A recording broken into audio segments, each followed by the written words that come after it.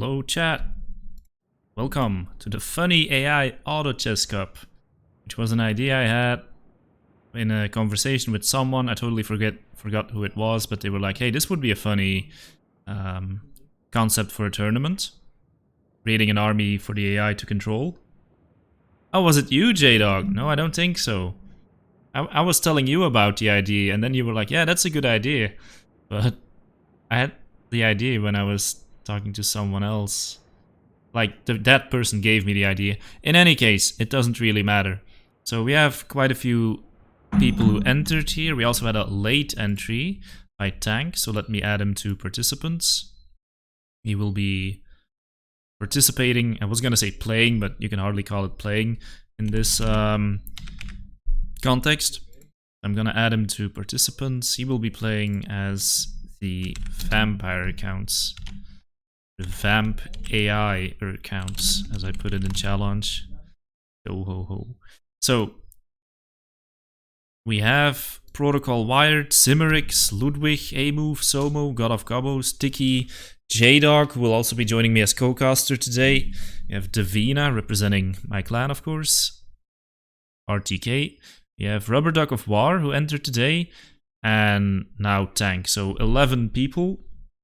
And the way this is, because Gorst is OP. You know, Tank, I think the Gorst choice might actually be good here, because the AI won't know to focus him, most likely. So who knows? And in any case, we're gonna see Gorst in the tournament, so that's always a win, no matter how it turns out. Because I can't remember like the last time, or if I've even ever seen him in a tournament. I remember playing him once. I remember saying... But anyway, guys, it is 7 o'clock. Let's not wait to start the tournament. I will shuffle the seeds and then start the tournament. And the way this is gonna work... Why don't I share my screen real quick so you can actually see what I'm doing? See that there's no shenanigans happening. So, the way this is gonna work, so I shuffle the seeds, let's shuffle them again, is we have a loser's bracket because everything is just best of one. And I thought it would be a bit sad if people's army would already be out after one game. We're gonna do round 1, then round 2, and then we'll go to the loser's bracket anytime it's like once we finish the round and the loser's round is ready, we'll go back there, so there's more variation between whose armies we're seeing. Okay, and we'll just work from this tournament. Sounds interesting. I've never done this before, so it is quite interesting, yeah, because I have no idea what's going to happen. A-Move has a special army. Oh, lizards, can we shuffle again?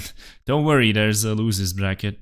So this, guys, is J-Dog is actually setting up the armies, because my first idea was that I would just host as spectator and then add the AIs, and that would be it, and we would just both be here as spectator.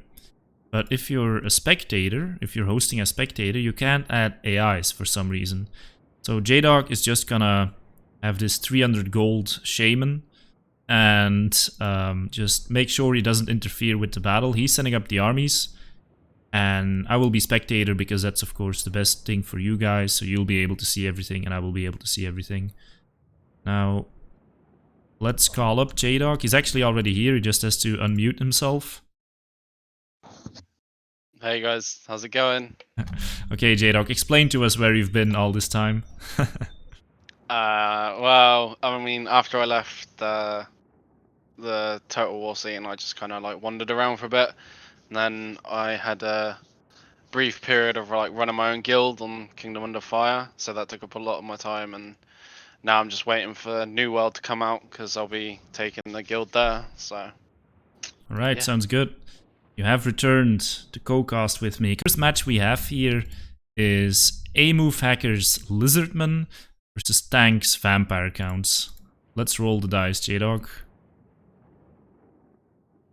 Alright, here we go. Yeah, this seeing that Autochess is all the rave as well at the moment. With League of Legends making their own one and stuff, it's a good idea. Yeah, who knows, we might have just discovered a gold mine here. Kappa. Yeah, map is Summer Song. Should be able to go over the armies in the second tier, and I'm very happy Tank joined because we already know he signed up with Helman Gorst. Always a good day to see Helman Gorst, who is almost unplayable in like normal tournaments, to be honest. Yeah, because he just gets like one shot by like someone. It's like, oh, fireball target right there. Yeah, and he actually got even worse than he used to be, because I think he has to be a melee for his Mortis effect to work, just like a regular Mortis engine. And he sucks at it. A Mortis engine at least gets some kills with its attack animations. Gorst, not really. He's literally got the stats of an old man. Yeah, he is an old man. Yeah, he needs to be a melee. Well, one thing I know about the AI is that it's very good at putting its lords in melee. So that should work out. But he has Graveguard summon, Kappa. Did Tank select the Graveguard summon? I'm not totally sure. I don't know. I just copied the images that I saw. Yeah, let's check it out. So we have him here, Helman Gorst. And he has Van Hel's Dance Macabre, Invocation of Nehek, Curse of Undeath, Master of the Dead. So it doesn't look like he has a Graveguard summon. Reliquary Corruption, Unholy Lodestone, and Vigor Mortis. So everyone might be thinking right now, like, who the hell is this lord? I've never seen him before. Well, that's because he's terrible, but Tank chose him, and who knows, maybe in this kind of format, where they're not gonna focus him too much, he might be good. So this is actually his family that he has with him here to support him. And Tank's army has 2 Crypt Wars, 2 Banshees. I like that pick. Because the AI may not know to target them with Spirit Leech and stuff like that, if they even have it.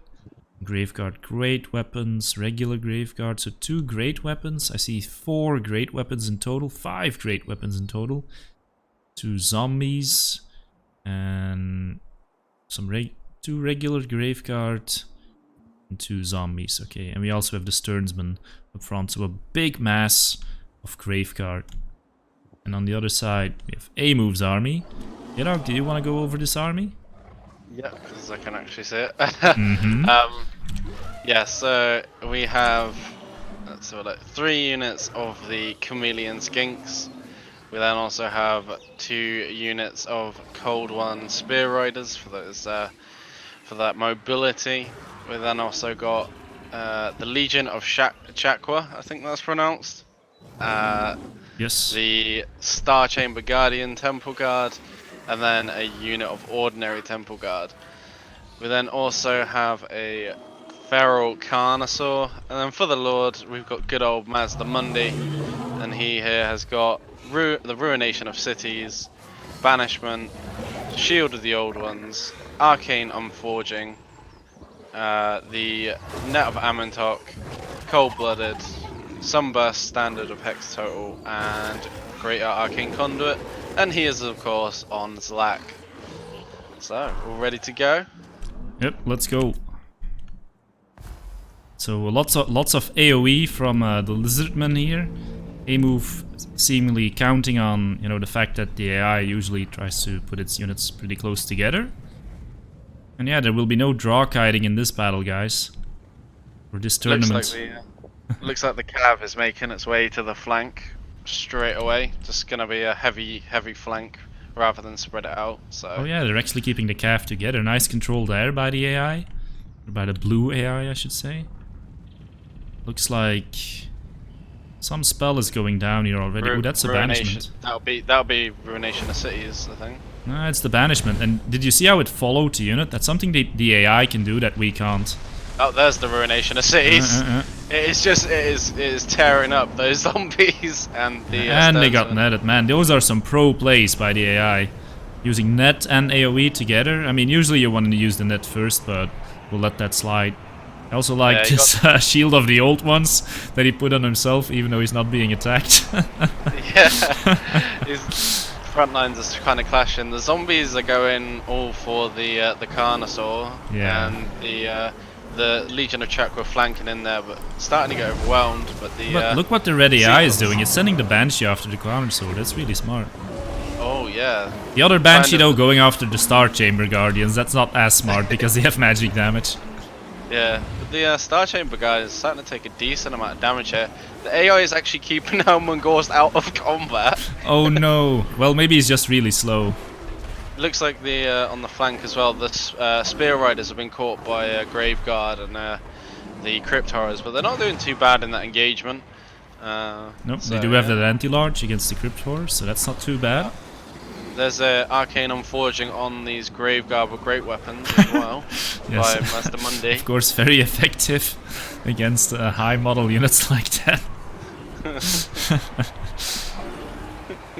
The Star Chamber Guardian is actually doing pretty well against those Graveguard and all together. So. And Gorse looks like he's going to make it to combat. Maybe, maybe. The Carnosaur and the Banshee just one-on-one in it now. Yeah, and that's actually a great engagement for tank because Banshees can kill them without taking any damage, pretty much. Look, they're actually both are going after it as well. Oh, the Carnosaur jumped into the Star Guardian, so the Banshees have to follow him, and he just jumped out of it. It was a big brain play into, or not so big brain play. Well, now he's rampaging. Well, basically the whole army is rampaging on both sides, you could say. Oh, a Van Hell's Dance Macabre on the zombies over here by this. Nice, they're going to do so much damage now. These zombies, guys, they have 29 melee attack. They're gonna tear shit up now. Those Crypt Horrors look like they're just about done. Another Ruination of Cities in the middle there as well. Missing absolutely everything. Oh, and this banishment. Nice placement again by the AI. Getting good use out of that. Yeah, Mazda Mundi is just ripping up these armies. And it looks like numbers is not going to be a deciding factor in this fight by the looks of it. I mean, I think what's going to decide it is whether these Banshees engage on the Star Chamber Guardians too much. Because if they don't, I think they'll be able to finish off Mazda Mundi. Yeah. And one of them is already going after him. Looks like the Carnosaur is about to start playing as well. The Banshee doing great work there. And this Banshee's a good pick by tank, actually.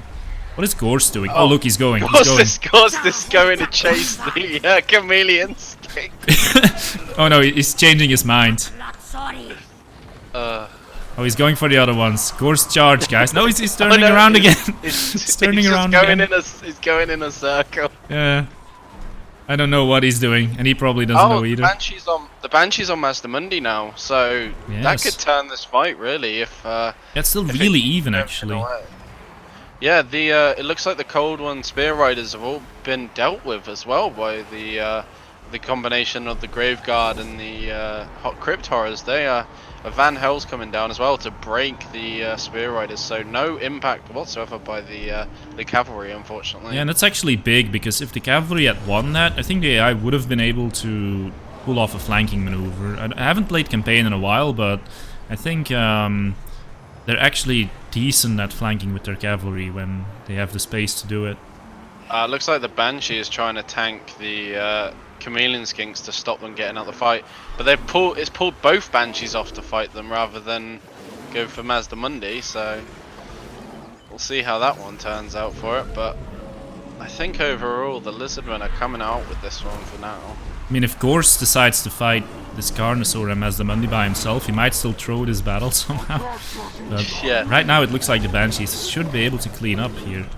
Yeah, most of the infantry for the Lizardmen has just been overwhelmed. Like, they might have been very highly costing infantry, but they're just not enough to hold off the onslaught of units that tank has put in. Now even the Crypt Horrors beating on Mazda Mundi. Yeah, that's gonna hurt a lot. They're very effective when they've got such a big broad target as well, and multiple Crypt Horrors are gonna start beating on that. Yeah. 70 Gorse weapon just damage wandering around, enjoying the fact that he is very soundly winning this battle, I'd say, at this point, really. I mean, Gorse must be really confused. He's like, why am I not dead yet? This battle has been going for 6 minutes and I'm not dead yet. What is this? And he's trying to hasten his death by fighting the Carnosaur head on. Gorse versus Carnosaur, guys. It looks like he's put down another spell somewhere. Another Van Hell's Dance Macabre onto the Graveguard, fighting the Legion of Chakra on that right flank. That was a very long distance spell for that area. It looks like he's actually beating the Carnosaur though, because it's dealing with the other units. I mean, if these units finish crumbling though, then he's suddenly going to be by himself, and who knows what might happen then.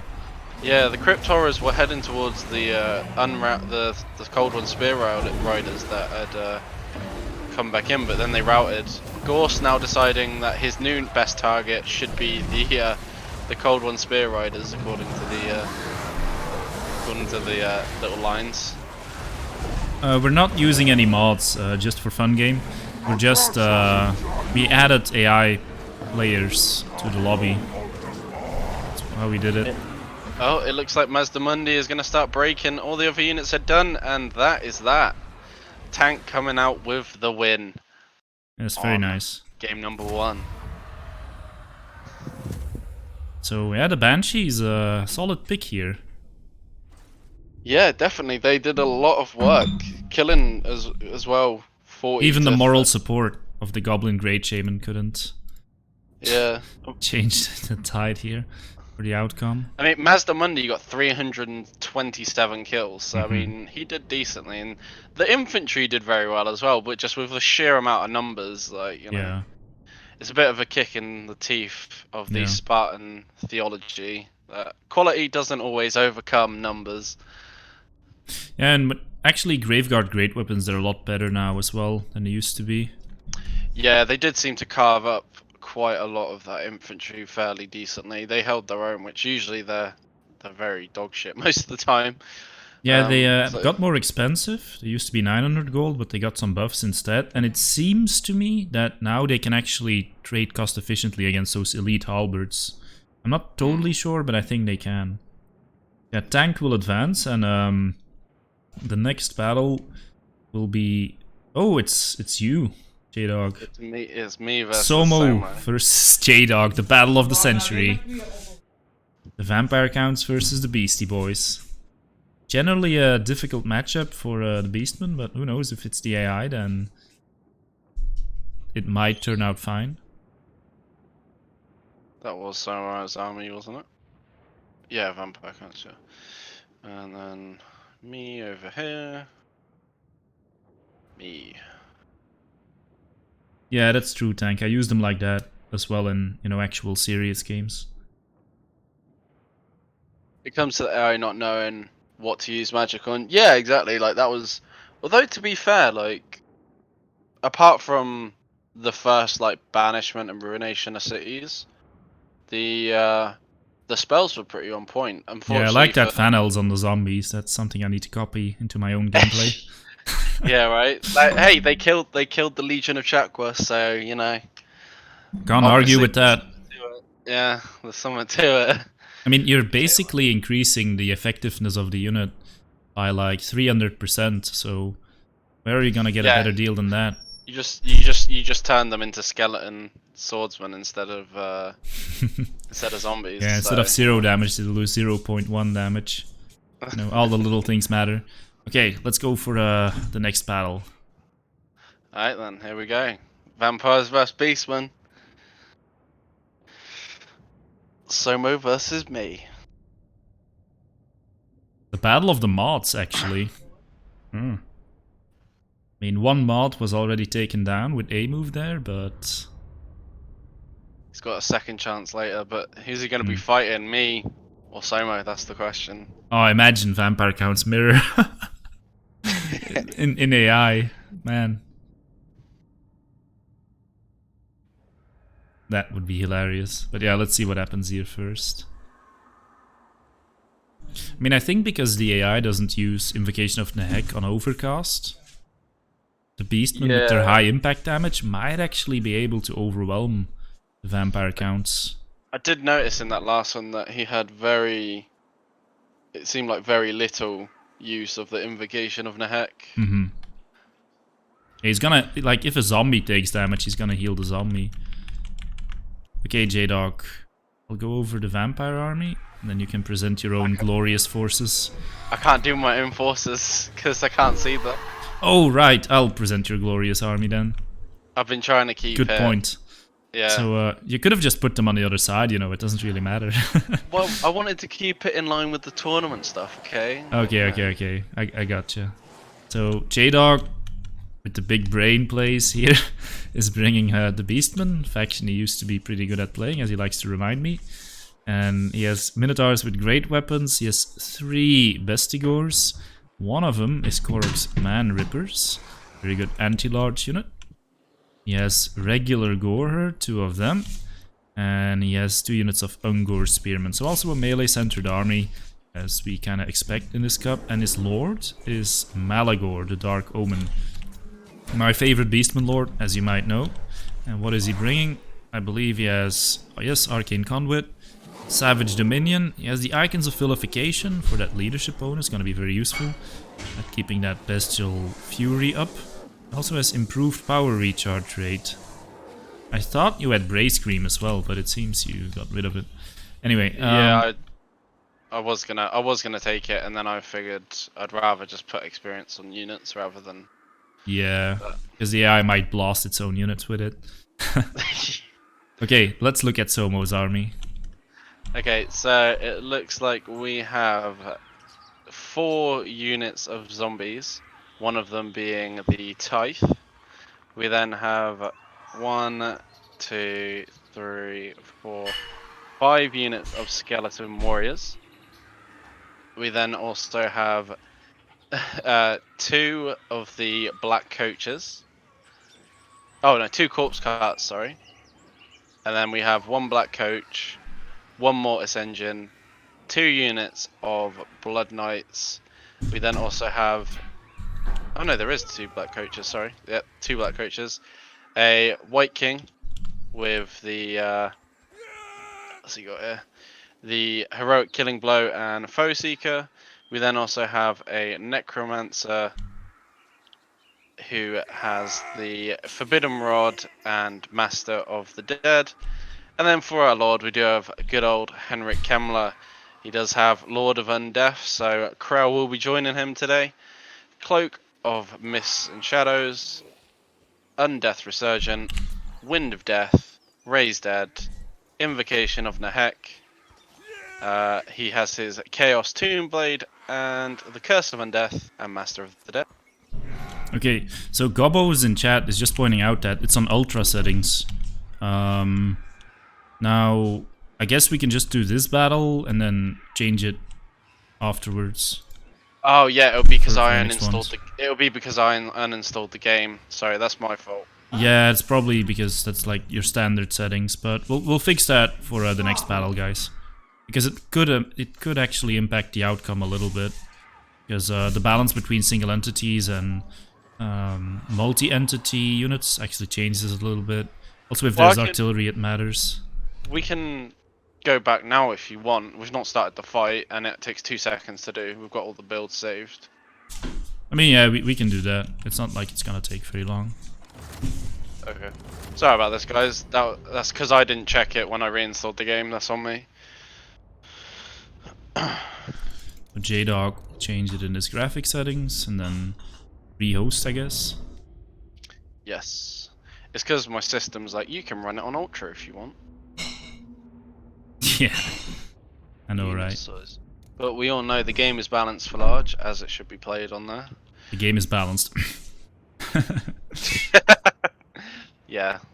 Cough cough, wink wink. Nudge nudge. Alright, there we go, back up again. Okay. Thanks for noticing that, Gobbos. Oh, it's got the same builds in straight away anyway, so. Oh, nice. Alright, let's go. Yeah. I'm actually not really regretting my decision to not have that much magic either, because it doesn't seem like the AI has really been using it in a very impressive way, so it might have been worth me putting some extra chevrons. I mean, on the one hand, yes, but on the other hand, you're bringing 2 abilities to restore Winds of Magic when you only have 1 spell, so maybe you could have like taken those. Yeah, but it used too much it spell. is an expensive spell though, isn't it? So. Yeah, that's true. Okay. Let me move my gobbo. It got cheaper though. It's only like 15 now, I think. Oh, well, I didn't know that. RIP. Rip. Okay, right. You ready? Yes, let's go. Boom. They've So, set out in exactly the same way, it looks like, as well, so... Somota, anyone who's in the Discord might know him because he's always posting screenshots of when he got Wind of Death on something.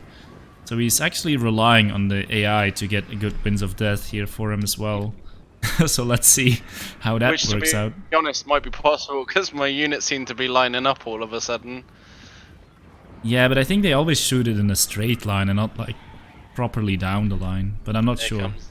Here comes the Cygor. Nice and healthy. I was thinking about running the double Cygor build, but I know it's not as effective as it once was. Yeah, it kinda isn't. Minotaur's going into the Black Although it just did a massive chunk of damage. Yeah, those Blood Knights, man. The Ungor Spearhead can't seem to decide whether to back up the Minotaurs or not though right now. This Black Goat is getting crushed up already. I mean, I'm saying that, but it's doing decent damage despite being stuck like that. Yeah, I chose the Goreherd because I've always maintained and been pretty sure of the fact that I swear that they have a hidden anti-large thing, like they used to do back in the day. So I like Goreherd just for the that regular reason. Goreherd. Yeah, the regular Goreherd. They used to be anti-large, and then they took it away, but they've always still seemed to do very well. Man, I don't remember that at all. So the Corpse Cart here fighting. All the other Blood Knights have taken a lot of damage as well. Yeah, both Blood Knights not doing too hot. Cygor just continuing to throw at the other Blood Knights. That was a miss though. In the center, it's a bit of a mishmash of just everything and anything fighting. Mainly the Minotaurs fighting everything on their own, while the Man Rippers are there. The White King's in a bit of a weird spot. Oh, here comes another Cygor. Oh yes. Well spotted. The other one's dying, but we'll see. Black Coach is starting to feel the pain on that there. Looks like the Blood Knights did manage to get out though and recharge in on the right flank. I wonder though, Jirok, how is your army going to kill this Mortis engine? I've got no idea. I'm hoping the Cygor decides that it's gonna is gonna start throwing at it, hopefully. Yeah, it did throw at it once, but it's not like the best thing at taking out single entities, unfortunately. Nah, no. The Blood Knights is constantly cycle charging that thing. Minotaurs not being as effective as I'd like, just because they seem to run ahead of everything. Yeah, like all monsters infantry, they need their infantry support. These ones are beating Kemmler. I mean... Malagor keeps trying to decide whether he wants to fight or not. He just runs towards it and then stops. And... Like Gorst in the battle before. Actually pretty good by the AI, because if you just throw Malagor like into this blob of vampires, especially against that White King, he would die very quickly. Yeah. Oof. It looks like the vampires are definitely doing a better job. Like, it'd be nice if the Beastmen would get onto the Invocation of the Aryan Invocation. Doing pretty nice heal there. Have you seen a Wind of Death yet? Don't think so. It's been prioritized in Invocation. Yeah, and then he probably didn't have the Winds of Magic for it. Somo's going to be disappointed, even though it looks like he's winning this. It's like, no Wind of Death, no win. Oh, and this Cygor, it's a sudden heart attack. Blark. The left side is breaking. No, Beastmen. Man Rippers. Vestigors, they're all getting out of there. Malagor is still standing strong though. Malagor's like, I will take on all of them. Just running at everyone. Yep, he's fighting Krell. And Krell just kind of jumped past him. Hit a big hole in the ground. You know what would be awesome? If they gave Malagor the same animations that Sartorial does. Where he can flies from one unit to another. Just flies through everything. Yeah, that would be so good. I mean, he has wings. Yeah, he's not doing massively bad. The biggest problem is there's 3 units over here trying to fight like one Blood Knight. They all kind of got sidetracked by it, and it's not going too well now. No, it looks like the vampires will take this just as they usually do in regular competitive play. I was dreading the vampire matchups. The heck on Blood Knight, this AI knows how to play. Yeah, Kemmler with 5 kills. I mean, at first I thought maybe there was a chance because it was just throwing the black coaches away, but you know, one of those Blood Knights was fighting with the support of a corpse guard, which really worked out for them. Yeah, and the Mortis engine was just because there was no support for the Minotaurs, they weren't as effective as they really should have been. Yeah, and you had quite a few units. Actually, there were more units on the flank with the Mortis engine than there were in the center, I believe. the So center, it got a lot of yeah, value. Actually, it got 4 yeah, chevrons in the yeah, it battle. got 4 chevrons in that fight. Yeah. So yeah, What's that next Somo one? will advance there. J-Dog will get another chance in Ludwig versus losers bracket. Our next match, last round 1 match, is Ludwig versus Davina. Once again, some vampire counts with the Barrow Legion this time. Vampires versus Greenskins. Versus Good the old Greenskins, classic. yes. Definitely a classic. Alright, you ready to rumble? Or are you still Always. updating stuff? No. Okay. My Chaos Let's build head might in. be pretty good versus these VC builds. Well, later, maybe we'll see. Zimmerix, maybe we'll see. Yeah, I was hoping with the reroll I'd get someone else, but because initially I was against Davina and I was like, oh, vampires, and then it rerolled and I still got them. Yeah, that's why I also decided to make it with a losers bracket, because I think that makes it a little bit less random. Because technically you could get to the final if you just get the right armies put against you, so to speak. But the goal was kind of making an army that could handle everything. Okay, I'm very glad I can go over the red army here and not the blue. Because that blue army is just huge, it's gonna take a while. So we have once again Blood Knights for Heinrich Kemmler, which is the Venus army. The Chillgeists.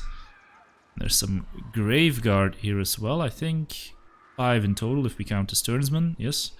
2 units of zombies, 2 units of Fellbats, that's quite interesting. We have Kemmler, this time he's on a horse. And which spells is he packing?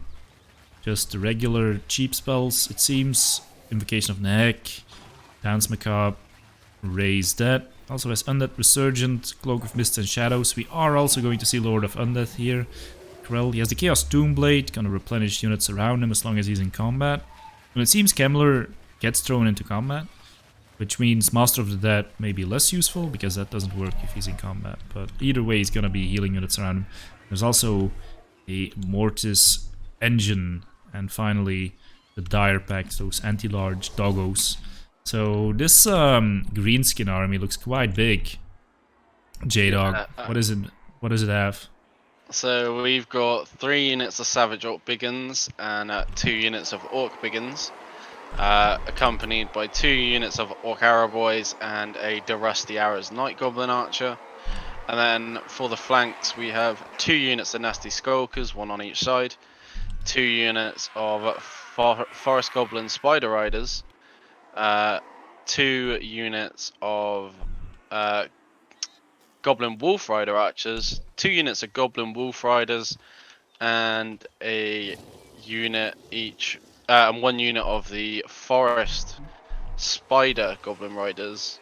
And then we also have a Hammer of Gork, a Night Goblin Shaman that has Itchy Nuisance and Vindictive Glare.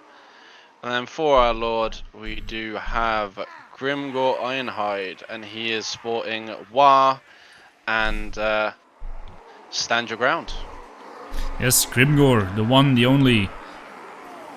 Very glad that people are bringing out these sort of meme lords that you very rarely see in, you know, regular tournaments. Yeah, it's quite fun to see. Like a lot of the time, people do get drawn into like min-maxing just in terms of like tournaments they're taken seriously. Yeah. But I think it's nice to have like just a chill kind of meme tournament every now and then. Yeah, maybe So I'll lose some of my reputation as a hard ass by hosting something like this. So it looks like the cavalry and the bats are just trying to take the control of the flanks here. See how well that goes. The chill guys probably gonna start taking a bit of damage here just from the all the archer fire, but looks like the bats are being sent to deal with those archers. So when is the AI going to pop the wall? I don't know, because Grimgor's currently trying to kill the bats. He's not even with his army. Oh no. That's not very lore-like. No, so it looks like the bats are really messing with the AI here, and this might have been a big brain play from Davina. Yeah. But don't underestimate Clown RTK, man. Yeah, like look at Grimgor, he's chasing bats. He's chasing bats. While the vampires like engage his front lines. Oh, but now the bats are attacking him, and he's running from them. He's like, what the hell is this bullshit? Oh man, I'm not even looking at the battle, I'm just looking at Grimgor fighting these bats. It's not going great for the greenskins. No, because he's not popping the war. Like, this is gonna be a problem for the greenskins in this tournament if the AI doesn't know how to use war properly. Yeah, but it looks like the Graveguard are more than capable of dealing with these biggins, which were more to do with anti-large than just pure frontline fighting, so they seem to be losing pretty much everywhere. The AI deciding where to put the Van Dance Macabre, and there it comes, Itchy Nuisance following it as well, so trade just of countering damage. each other there, very nice. Yeah. I mean, to be fair to the AI though, it's controlling two armies at the same time, so... Yeah, it literally knew, it was like, I'm gonna put this here, and it was like, and now I'm countering myself. But the front line is crumbling very quickly, because Grimgor is still fighting in the back. Yeah, that is such a problem. Oh, and you know, with Savage Orcs it's even worse, because if you can keep that leadership up, they have Frenzy, which is so much better.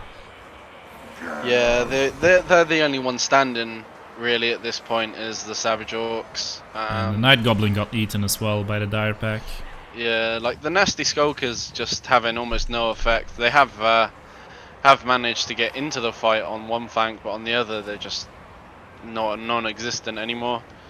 Yeah, and Grimgor is fighting the chill guys. That's such a bad engagement for him. Yeah, the fight is just not going the way you think. The Mortis Engine also coming over to help the chill geists.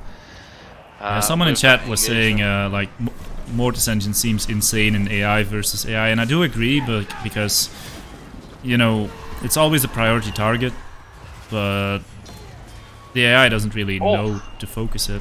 Oof, Grimgor just took a chunk out of it though. Yeah, that's true, that's true. And now he pops the wah, his entire army is routing, and now he pops the wah. Yeah, when he's threatened, he's like, oh, you need the damage buff. But the Biggins getting involved here as well, that rallied back, so maybe they can save him, we'll see, but it could be a case where they come back here, like they are starting to re-rally a lot of their units, so it might get lucky if they can get rid of this Mortis Engine, but it is going to get away here, so Grimgor took a lot of damage from basically just the Chillgeist unit. That is... Yeah, it is a pretty powerful unit, and why is its melee attack so high? It's 58 melee attack. Oh, because of Van Hel's Macabre, yeah. And, well, Grimgor, he doesn't really have a lot of melee defense, and these guys have armor piercing, so yeah, that's why I instantly thought it was a bad fight for him. Yeah, and yeah, they're just coming in to knock it all off, and it looks like this is probably going to be the end for the greenskins. Most of the units are going to get ran down at this point. Very nice build from Davina coming through here, but you never know, the greenskins with their infinite amounts of archer units might be able to do something. I don't know, man. I don't think they'll be able to kite effectively enough, because the DPS on these units is pretty low, and their ammo, they have only like 16 shots, so I'd be very surprised if that actually does anything. And you know, if they just spend all their ammo, they might actually rout off, because ammo counts towards balance of power. So if you're shooting away your arrows and they're not doing much, or the enemy's regenerating, it actually routs your army, which is kind of silly, but it's the way it is. The Rusty Arrows as well just has way too much ammo for this point in the fight as well. They were in the front line, so they were probably like running away at first while I was looking at the bats. Yeah, that's probably the case.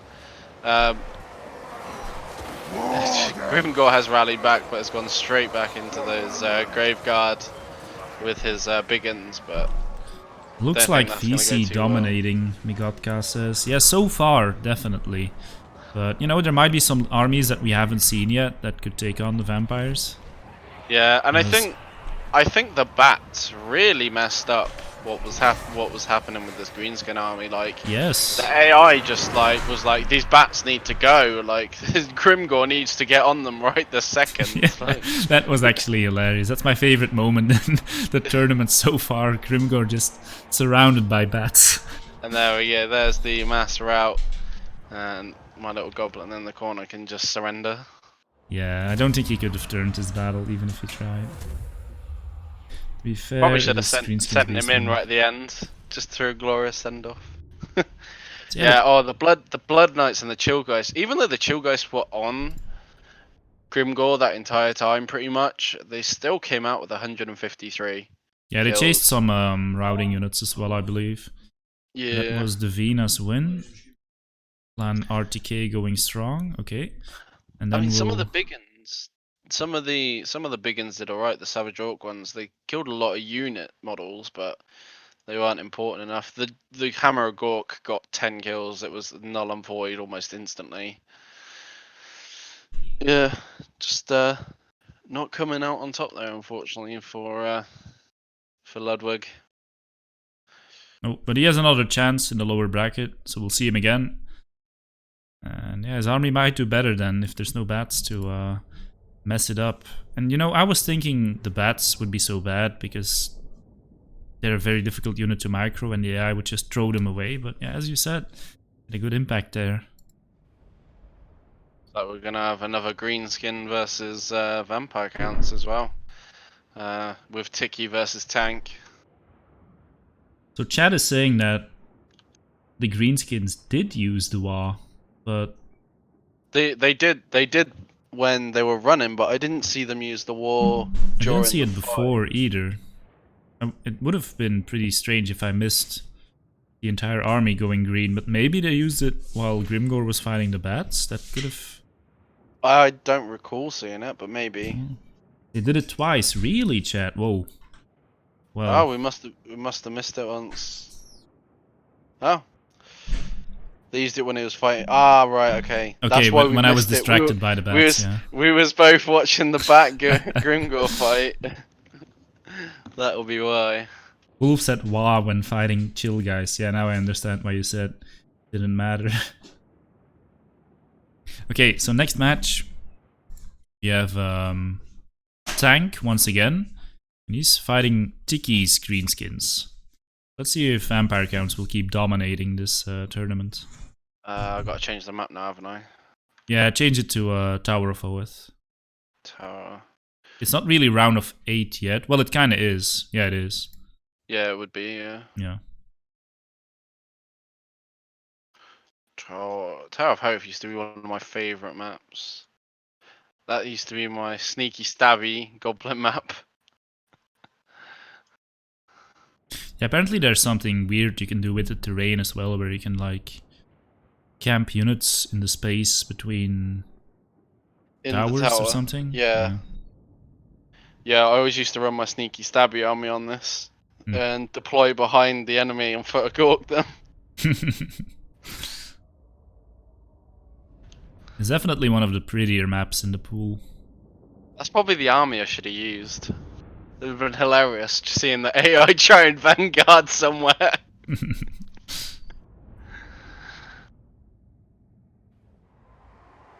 They did not want. Maybe they'll want next time, Gobbos.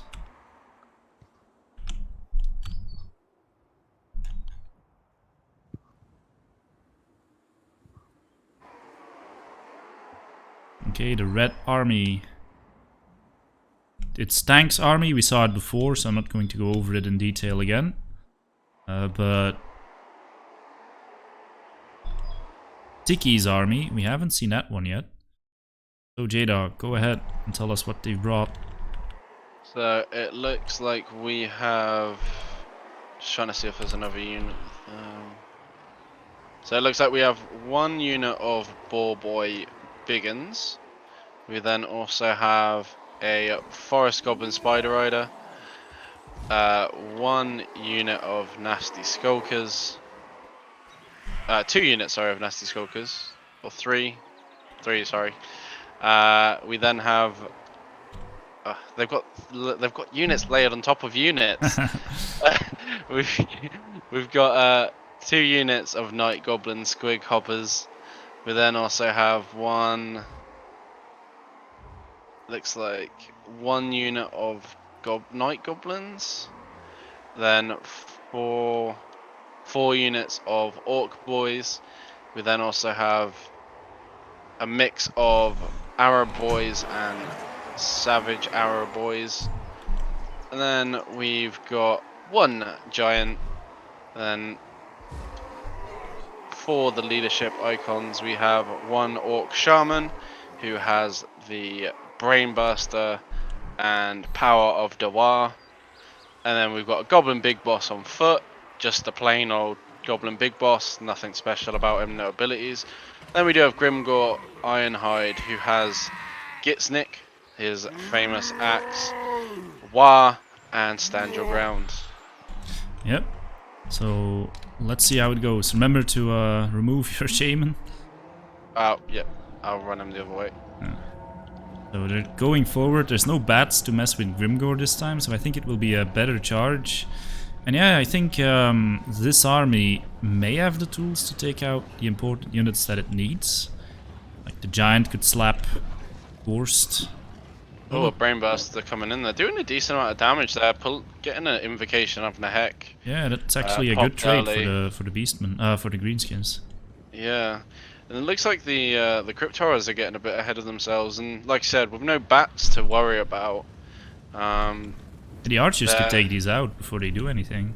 Yeah, I mean the Boar Boy Biggins as well won't have any problem really with them. I wouldn't have thought. Depends if they charge it back at them though.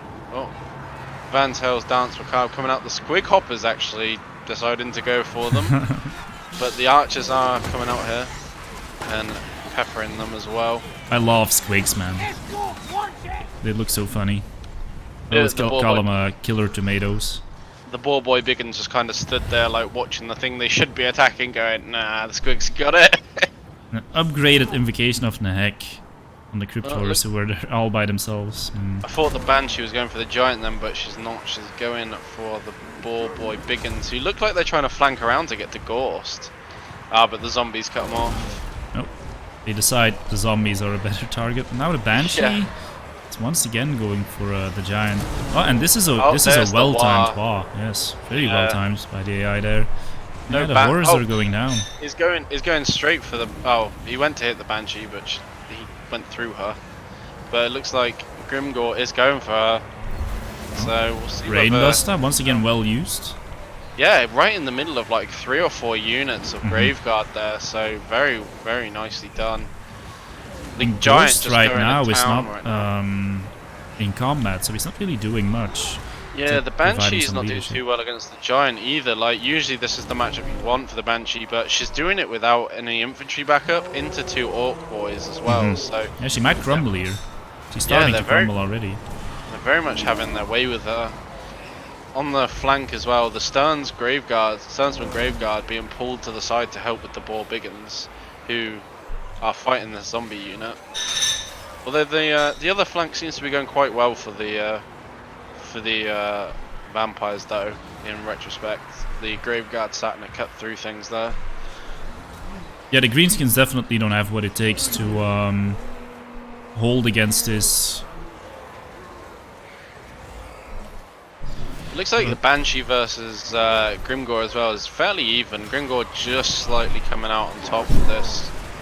But Gorst is trying to help as much as he can. Ooh, another that was a good great Brainbuster. Oh my days, the spells are coming out this time. Maybe I should have given them Bray Scream. Yeah, and it looks like the Greenskins are running away with the balance of power at least. Yeah, a smoke bomb as well, just to make sure nothing gets away. But Grimgor is still in a position here where he might die, and if if he dies, then I think the vampire leadership, the fear and terror they cause will and the old shamans in there as well. The Orc Shaman's not going to last too long. Oh, another War. Yes, very nice. If they can get the Giant over there, if the AO decides to do that, then it could change that fight really. But nice right now he's flanking happy maneuver as well. He's just happy slapping zombies really. Man, this Brainbuster has been so good, hitting that center engagement where Grimgor is now able to escape thanks to, you know, some space being created by that spell. The Shaman sacrificing himself for the greater good. Although Grimgor doesn't want to fight now and is getting hit in the back by the Banshee, so... Oh yeah, he's almost dead. He's so routing. she got loads of free hits there. Oh, this could be the end of the greenskins actually with that. Yeah, because... Although the giant has got over there now. The archers no longer have protection. The giant, I mean, he's good, but he's isolated.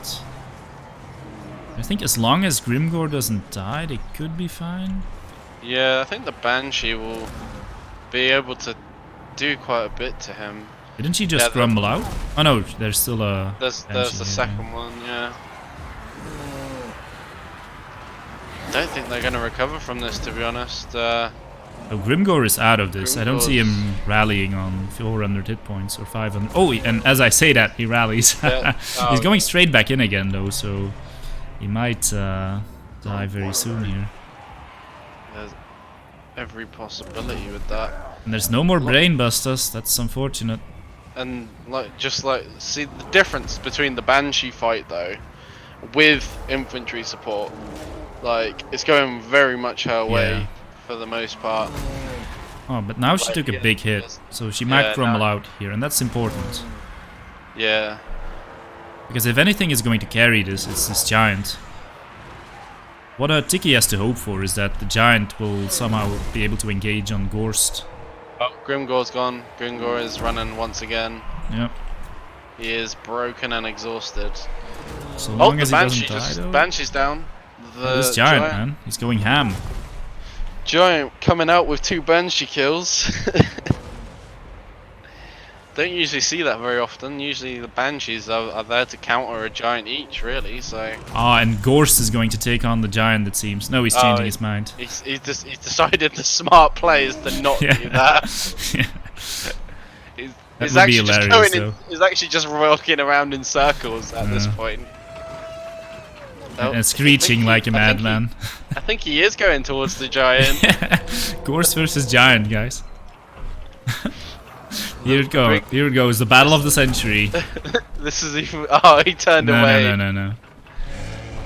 But once that giant is done with his graveguard, he's going to go towards the nearest target, and and that's Gorst. He is going straight for him. Yeah, he's going for Gorst, and the other vampire units, they're chasing those archers. Oh no, he's going for the Sternsman now. Oh, come on, giant! Just kill the leader. He probably thinks the same way. Oh, he's listening to you. J-Dog, the Lord of Giants. That's one slap. Oh, and Tiki needs this giant to kill Gorst. Yeah. Seems he didn't get that attack though. Because all the infantry is routed, and they're just, apart from like one unit here, the big boss coming back in, but it's probably going to rout before that unit charges into him. Oh no, he got the charge. But yeah, Graveguard with great weapons. They're gonna moisturize his face with their swords. But I think the giant, he's pretty much only taking damage from Mortis aura, which is a little bit significant, but Gorst is taking damage way faster. Yeah. The ball boy biggins are coming as well. Oh, really? Trying to get there. But there's some Graveguard to the rescue. Yeah, they changed their direction now. So the giant might have trouble hitting Gorst now. They might not even target him anymore. If the ball boy biggins change their destination, no, he's still hitting him. That fight, they might. Oh yeah, they're coming in. He cast Dance Macabre on himself, and the boar boys are here, so it's really about disengagement. If Gorst dies, and he is dying, the giant is doing it. The giant is coming through for the greenskins right now. Fuck Grimgor, this is the MVP right here. Yeah, indeed. But it seems Gorst is actually smart enough to roll away. Yeah, the aura getting rid of the most of the boar boys there. But we'll see, because this all he needs is one swing into that unit, and he will like that, get very close to hitting Gorst. He's falling rather low though. I mean, Yeah, 3k health isn't that little, he's still got a lot of units to get through as well. But if he gets rid of Gorst though, it might cause a lot of crumbling in the area. make sure your shaman stays hidden. Yeah, I'm trying to trying to keep him away from that. And my feeling right now is that the giant doesn't look like he's able to finish this in time. I think they're gonna kill him. I think the Graveguard are just what Gorst needed. Yeah. And he's still healing. Actually, now with the Graveguard going away, oh, this is so close. This is the closest battle we've had by far. Oh, he got a big hit there. He needs just one more. Come on, giant. We believe. Oh, he's gonna. I don't know who to root for really, because seeing Gorst is always pretty funny as well. But yes, Gorst. Oh, there we go. Splat. And let's look at the vampire units now. They're all so low that I think they're all crumbling. Yeah, do you know what? The archers have actually been very good. They've been kiting these units and just shooting them. Like you can see it over there in the back by the trees. They've stayed out of the combat because obviously the movement speed of Graveguard isn't particularly great. And it's just been shooting them constantly in this kiting battle. Hey, Greenskin's kiting, man. Who would have thought? Yeah, right. The giant is now as well just trying to chase down those units because they're not fully crumbling out. They are slowly going, and it is very much in the favor. And I mean the enemy troop count is only about 10 more men than the vampires, and the vampires are dropping. So, you know, losing the vampire lord is a big deal, especially in this situation. And if not for those archers pulling everything away, that wouldn't have happened. Yeah, the archers working out very well for greenskins, which is another weird thing to say, to be perfectly honest, for the most part. I mean, never underestimate greenskin archers, man. Ah, but the Stearnsmen, they have their own region, they have stabilized, they could still take out this giant. They have good damage against him. Now they are crumbling. He's only got 890 hit points, so they're chunking him down. Oh yeah, no, but there they go. Cool. The giant pulling out the MVP card right there. Yes, and that's the first vampire defeat today. Seems the greenskins can do it. I think it was really the size of that army, and also, yeah, the banshee's not engaging on the right targets, and some good brain busters there as well. Yeah, the brain busters were really good. 89 kills from the brain busters, pretty much. That's pretty decent. And the ball boy Biggins picked up 100 kills. 100 kills. Although one of them would have been a zombie unit, but they were fighting Graveguard as well at the same time. The zombies need to be killed as well. Yeah, like decent numbers on the archers, really, when you think about what they're shooting at. They're shooting at Graveguard, so 44, 34, 31, 26 isn't bad. No, and they have, in comparison to other archers, they have a little bit more armor piercing, so yeah, they can actually do damage to Graveguard. And it was a good fight. Gorst versus the giant. Amazing. Yeah, Tank now in the lower bracket, but we'll be seeing him again. So the next one is God of Gobos with Angrand against a Rubber Duck of War, who is also a content creator, and he has Itza. So Dwarves versus Lizardmen, guys. When I saw God of Gobos' army, I kind of hoped that I'd end up against him, just purely because my Beastman army wouldn't probably have had a problem with that army. Yeah, it is quite a nasty army. A bunch of Ironbreakers. Who was it? Sorry, Rubber Duck. Yeah. Duck of the Rubber. Oh, it's that army. Yes, it's that army. So the two armies you didn't like to face are facing each other. That's pretty nice. I wouldn't have minded the Dowie army because like they're all. I think I'd have won the Dowie army actually. It would have been close, but I think Ah, these my ones god guy is wouldn't sticky. I had a suspicion, yes. The one weakness of the vampire counts being total idiots.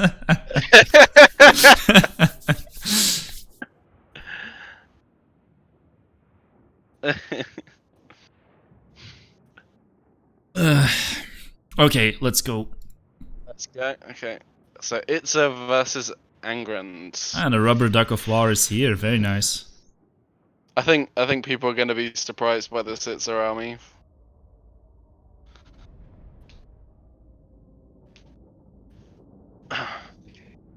Big place right there. I mean, it was close though. The giant won it in the end, but we were thinking he would go down. I mean, you could say that the shaman in that last game had big brain plays. Oh, the puns.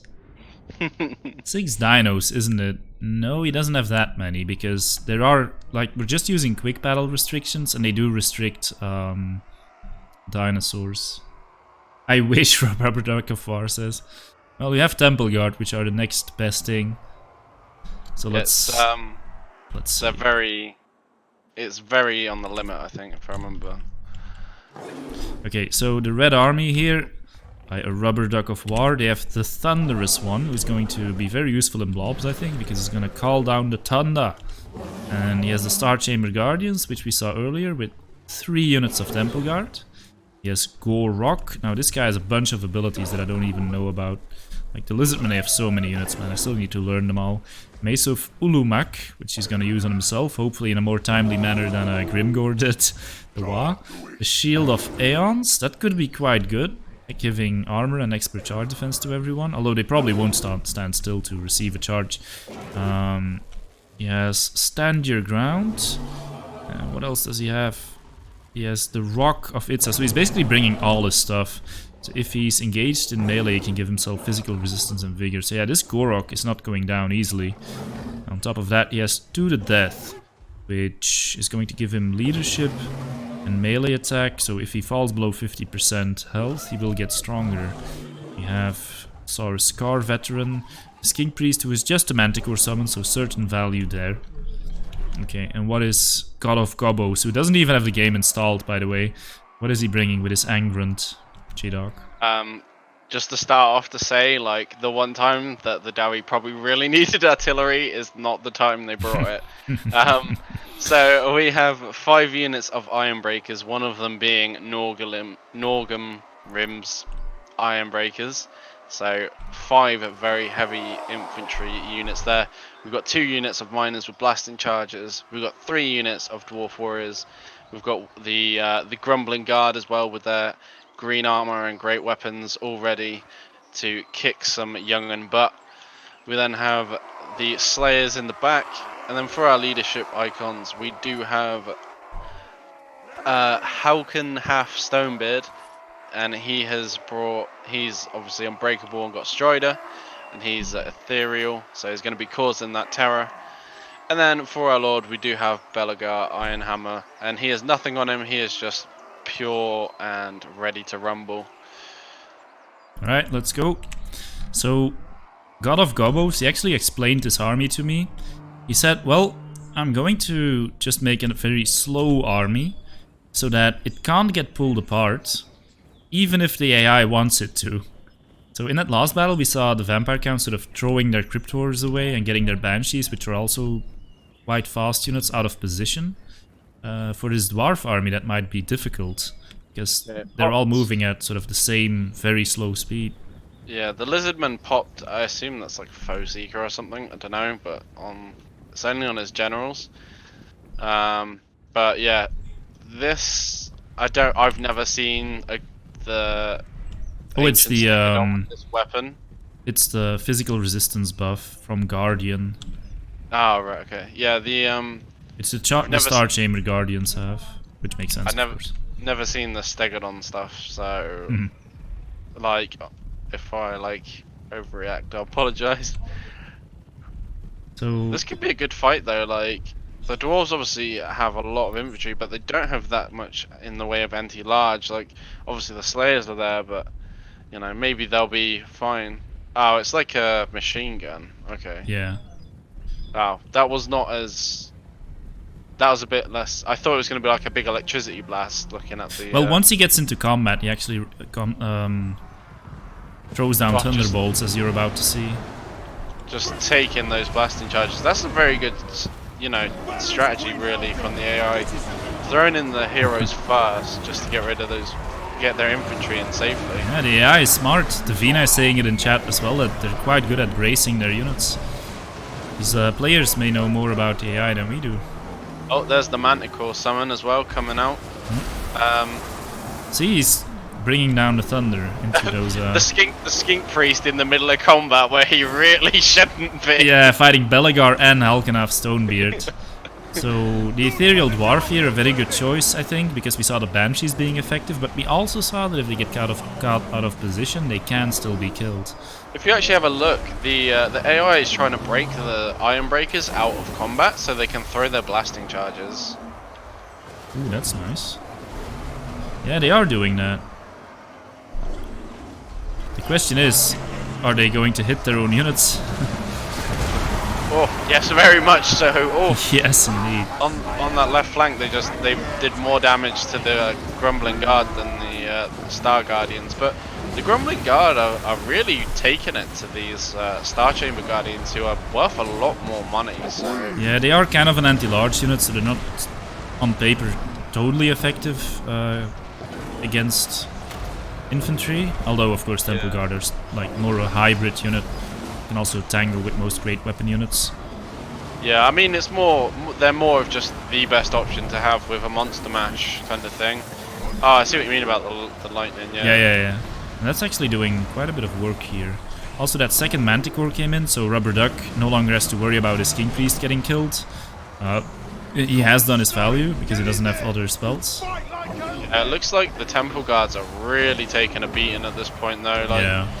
Even the Dwarf Warriors, they're not beating them, and they're not doing much damage, but they're holding off a unit just as you want them to do, you know? Like, they're just taking those blasting charges just in stride, because they just seem to be hitting the Dwarf Warriors more than the Temple Guard.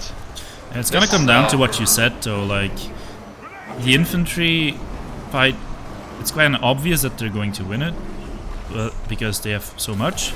But do they have enough to kill all the monsters? I think that's where the Slayers are going to come in. The Slayers, where are they? Are they still alive? They might have just rushed into infantry. The Slayers are almost dead, actually. Yeah, exactly. They don't know to save them for the right target, so... Yeah, they went straight for Gorok rather than the other stuff, so... I mean, he is large, so... Oh no, he's not large, he's an infantry. He's not large, he's an infantry, yeah. And he's got his Rock of Itzer on, so... It's so weird though. Orion, for example, he's also kind of infantry, but he is large. Yeah. With all the, you know, problems that brings. Stegodon is starting to feel the damage though right here from all these units that it's fighting. Yeah, it seems the dwarves are pulling through, even with the machine gun and the thunderous one doing its work. The blasting charges as well just destroyed that Temple Guard. That Temple Guard was still relatively healthy until the Dwarf Warriors got killed, and then the Iron Breakers just unleashed on them and just pretty much wiped the unit near enough. Yeah, it looks like the Carnosaur as well, the Saurus Scar Veteran, isn't having the best time either, like even without the anti-large problem. Like, there's only like 10 Slayers, but he's not having a good time right now.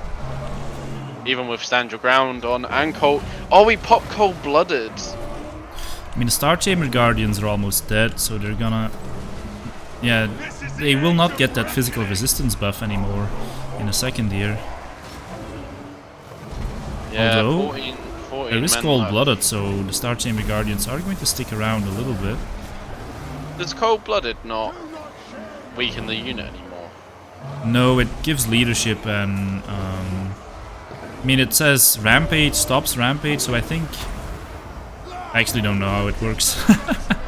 I think it stops Rampage on the unit you put it on. Oh, well there's the Star Guardians gone.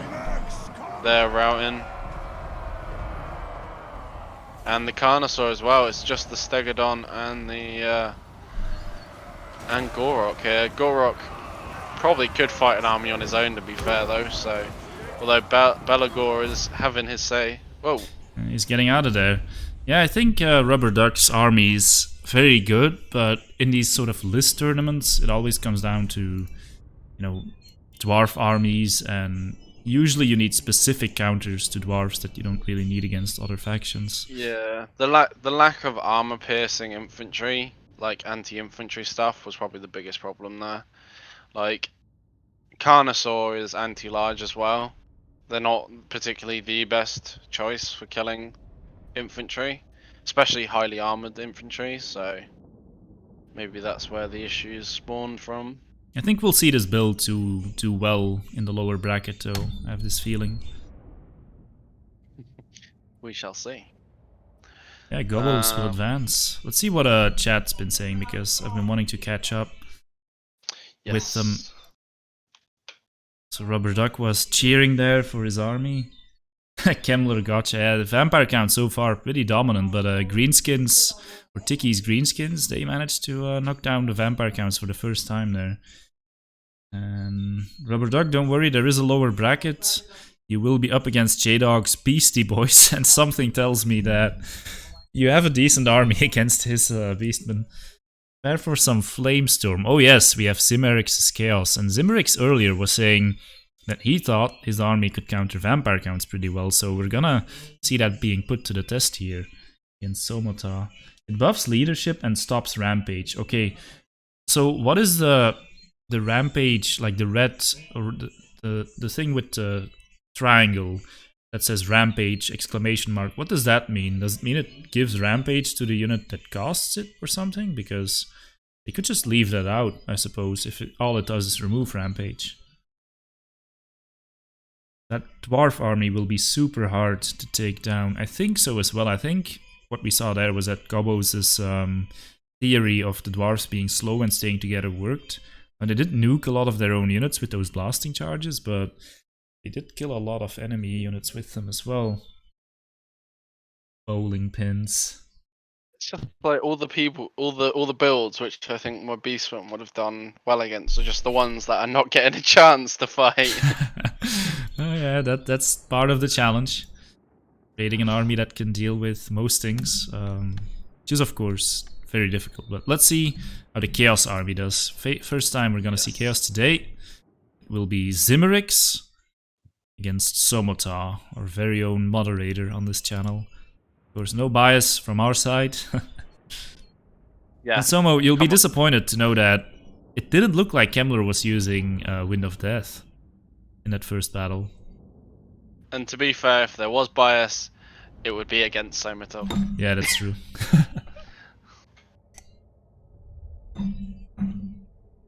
Should have removed all other spells next time, man, next time. Yeah, but then the Dowie would just win. Well, apart from rampaging, units get a small buff and that gets taken away. Oh, I see. A negative to it. Okay. So we're gonna see some Flamestorm in this battle. It's gonna be nice. With these big blobs that we usually see when the AI controls things, those vortex spells might actually work out. I did not anticipate Gorse not wanting to go in melee. He was quite eager to take on that giant in melee, though. Like when you want him in melee, he doesn't go, and then when you want him to stay away, he does go for it. Okay, so this is Somo's army. We saw it earlier, still has the Mortis engine and the Black Coaches and everything, and Kemmler, the Wind of Death, and the Blood Knights. I believe there's 2 units, yes, and a bunch of Graveguard. But this Chaos army, what is it bringing, J-Dog? So we've got 2 units of Chaos Marauders with great weapons. We have 2 units of Chosen that are ranked up to Bronze 3. We then also have the Mirror Guard, Chaos Warriors, the Demon Spew Forsaken, the Summoners of Rage Demon Ogres, a Chaos Warrior with great weapon. Then for our leadership, we do have a Chaos Sorcerer of Fire, gonna be putting down those flame storms and the kindle flames, as well as have an evasion. And then for the big old bad, we do have Kolek Suneater, and he has got Star Crusher, Stand or Die, Lord of the Storm, and Foe Seeker. Right, and I must say, Jadok, I actually love this army. I think there's so many good choices here. So you see Kolek, he has his Lord of the Storm ability, so he's going to be able to put down some AoE damage. The Mirror Guard, they're immune to psychology, and all these units, they have pretty high leadership, so that's very good in these long grindy battles that you expect. Flamestorm might actually be good here if units blob up. The Summoners of Rage also have AoE damage, so this Vampire Count army is going to have to, you know, get a lot of AoE damage. But I think a Flamestorm is going on the Blood Knight, so that wasn't. And the Blood Knights are going straight for him. Oh, okay, they're going to turn away here, but the infantry is gonna go for him. Kolek going in there. That was really good. Oh, the Wind of Death! Wind of Death. Oh, here we go. Wind of Death, Somo. It did a little bit. It did a little bit.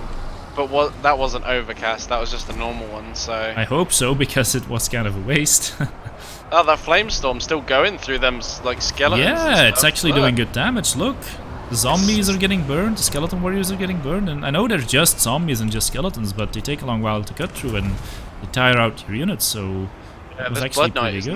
Oh, neither Blood Knights having a good day. Yes, 128 kills already. Chaos Sorcerer, nice. Oh my god, the Summoners of Rage have oh my god, they just all... About 14 Blood Knights just insta-died. They just routed. And they're attacking that Mortis engine, so we might actually see a Mortis engine go down here for the first time. Big invocation of Undeath Resurgence here. Sorry. Look at the Summoners of Rage. They're just beating up that Mortis engine. Yeah, they've been a great unit here, along with the Demon Spew. Just a lot of Flamestorm is coming. Would have preferred to see it over here in this big cluster. Oh no, that's the chain lightning, and again good AoE damage. And is it going to reach, or is it going back? It's going back. Oh yeah, it's going back. It's going back in. Nice. All the AoE damage. What did I say? Did I promise too much? It's just the zombies exploding into bloody messes. Yeah, just all over the place. And Flamestorm is coming in the middle of this army, or Lord of the Storm, both at the same time. Oh no. My god! They're all burning. And then the Lord of the Storm on top of that. Zombie flambe, anyone? And the infantry is still, apart from obviously the Marauders, the infantry is still very healthy. The Chosen holding up very well here. And the Mirror Guard as well. They're just tanking all this damage. 2 corpse carts as well, just in the same place, not getting the full effect. And Kolek is just smashing these single entities as well. Oh, the Mortis Engine's probably not in the best frame of mind right here, trying to chase down the Summoners of Rage. No. It's a sucker for punishment right now. Oh, this is just vampire demolishment. Yeah. Kemmler is just in the middle of the Mirror Guard, just getting slowly beat down. All that AoE damage, man. Oh, it was just... the AoE movements just were with the Zimik's AI army today. Oh, another spell coming down here. What's this? Raise Dead? Yeah. Zombies and a desperate plea to try and do something here, but Kemmler is out, and that is going to be the rest of the army die out here, and well done. Chaos has successfully and very easily really dismounted this army. Yeah, the Mortis engine definitely got out of position. The Blood Knight's thrown away very quickly, and then those big AoEs came in, and they destroyed those blobbed up units. Look at this Chaos Sorcerer, 465 kills. 465. That's insane. Look at the Blood Knights though, 3,400. Is it? They're 17k, 1,700 each, aren't they? So that's 3,400 for 8 kills. Wow, that was a great army. Yeah, I think this army is going to be tough. I mean, yeah, because on the one hand you have that massive AoE damage, and on the other hand you have decent single target damage as well from the Summoners of Rage. You've got armor piercing while having high armor, tanky infantry, anti-large, anti-infantry. You know, it's a good small combat like elite army. It's very good. And one thing I didn't point out was that the Demon Spew, or I don't think I pointed this out, they do -8 melee attack in an AoE around them, so they're also very good in these sort of very tight melee engagements. Yeah, they were with the Summoner Knights, the Summoners of Rage. Yeah, they're actually very good in combination with high value units like that. They kind of protect them. on the Blood Knights. So the Blood Knights did no damage to him whatsoever. Yeah. Yeah, because they tank and they reduce the melee attack, so they're very nice in combination with other units like that. Okay, so Yeah, the Chaos will advance. Zimmerix. Yeah. Gobbo's right there. The wizard killed a third of the army. And then the last army we haven't seen yet, it's Protocol Wired's Norska. And it's going to take on the Vina. And in round 1, it looked like the Vampire Counts were dominating this tournament, but in round 2, they're, well, the tank game was very close, but this one wasn't. And yeah, it looks like they're maybe not as dominant as we thought after seeing round 1. Although Maybe the bats are back. The bats are back, and let's see how badly they mess up the Norscan advance here. Where was Krell? He was summoned, but he died of attrition. You know, he was actually still around when the he probably died of shock. Yeah. He was like, why did you summon me in this battle? I'm just going back to my tomb. Yeah, he was in the center there, in the center blob. At one point he was kind of fighting Kolag, but Krell was not impressed. No, he wasn't. They have poison was the main reason. Oh yeah, they have the poison as well, so a very good unit for that sort of fight. Krell was a Chaos champion after all, didn't want to fight his bros. I mean, it's not like Chaos are nice to each other. Yeah, the whole premise of them is they fight each other for the strongest thing. Fire Wizard killed a third of the army, and it was the first Flame Strike as well, right? We thought, like, oh, this is going nowhere, but then it kind of... and we looked away from it, and then we turned back, and it's like, oh, it's just wiped out 3 units. Yeah. So, the Vina's army with the fearsome bats that can really ruin the enemy army movement. She also has the Dire Pack and the Blood Knights. As we know, the Mortis Engine, centerpiece of pretty much each vampire army we've seen so far, and a whole bunch of Graveguard. And yeah, Kemmler as well for that blobbing capacity. But here's the Norscan army from Protocol Wired. What is it bringing, J-Dog? So he's got what looks like 4 units of Marauders, just base, base normal Marauders. 2 units of Marauder Hunters with Javelins. He then has 2 Marauder Champions, and then he has the Brutes of the Hound Marauder Berserkers. Remember a time when they were just completely broken. Yes. We then have a Feral Mammoth, a Norscan Giant. He looks very weird. I don't think I've seen one of them before yet. Yeah, he kind of looks drunk. Yeah, he kind of looks like he's got some kind of weird infection. Let's not get too close to him, he might have the coronavirus. And leadership roles, we do have Bale Fiend of Shadows with Arcane Conduit, the Penumbral Pendulum, and the Enfeebling Foe. And then for our leader we do have Wolfric the Wanderer, and he is on his Mammoth with Hunter of Champions, Sea Fang, and Rage. So yeah, kind of some similarities with the Chaos Army we saw. Strong monsters and strong AoEs. He has the Sea Fang and the Pendulum, which I think the AI does a decent job of using, as far as I know. Yeah, we'll have to see if Wolfric doesn't just decide to use it on a unit of bats as soon as they land, instead of using it on the proper army. This time the bats aren't going forward though. Oh, there we go. This time they're going forward. What will they land on? That's the question. Oh, did you notice Hemric is actually riding with the Chillgeist this time?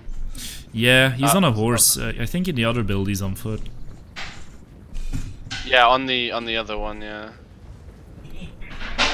So one potential problem for Seafang. Norska is that both of their big creatures are on the flank where the Blood Knights and the Dire Pack are. He wasted a Sea Fang already. He only killed 2 Chillgeists with it. He used it on the chill guys. That's stupid. Yeah, look, the splitting is already happening. 2 of the Marauders walking off to fight. Like, I don't even think 2 Marauders could even kill a Chillgeist. No, definitely not. there's an enfeebling foe on the bats. Oh, And I was gonna say, like, I love this choice because it's a spell you're always gonna get use out of, and I guess he is getting some use out of it, but of course you would prefer it on something like, well, Chosen. yeah. The Mammoth, luckily for the Norskins, did not go into the Blood Knights or the Dire Packets, instead fighting the infantry as it should.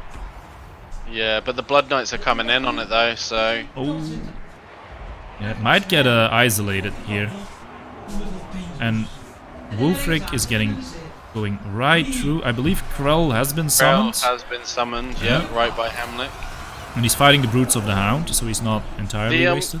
The Chillgeists are actually losing against the Team Marauder units. Yeah, I think it's because of the Bale Fiend in there, hitting them with those magic attacks. But these Javelins have been caught, and that's actually the Mortis engine's just out on its own as well, like it is beating. Very bad position. It has to return to the center, but I think that center is breaking without the Mortis engine's presence even. Oh, and it's actually going to support this fight now, which could turn this in favor of the Chillgeists. Yeah, the Giant is solo fighting the Blood Knights here, but... Kind of out of position. Yeah, but they're leaving to go back onto the Feral Mammoth, so he's going to finish off these Dire Pack. It's almost like the AI is learning from previous battles, using these Blood Knights way better than it did in the previous one. Yeah. So I think right now this Mortis engine is swaying this fight, because it's healing the Chillgeists, it's damaging everything else here, and it may soon rout those Marauders, and then the Bale Fiend will be on his own. But you know what? That Bale Fiend gets a nice pendulum on those Chillgeists. Blood Knights are now leaving that fight and going for... They just keep... I think the problem right now is, like, the Blood Knights are being used better, but they keep swapping target, and that's letting the large monsters get back into the middle of these units, which is where they want to be. I mean, at the very least, they're somewhat cycle charging, I guess. Oh, and the Chillgeists, they betrayed the Mortis engine, left it on its own there. Oh, a nice Van Hell's Dance Macabre on the side here, but it's kind of wasted against Marauder champions. It is upgraded though, so all units are benefiting from it. Getting extra attack against these Marauder champions who have higher melee defense. Well, the Mortis engine's still fighting the Bale Fiend, and the Bale Fiend's on its own, just winning. Yeah, Bale Fiend can definitely win it, but he's now getting pushed. And the Mortis engine is pushing back towards the engagement, which is where the vampires really want it. Enfeebling foe onto what's left of the Chillgeists, so they're going to die. Get cleaned up, yeah. You know, that will help these Javelins stabilize, and that might just be what the Norskins need, although it looks like their front line is pretty much non-existent right now, and that Mammoth is also going down. The Mammoths are struggling because Kemmler is just stood there in between them fighting, like hitting them constantly. And he did just take a big hit then, but for the most part they're not hitting him, so it's just free damage right now. Like, no challenge from infantry. But they are still Mammoths, and they're just fighting infantry. I believe the Blood Knights, oh no, they're still here. They're actually doing a decent job cycle charging these monsters, but I think the monsters could outgrind his infantry. As you can see, a lot of them are already pretty low, and the Mortis engine is not coming back to this fight, it seems. A lot of this infantry as well, like the healthy stuff, apart from the stuns, when it's mainly zombies at this point. Yeah. And Kemmler can heal them as long as he's in combat, of course, but he seems to have trouble actually being in combat. Okay, that's a nice undeath resurgent, though. Yeah, very nice. Catching a majority of the units, and a big hit there on the Wulfric, though. Yeah. And the other Mammoth is starting to look who's coming over. Oh no, it's going back. Like this Mortis engine keeps being like, yeah, I'm going back there, no, I'm going back there. Let's not support the fight I'm supposed to support. But now it is supporting this fight, and that's actually quite important. As a score to settle. The wasting of Seafang as well was a big problem. Like, that could have had such effect here, but obviously the AI was just like, need to kill the Chillgeists. Look at this Mortis engine just chunking Wulfric, but you know that Mortis engine, there's now 3 monsters stuck on top of each other, and if Kemmler doesn't summon some more zombies here, they might soon become the focus of those attacks, and then they're going down, I think. Wulfric is really low. Wulfric's gonna die. He's gonna die. I think. He's at least gonna rout, at the very least. Only 600 HP although the left. Mammoth is now fully, and the Bale Fiend are focused on Kemmler, so... Yeah, Kemmler needs another zombie summon, but I'm not sure if he's going to use it. feralness coming in here. The giant now But purely Kemmler going. just slew Oh, the Bale Fiend. yeah, the giant's going for the Mortis engine and 2 big hits there on the Mortis engine. What's that? Well, it's Dance Macabre on the Sternsman, who are almost dead. That was an AoE. Oh no, it wasn't. It's just his. I think it was Strider as well. single target. Oh, did the giant just hit the mammoth? It kind of looked like it did. Well, I don't think there's friendly fire like that in the game. It might have looked like it though. Oh, the Mortis engine is not picking a great fight here, I don't think. No, oh, actually, but the mammoth might actually rout. Yeah. And it is still regenerating, so it's maybe Mortis engine for the win. Blood Knights in the back are crumbling out, so they're not going to come back. The mammoth's going to crumble, and the giant probably won't be far behind it. Kemmler is really keeping this army alive with his Tomb Blade, but he took a big hit there, and is once again Giant for the win. I don't think so. I don't think it's going to be Giant for the win this time. Kemmler is going to move away, and yeah. And I think Wolfric actually shattered, so he won't be coming back. Yeah, I think the Stans guard are going to be enough here, really. Yeah, these guys are so tough. Another unit would have already crumbled completely, or disintegrated, as they call it. Yeah, he lost 400 hit points in about as many seconds. So but look at this! Look at the mammoth. Dump. On the Belfiend's back as well. Dump. It killed the Mortis engine. That's huge. Ooh, that might be the game-winning move here. Yeah, the Sternsmen are down to 7 troops as well, so they're slowly crumbling right now. The giant is gonna flee, but with I think this mammoth is gonna carry it, and you know that Balefiend is still providing leadership, so that's gonna help.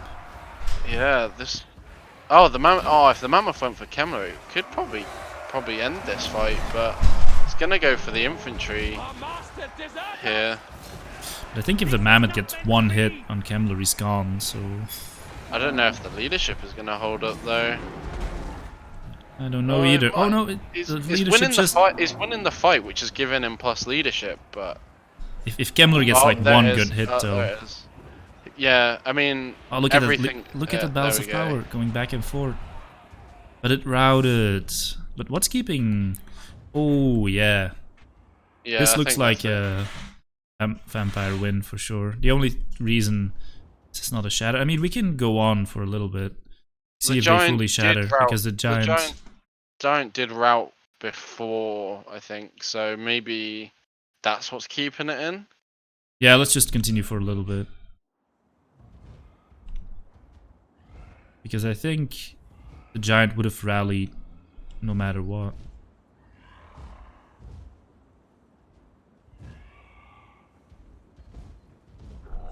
Now it suddenly looks like they would be able to do this again.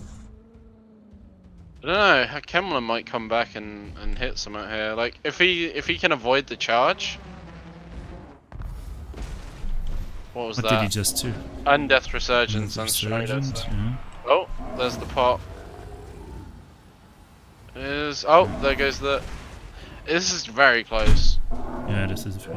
Oh, I think the giant's gonna go. Yeah, look at that, it's got... The only thing keeping it there is the charge in. Yeah, okay, that's it. That's done. I'm actually relieved that it turned out this way, because otherwise you could have argued that the goblin was causing that. Yeah, I looked at his leadership, and the only thing that was positive for him was that he was charging. That was the only thing positive. It said leader dead and all that stuff, so... Okay, so that was, I think, the closest fight we've had so far. Davina will be up against Zimerix's Chaos. We'll see if her army does better than Somo's did. But before we go into round 3, we need to see who's going to get fully eliminated first. So in losers round 1, the Norscan army we just saw is taking on A-Move Hackers Lizardmen. And the loser of that will face... will be eliminated. The winner will face Somotas Vampire Counts. Let's see who will be the first to have to bow out of the funny AI Autochess Cup. At least that's not me. At least it's not me, yeah. Can't have a bet. I can't be the first out in a tournament. It's never going on my record. I want to root for this army, but it has Regiment of Renown units. Yeah, Somata has a grudge against anything that doesn't follow the tabletop. He's like stroking his beard, writing grudges in his book. This is wrong. It's just every time a new DLC comes out. Yeah. Why is Norska even a faction in the game? They're just chaos slaves. And what about the Vampire Coast? They shouldn't be their own faction. Sorry, Somo, we're just giving you a hard time. Okay, we just saw this Norscan army. No need to go over it again, I think. No, but it could use a refresher on. Yeah, so this army we saw earlier, I think in the first battle today, it had those Cold One Spear Riders. It has the Temple Guards. It has some Chameleon Skinks, the Feral Carnosaur, and Mazdamundi with all his AoE abilities. So, A move or Protocol? Who's going out of the tournament? Let's see. And who's staying in? That's maybe the most important question. We'll see whether we'll see whether Sea Fang is actually useful in this one as well, because that was a big waste from the Norseman. Yeah. Like that's a very good ability when used properly. I mean, I'm going to give the benefit of the doubt to Davina and say that that's just as planned. Anytime our fast units move forward and draw attacks that better be used on our main forces, I think that's totally intentional. Yeah. The thing about it is too, those Blood Knights, they actually die pretty quickly, but the Chill Geists in both battles, they've always been able to survive pretty long because they're ethereal. Did you notice the cavalry as well as being used differently in this by the Lizardmen? The last time this build was used, they both went on one flank, and this time they're spreading out. The Sea Fang will kind of be based again, I think. Oh no, that's a pendulum. Okay, that was decent. That was a decent pendulum. Yeah, decent pendulum. Banishment now coming in on Marauders. That's maybe not that good. and oh no, I think he's going to destroy his own Legion of Chakwa.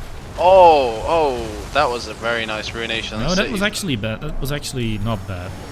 And the Mammoth is caught out by the Cold One Spear Riders here, but the Cold One Spear Riders don't seem like they want to actually surround it. I think they're trying to go for the brutes here. Oh no, they're gonna go for the Mammoth again. Nope, they're gonna back out of that and go for the brutes. Yeah, that's a good charge on the brutes, but I think right now they're probably going to take so much damage that they'll rampage and not be able to pull out of that engagement again. The double Marauder anti-cav flank as well from the Norskans once again. Just two Marauder units fighting cavalry trying to stop it all. So see, the Carnosaur is in like a really bad position. Like these javelins should be focusing it really, but they're more focused on the Temple Guard right now. Yeah, but the Temple Guard are really getting swamped though. The Skinks aren't really like, I felt like in the battle beforehand where like they just lost, like the Skinks were very, very good, but in this one the Skinks are seeming very not as great. Yeah, because they're actually going into melee if they were to use their the Temple Guard is just getting absolutely destroyed. Yeah, also got Enfeebling Foe on them now, so that's a very good ability. If the Skinks stay out of combat, there's actually a lot of units here that their little blowpipes are good against. Yeah, like the Monster Mash on one side and the full infantry force on the other is just crushing these Temple Guards. And Chameleon's going into melee again. I'm sure A-Move is slamming his keyboard right now, although he probably shouldn't do that because his keyboard broke a while ago. I'm not sure if he's replaced it, but he's probably using a brand new keyboard right now. Well, Mazdamundi is just kind of getting dragged along right now by the Mammoth, but yeah, we'll see how it goes. The Brutes of the Hound are going to go into frenzy as well here, so Mazdamundi is not in a good spot now. No, it's 3 monsters against 1 right now, and we usually know how that goes. I didn't see the Sea Fang come out here either. There's no marks on the ground to suggest it's been used. There's another ruination of cities here. But it just barely missed the champions. Yeah, that final one could have been so good if it arced up a bit more, but... Okay, I said there were 3 monsters against 2, but we still have the Feral Carnosaur here. Yeah. Banishment on the Marauders, very nice. The Mammoth is just pushing around Mazdamundi. Like, Mazdamundi is not having a good time right now against this. And he's not really healing anything, right? He doesn't have any healing, so... No. I mean, to be fair, if he did, he would probably put it on like a unit of skinks as soon as someone breathed on it. But the skink, even with the skinks help, like with the damage reduction from the poison and stuff, just isn't doing enough. And this monster mash is just gonna kind of gangbang him right in this corner. Yeah, I mean, if he had the Carnosaur support, it would be going a little bit better. But now it's just 3 against 1, and it's too much for Mazdamandi. Oh, there it is, and that's it. A-move is out. His army looked promising, but it seems the chameleons and the cavalry especially did not really pay off for him. Yeah. Yeah, chameleon's just not. I think the biggest problem with that was he tried to go for a monster mash size army without the monster mash. Yeah, that's actually a great way of putting it. Yeah, Protocol Wired is going to continue. A-move will be leaving the tournament. Nice list there. Now it's a Rubber Duck of War again. Let's see if he can keep up the honor of the Lizardman here. Against J-Dog's Beastman, or the Beastie Boys as he called them. Let's go. Yeah, the Temple Guard did get monster mashed bridge. Yeah, I think they kind of got swamped by infantry as well, and there was that one cast of Enfeebling Foe, which was actually really valuable. Those Temple Guard. So in the battle that he lost, it got put on bats, I believe, but against these armies where you're facing this elite infantry from Chaos or from Lizardmen or Dwarfs even, an Enfeebling Foe is going to be very valuable.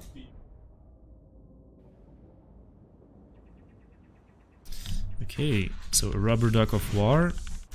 A somewhat similar army to A-moves, not entirely though. He has the Thunderous one, he has Gorok, he has the Saurus Scar veteran, the Skink Priest who's gonna come in with the Manticore summons, and he has the Temple Guards, one of them the Star Chamber Guardians.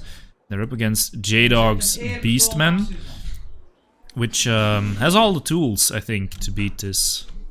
Vestigors against Temple Guards, Minotaurs against monsters. I think it's gonna be close.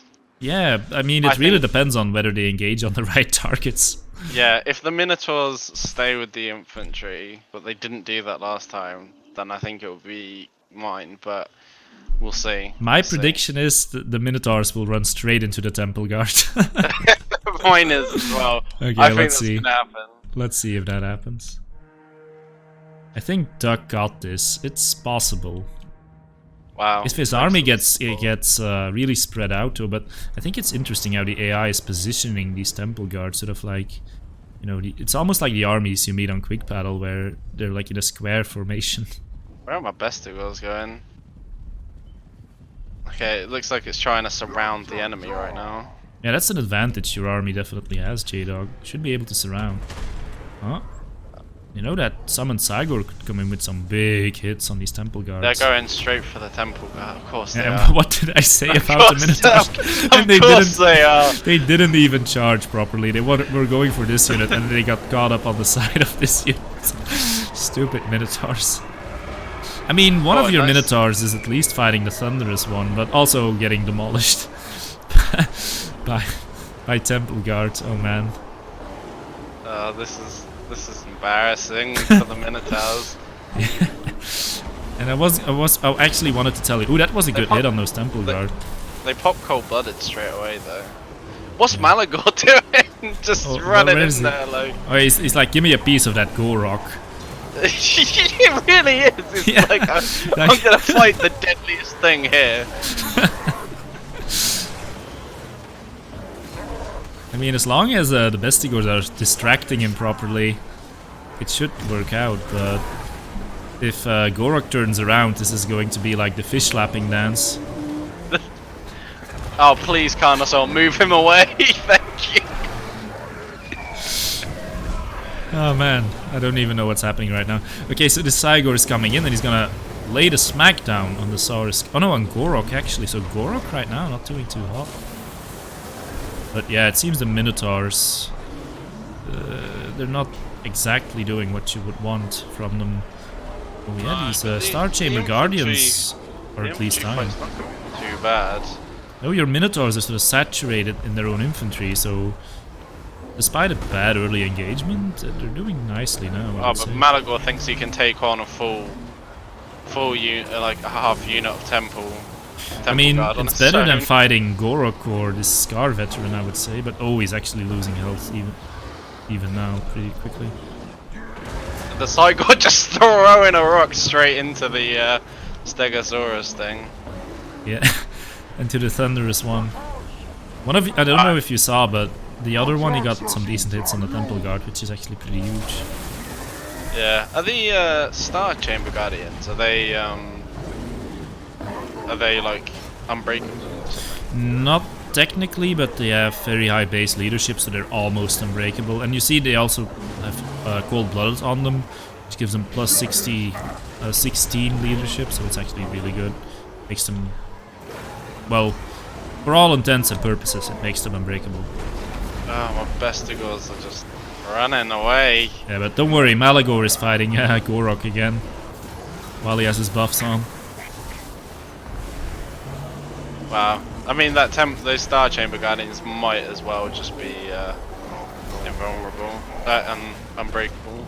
It looks like this fight isn't going Malagor's way. Who would have thought? Yeah. I just need the other infantry to like stop fighting what they're doing and help Malagor. Yeah. I mean, these Minotaurs are chopping down Scar veteran though. That's pretty good. Yeah, it looks like most of the Temple Guard are done with. It's just a case of mopping up the monsters and the leader. But I wish Malagor would stop doing what he's doing. Thank you, Stegosaurus. It's probably just going straight back in again though, instead of doing the smart thing and hiding behind his Minotaurs. I don't know, man, it looks like your Beastmen have got this. Yeah, I think they might have turned this around. Bestigor's just a little bit too good against those Temple Guard in the end. Although my healthiest Minotaur unit is chasing the Skink Priest. It's like the worst target remaining on the field for it. I mean, on the other hand, if you chunk that guy down, it does influence balance of power quite a bit. Yeah, it does. Gorok is pretty tough, but doesn't look like he's winning this fight. Stop fighting the priest! Go back! Stop chasing shattered units! What are you doing? They think he has another Manticore summon up his sleeve, but he doesn't. Look at my Man Rippers, they're just chasing that one Temple Guard. And I'm not even joking when I say, like, if Malagor gets killed in like one hit here from the Thunderous one, everything could just instantly tear out. I don't think it's going to happen, but there's a possibility. Oh, and he's actually close to him now. And Malagor is going into that thing. Oh. It could happen, but no, it turned away again. I just wish my units would stop chasing shattered units. I think one of my units is bugged actually. Look at the Man Rippers. Yeah, they're going after those shattered Temple Guard, it seems. They keep selecting it and then stopping. Oh, and look, Malagor is terrified. Not dead yet, but I don't think if he's running away he's giving leadership, but it seems the same thing is happening to Gorok. And yeah, the Lizardmen, they're actually breaking. Lizardmen not doing as well as I thought in this cup. Validation! The Beastmen are back! J-Dog's first tournament win in 3 years has finally happened. Nice one. Oh man, I must admit, I didn't think it would go that way, especially with the Minotaurs at first charging into the Temple Guard. But it seems, yeah, numbers won it here. J-Dog will survive. We'll have to say goodbye to a rubber duck of war, but I'm sure we'll see him again sometime. Vestigors are useless. I mean, I think they did decently against those Temple Guard, to be honest. Yeah, so, I mean, they were just there to be a meat shield, so... Yeah. But now it's Tank versus Ludwig. Vampire Counts versus Greenskins. Come on, Greenskins. Ludwig earlier lost to the Vampire Counts. Maybe his army will be able to deal with Helman Gorst a little bit better. Let's see. Who's it, sorry? Tank and Ludwig, okay. Tank. You have no bats, yeah, but you do have Helmengorst. Who needs bats when you have Helmengorst? Yeah, I think Ludwig's was the greenskin army that was the most promising one, wasn't? Oh, did we have a greenskin win today? We did, didn't we? Yeah, there was that one win, but it was a Tiki beat tank with the vampire Oh yeah, counts. Well, the yeah, AI did. yeah. The AI did it for him. It was like the huge army Tiki, the 20 stack, with the archers. Yeah, this is a 20 stack as well. Yeah, but this one didn't have archers, right? It had more archers. It had the cavalry archers. Oh yeah. Not the orc archers. Yeah, beat Tiki's it. one had more frontline. Yeah, Tiki was with the giant versus Gorse duel. I reckon the Dowie versus the giant build is going to be interesting because Join the game on the other side to make balance of power fair. Well, the problem with that is that then we can't really see everything. It's for your viewing experience that I think it's better if I'm in spectator mode. and it's only a 300 gold goblin. Like, yeah, we picked the cheapest lord. I know in these really tight situations he could make the difference, but even right now this is our best solution. Yeah, and when I looked at the leadership as well in that one that got really close, it did have the debuff for the leader being dead. So yeah, so the greenskin army we saw earlier, it has those wolf riders, has Hammer of Gork, and what you would think you could do if you have the Hammer of Gork is just stay in the fence, let them come towards you and save your own vigor. But the AI doesn't do that. The AI just goes full ham with everything. we wait 2 seconds. We can do that. Like if Somo gets on, he can do the same thing on the other side. Oh yeah, that's a good solution. Yeah, that's true. So let Somo join with a goblin. Good point. You're just looking for a battle that's called V-Claw, and the password's the usual. Yeah, so strip down Goblin Shaban. No abilities, no spells, no items. Wolf Riders, yeah, I wonder what they're going to do. I mean, we saw the Chill Guys baiting attacks. Could have been very useful in the main line. So maybe... While we wait for Somo to do this, I'm gonna quickly head for a cigarette, but I'll still be able to talk. Yeah. I need my Goblin advantage. Goblin advantage. Third player Well, on the other technically it's side not an anyway. advantage anymore, it's a level. I mean, that Goblin, man, don't underestimate him. He might as well be Tzeentch, plotting behind the scenes how the battle should turn out. To be fair, if I'd have sent him at that Henrik, that would have probably been a Goblin Shaman's first ever melee kill.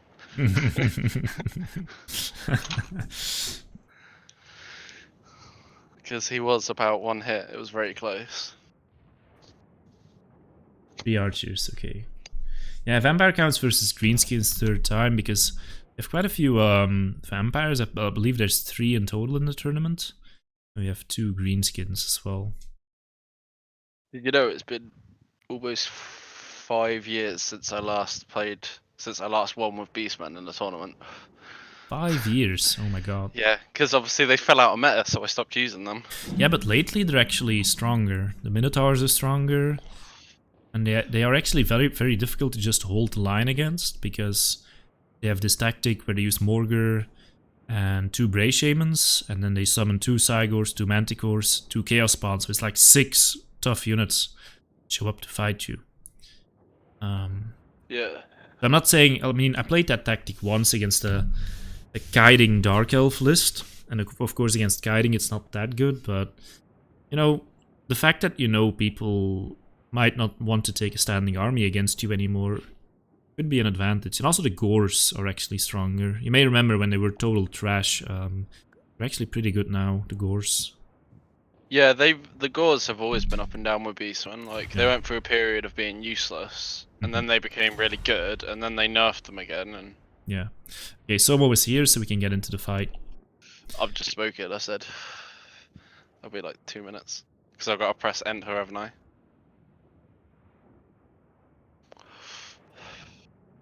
Smoking stream. interact with chat. So the plan is to charge goblin shamans on each other. That's actually not a bad idea. Like, if it comes down to goblin shaman against goblin shaman, and otherwise it's a draw, then we might do that to decide the game. Full RNG mode. Yeah, we just have to stand them at opposites at the end of the map. We both click once on each other, and then we just let them charge at each other and fight it out. Imagine if that's how the final is decided.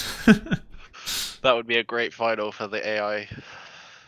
So chat, now that we have some time to think, we've seen all the armies. Which army do you think is gonna make it to the final and win the final? Personally, I think the dwarf army has probably the best chance. Yeah, it is really strong, but I think if it... I mean, I'm gonna see what chat says first. The dwarves? Okay. Yeah, possibly. I mean, it's a little bit difficult to believe in the armies that have already lost, right? But there's... I mean, it could just happen that an army from the losers bracket, maybe even J-Dog's army, manages to make it into, Wow. into the final. Bullying. You never know. You never know. Bullying is real. We might see not just one J-Dog win, but two today. How amazing would that be? The only thing that could do them in is if the Ironbreakers start kiting. Well, the interesting thing to me was that the AI actually pulled back their Ironbreakers to use their blasting charges, so I thought that was very impressive. Against what it was actually very effective. But against a bigger army, we'll see, because the infantry so far seems to split and blob in certain places, so they could be really effective, but if it splits out, if it's a big army, it might not be as effective. I mean, I always think with Ironbreakers, you need to kill them with AoE, so I could see the Chaos army doing well against them with the AoEs, possibly. But the fire isn't effective against armor. Maybe if they overcast it, I think you gain armor piercing damage then, but I'm not sure. The thing about Ironbreakers is also that because of their high mass and how close they are together, they actually take a lot of damage from vortexes. Like, I'm not saying it will completely melt them or delete them, but might pretty decent against them. So yeah, those are like my two top armies right now, the Dwarf one and the Chaos one. They could meet in the semi-finals if they get past the Vina. I mean, we shouldn't underestimate the Vina's army either. Those bats, man. And those chill guys, they're actually quite good. Yeah, the bats have been like a surprising MVP for Davina. With the ability to kind of like, the AI just for some reason seems to prioritize them even though it can't get to them. I'm gonna make like a highlight compilation of this stream, and I'll definitely put the part where Grimgore is fighting those bats in there. Mortis can kill Ironbreakers, that's also true, Tank. It's also true.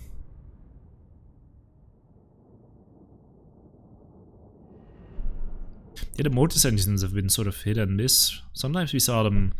I mean, they always seem to go onto the side. And then it's good if there's a lot of units on the side, but it's not that good if there's barely anything there. Sometimes is the case.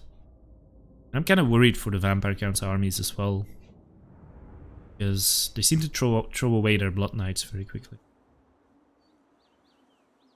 Will this tournament be a weekly thing or so? Well, I don't really want to make big predictions for what I'll do or won't do.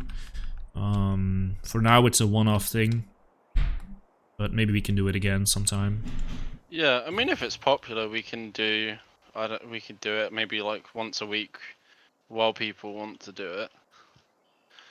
Yeah, we'll see. Here we go then, guys. Into the next battle. Okay, no bats for Grimgore to worry about this time. And also no goblin to worry about.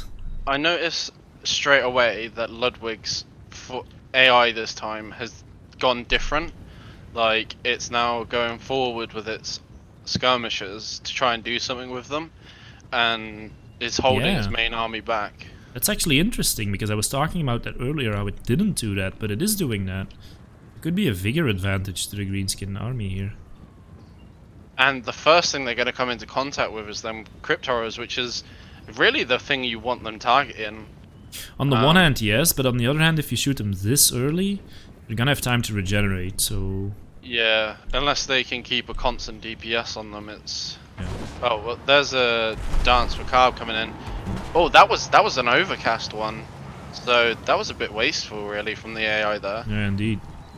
But they're doing a good job right now of just putting some skirmishing in to these units. Although, obviously, against vampires, it's not the most effective strategy, but every little helps. I'm worried for these crypt horrors, though. If they keep going the way they're going, they're gonna run straight into 3 archers. Yeah, and the spider goblin riders are coming forward as well. Maybe that's the AI's plan right now, is to pull them into this archer range. They're moving, archers are moving forward now, and lock in these crypt horrors maybe. Oh, they are running away now. They are running away. So we're seeing some advanced movement here. It's like the AI is constantly getting better. It's learning. Yeah. Oh, the goblobber's getting some nice hits off as well here. By the end of this tournament, the AI will probably be like, exterminate all humans. Oh, the Banshee is gonna... Oh, it's gonna engage into these Goblin Wolf Riders, but they don't really seem too bothered by it, really. They're just gonna... Oh, but they're tying the Crypt Horrors down, which is a bit weird in this area. But the Archers are starting to fully come out now into these Graveguard with great weapons. And the Archer is quite effective here, indeed. But really, what I'm going to wonder about, or look at the most this battle, is whether the Banshees will engage in Grimgore, because that is a bad engagement for Grimgore, as we saw. Oh, an Itchy Nuisance coming in. Yeah.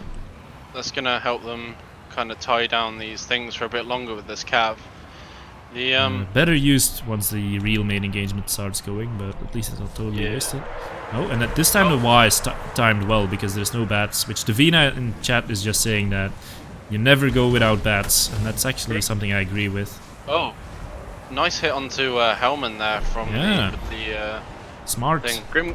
Grimgore's thrown himself at the Banshee, but now he's kind of caught out by these Graveguard as well. So that could be an interesting fight. The Goblin Riders are coming in though. Oh, they're just weaving their way through this gap, and they just kind of... look at the center line with Gorst. It's just gonna press right through these units. Yeah, there's a very bad engagement, unfortunately, for these in this section. I think he's targeting Gorst again. Yeah. This Goblin is being smart, man. I mean, Gorst is just gonna heal up, but at the same time, I think it's the best target for that Itchy Nuisance, apart from maybe the Banshees, but they're kind of harder to hit. It's not been the worst engagement either by the Greenskins right now. They've another Itchy Nuisance coming down here. They made Gorst pop a lot of spells quite early, so there's a chance he'll run out of magics. But Grimgore is getting beaten to shit right now. Yeah, he's really without any support. He needs the help of his immortal buddies, and now he's fighting Gorst, so now he definitely has no chance. When that training aura is coming in from Gorst, and this entire center collapsed, so this line is actually getting completely enveloped. I think this is where this Greenskin army is kind of falling apart, is the lack of front line. You have a lot of flanking units that you want to use to break morale and things like that, but not very much front line. Which is probably why Grimgore keeps becoming isolated within this build. Yeah, part of it is of course due to bad luck, but on the other hand, yeah. Maybe part of the reason is also that Grimgore has different speed from the rest of his units. I'm not sure, but that's just a theory right now. It's 38 speed, and I mean the Savage Biggins have pretty much the same speed, so really you should be able to stay among them. Well, he has fled back, and that is good, but I don't really see anything here that's going to be able to deal with those Banshees. There's nothing here that kind of screams out Banshee killer. You know, Grimgore in units, possibly, but I mean, at this point, he's so broken that he's so damaged that that's probably not even a possibility. I think the AI is getting a little tired. Like these Forest Goblin Spider Rider archers, they've been in melee a long time. On this flank, the Wolf Rider archers were thrown into melee without spending their ammo. Same with these Orc Airboys. I mean, are we sure that Somo isn't controlling the Greenskins? Instead of this Shaman in the corner here. Grimgore has come back, but I think it's a little too late at this point. Yeah, he's gonna go straight back in, and with a little bit of bad luck, he'll go straight into these Banshees. Balance of power is still pretty even, though. Yeah, which is weird. Maybe it's just the amount of units that the greenskins have. There's another war, but I think the first war was kind of popped slightly too early. And And the Grimgor just seems so second one, attracted to these Banshees. yeah, he just can't get enough of that ethereal booty. Not really. He's into abusive relationships, it seems. Doesn't mind the one getting shanked. where he gets smacked around. Yeah, exactly. I mean, you know, Grimgor is this this bully, and maybe, you know, he needs to balance that out somehow. Yeah, I don't think. Yeah, I think this battle is pretty much done, really. Like, that blob is just, it's quite strong. Although there hasn't been any healing coming out from the vampires, so you know, maybe there is a way for these greenskins to come back. Yeah, but because it's gonna be a Hammer fight of of Gork attrition. is up to 172 kills, and it's slowly clearing everything, Yeah. and it's also debuffing units, don't forget, it's debuffing units with the Great Green Wallop, and I believe it's as strong as Enfeebling Foe, this debuff is. Yeah, less accuracy doesn't matter, of course, but minus 24 melee attack, minus 24 melee defense, that's having its effect on these fights. It would otherwise be going way worse, but yeah, it seems the Banshees are still too strong.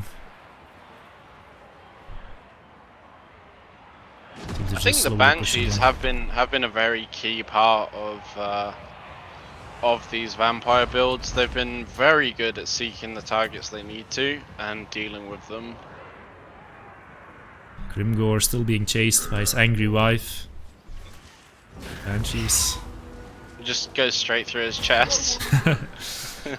Shot through the heart. God. The Savage Orc's trying to come, but he's shattered. Yeah. So I mean, at least he won't come back to die. Unless he routes off the field. Until he routes off the field. I think a more effective lord for this fight, instead of Grimgor, would have been Wurzag with that poison buff he gives to his army. Like, that would have given them some damage. You mean Azag, I think. Well, he's got the Spirit Leech, yeah. But Wurzag gives that full poison debuff, doesn't he? I don't think Wurzag gives anything to do with poison. He gives, like, melee attack to his troops when he's casting spells, but he's incredibly squishy, so he'd probably die. Oh, they must have changed. They must have changed him since I last saw him. Then he used to just give it automatically to his armies. The archers, they're forming a nice little concave here. It's not really a problem of numbers at this point, but more troop quality, and I think Gorst prevails. Greenskins are routed. Yeah. I think the idea of these greenskin builds has been to take Grimgor because he's tanky. I think they're taking him for the memes. For the most part. Yeah. Yeah, give 6% physical resistance in an area. Hi Pims, we're watching the funny AI Cup Autochess tournament. So this is a tournament where I had the players just build an army, send it in, and we're letting the AI control it. It was up to the players to sort of come up with a list that they thought the AI would do a good job with. And it's been quite interesting so far to see what, you know, ideas they've had and how effective some armies were against others. The Hammer of Gork did do a good job in what it did, but I think just the lack of frontline, like not being able to hold back certain sections from becoming a blob because it was just light cavalry for like a good portion of the army, as you see, is just light cavalry and skirmishers, which isn't really the greenskins' forte. Not really. Okay, so we can go for losers round 2 now, I guess. We could also start with round 3 already, but maybe it's better to just finish round 2 entirely. Yeah, let's finish round 2 entirely, otherwise I'll have to sort maps back and things like that. Okay, so we have to keep an eye on Somo's Shaman now, because he might try to disrupt the battle somehow with it, because it's his vampire counts against Protocol Wired's Norska. Protocol Wired. I'm putting his thing on my side so we can. Ah, that's smart thinking, J-Dog. Smart thinking. Hey guys, here we go. Everything is fair now, completely fair. Apart from vampire counts being OP as usual, Kappa.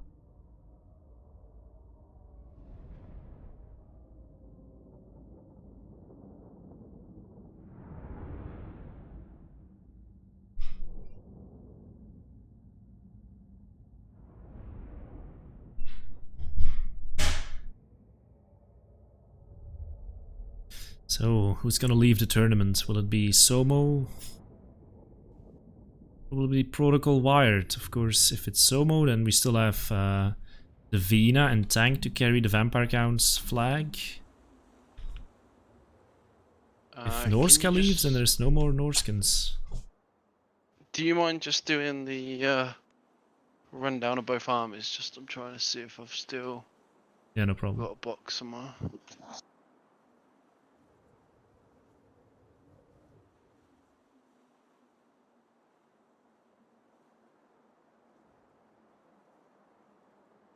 I mean, you can just start the battle, J-Dog, because I think by now we know the armies.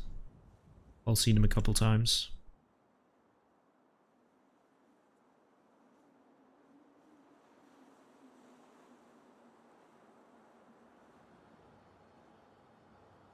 The loading time seemed longer since Somo joined. Coincidence or not? Scrub computer.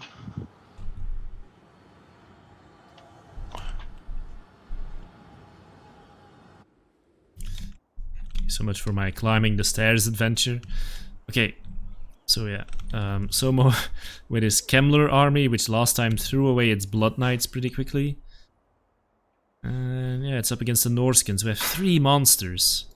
Not sure how he's going to kill them. Let's go. Let's see. Know if the Blood Knights aren't wasted this time, if Rel can get the hits in. Black Coaches can tear through the infantry, then who knows? Norska actually deploying in exactly the same way with Norskan Giant and Feral Mammoth just on the flanks. It seems like the AI is like 2 unit types or 3 unit types in mind. Like infantry mostly behaves the same, and then missile cavalry behaves a little bit differently. But cavalry seems to behave the same way as like chariots and giants. Okay, the Sea Fang is coming. Oh no, a pendulum. Decent damage on the skeleton warriors, gonna force invocation of Nehek, and once again his Blood Knights are charging in. Oh, and the Black Coach is going straight for a Wolfric. That's like the worst target on the field for it. On this side, the Blood Knights have actually done a massive damage to this Feral Mammoth with their charge, but they're also dying. So yeah, not doing too hot there. Once again, those Blood Knights. And there's no Nehek to save them. Mortis Engine is sort of wandering around in the back here, now going into these Marauder Hunter Javelins, targeting it before. Black Coach is already crumbling. Corpse Guard support is on the way, but it's gonna take a while. That was a decent charge by the Black Coach, but it just doesn't have the mass to really penetrate here properly. Oh, is that a Wind of Death? Yes, Wind of Death going into nowhere. I guess it just hit me. At least it hit something. Chat. And yeah, the Blood Knights are crumbling, just like we saw in the previous battle. Now in the center, Vampire Cats should be winning this. Blood Knights, they have actually stabilized. They should be able to deal with these Marauders. But yeah, we saw a Mammoth take out a Mortis Engine once before, and it seems right now it's trying to do the same thing. And I'm not sure if this Mortis Engine has the clarity of mind to charge out of here. It's gonna need the support of these Blood Knights real quick, but they are being held up by the Marauders, so that's not going to happen. And I think the Feral Mammoth by itself is just going to take out this Mortis Engine right here, guys. Earlier today, people in chat were saying like, oh, it seems to be OP in AI versus AI, but that was in battles where the Mortis Engine charged into units instead of just uselessly. going to feral mammoths and stuff like that. But in the center though, vampire counts should have a strong presence with Wolfric. Is that the White King? It is a White King. If Krell had already been summoned, we should have seen him by now. Blood Knights, they're fighting the feral mammoth, and as you can see, they have actually taken some healing. But yeah, it looks right now not much is being done about the monsters. The enfeebling foe now on the black coach, that's pretty good. Ada? Yeah, I'm back. I basically had to just ditch the mouse. Okay. So yeah, how's this battle looking, J-Dog? I mean, somehow the Blood Knights lost to unit Marauders champions, so that's an interesting development. I mean, it's a big blob, which is good in terms for some vampires in some cases, but with this monster mash, I don't think it's going to go so well for them. Like, with nothing to really deal with it by the looks of it. They have a lot of infantry though, and yeah, there's 2 buffs coming in. There's Kemmler's sword giving +5, there's the corpse guards giving +5, so who knows? But once the other monsters get involved... You might have a point there. On this side Krell has appeared. I was wondering, where is Krell? But he's fighting... Well, he's kind of fighting the giant. Not really though, he's more focused on these Brutes of the Hound. Will he get a hit? Nope, he just got stepped on. Poor Krell. Yeah, Wolfric could die and get routed here. But they're not really focusing on him. Krell evaporated. Right now, J-Dog's prediction is coming true. The monsters are grouping up. Yeah, I think this is where it's really going to come through for them. Like, they've still got other units coming into the fight as well. That too, yeah. So. And Kemmler is not really in the center of things to heal up everything. And a lot of the infantry is in a point of crumbling. By the looks of it. At least the enfeebling foe went on to the Necromancer, which is not really the best target. But I mean, we're saying this, but at the same time, balance of power is shifting away from the Norskins.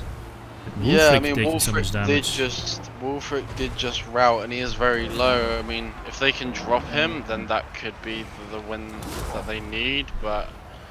A lot of this balance of power is in corpse guards, though, which can't really fight. Yeah, that is true. Ooh, and Kemmler. Kemmler is just getting killed. This feral mammoth was the MVP once before, and it seems to be becoming the MVP once again. Yeah, I think that the vampires might just get through this. Like, just the pure amount of infantry that they have is just doing, but the Norscan infantry is returning to this fight, so the Mammoth is now free to do as it wishes, because Kemmler is now focused on these Marauder champions, who are quite healthy in their leadership, as well as Wolfric returning. So Kemmler is still healing, but he's getting chopped down pretty quickly as well by these Marauders. Maybe if he can pop his cloak in a second here, he will be fine, but I don't know if it's on cooldown or not. Pretty sure it is, or the AI would just use it instantly, right? The Giant seems to be having quite trouble dealing with these coaches as well. Like, they're not doing anything to him, but he's not really doing much to them either, so... He's got a big hit there, though. Now the coach is wisely retreating from the Giant. The Mammoth is gonna rout here. Yeah. But this one's gonna be back, I think. I don't think the AI will chase it to the edge of the map, because this black coach also just got stuck. I mean, you've got... The Bale Fiend here is like basically stopping a lot of the other stuff helping Kemmler. So there is a chance here that they can come out, but the cloak is going to get popped. So it's gonna help him a lot. Yeah. Ooh, and then with the charge from the black coach, all these units are routed. And this is actually huge because Kemmler is now free again, which means he will probably rejoin with his other units and start healing them. This is a close fight, man, but it looks like Empire counts are just healing through it. Yeah, I think the coaches might be the MVPs here on this one, because it looks like Oh, actually, the mammoth is doing a lot of damage to him. Yeah. So for giants, it's fine because the horses keep the giant far enough away to not actually do damage. But the mammoth is a completely different case. I mean, we're looking at this balance of power though, but if I look at the actual units, I'm not seeing much damage here that's going to take down the Norskins. And while Yeah, Wolfric and might the be dead, the Norskins, Femir the Belfiend Norse, is not gone and the yet. Yeah, and the Norskins keep coming back. So The Kemmler is gonna need to do something here, like even just a zombie summon at this point would be fantastic, but I don't think he has it. yeah, and with the giant behind the black coach here, it's actually getting some nice hits off. And the mammoth is slowly dealing. The with mammoth the is going black for coach. Kemmler. After killing Gorst, is the giant now also going to kill Kemmler? It looks like it. Oh, this Mammoth could is be the routing. deciding factor. I don't understand this balance of power. Kemmler is dead. Kemler's gone. Yeah, he's dead. It's all down to the giant. The Now balance of everything power is crumbling. The balance of power just shifted immensely then as well. Yeah, indeed. Yeah, everything is crumbling, and there's no more healing But with Kemmler dead. see, I think they're too far away for the giant to really hurt. Look, like he's not doing damage. But he's not taking damage. Oh no, we're gonna have our first draw here. And the black coach has decided smarter to chase units than try to break this giant. Which is not good because they're on a timer, they're crumbling and they're not coming back. So it looks like this giant is just gonna keep slapping away. Oh, now it's getting some big hits off. And corpse guards can almost do no damage, so I think a giant is carrying this. After what looked like very much so. the Norskins actually losing. But I think the loss of that Mortis engine so early on is what's killing Somo here. They're slowly crumbling, so... The last charge, the light brigade. Black coach, can it do damage here? It's never gonna do 2k damage, I think. It a little bit. No. Nah. Chariots against single entities like this is just not something. Yeah, there we go. Works. Big hit. Got another chevron there, but what is it really gonna do at this point? And the other corpse cup is chasing, but it's gonna burn out in a minute. Yeah, it's still crumbling, so it's never coming back really. Even while chasing, routing enemy units. It's crumbling very slowly, but it's crumbling. Yeah. Yeah, it's gonna try to turn around here and go for this giant, but it won't it's make about it, I don't think. yeah, it's about to crumble out.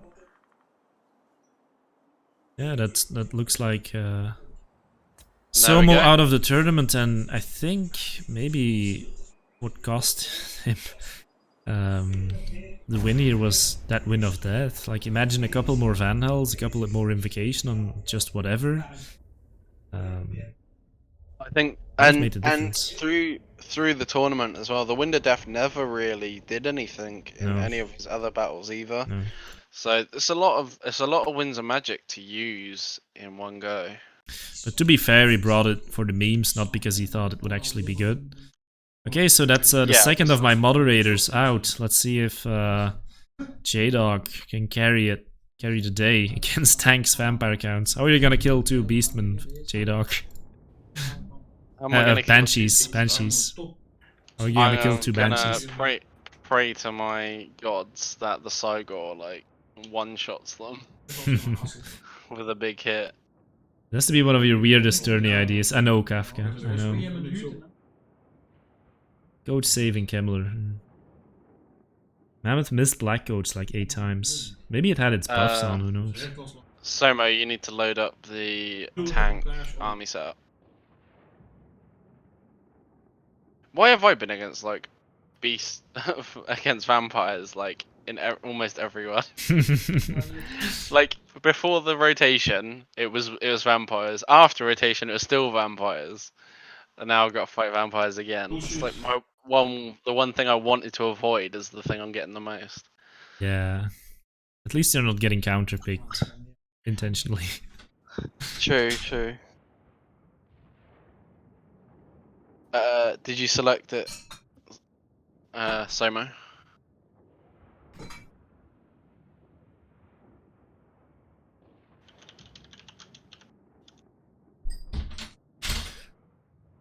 Okay, cool. Here we go. So tank the army with the banshees tends to lose the scriptors pretty quickly. Although in J-Dog's army there's not really anything to lure them forward. No, it's just gonna be like a. It's basically just gonna be like an infantry mash. I mean, your infantry is pretty strong though, but I think he also has a lot of Graveguard great weapons, so... He does, yeah. Yeah. And they do kill Bestigors, I believe. Yeah, probably. Everything kills Bestigors. Bestigors started Warhammer 2 actually being viable again, and then they nerfed them back down to being killed by everything. Yeah, but the pigs are actually really good now, so if you need some fast AP units, they can usually do that. Okay, so we have the army here, J-Dog, which we saw a couple times before.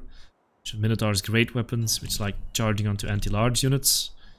Gores, some Ungors, Bestigors. Spell instantly went out.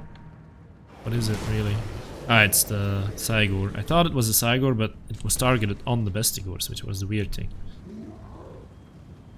Let's see if the Cygor can get a good hit on Tank's army. I think the only way Beastmen win this is if they clear all the units around the Banshees convincingly enough.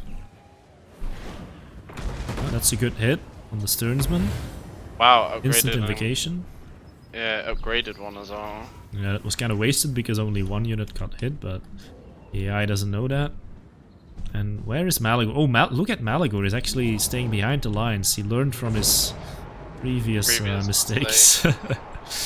So far the Banshees look to be engaging on Ungor Spearmen, which is going to be great.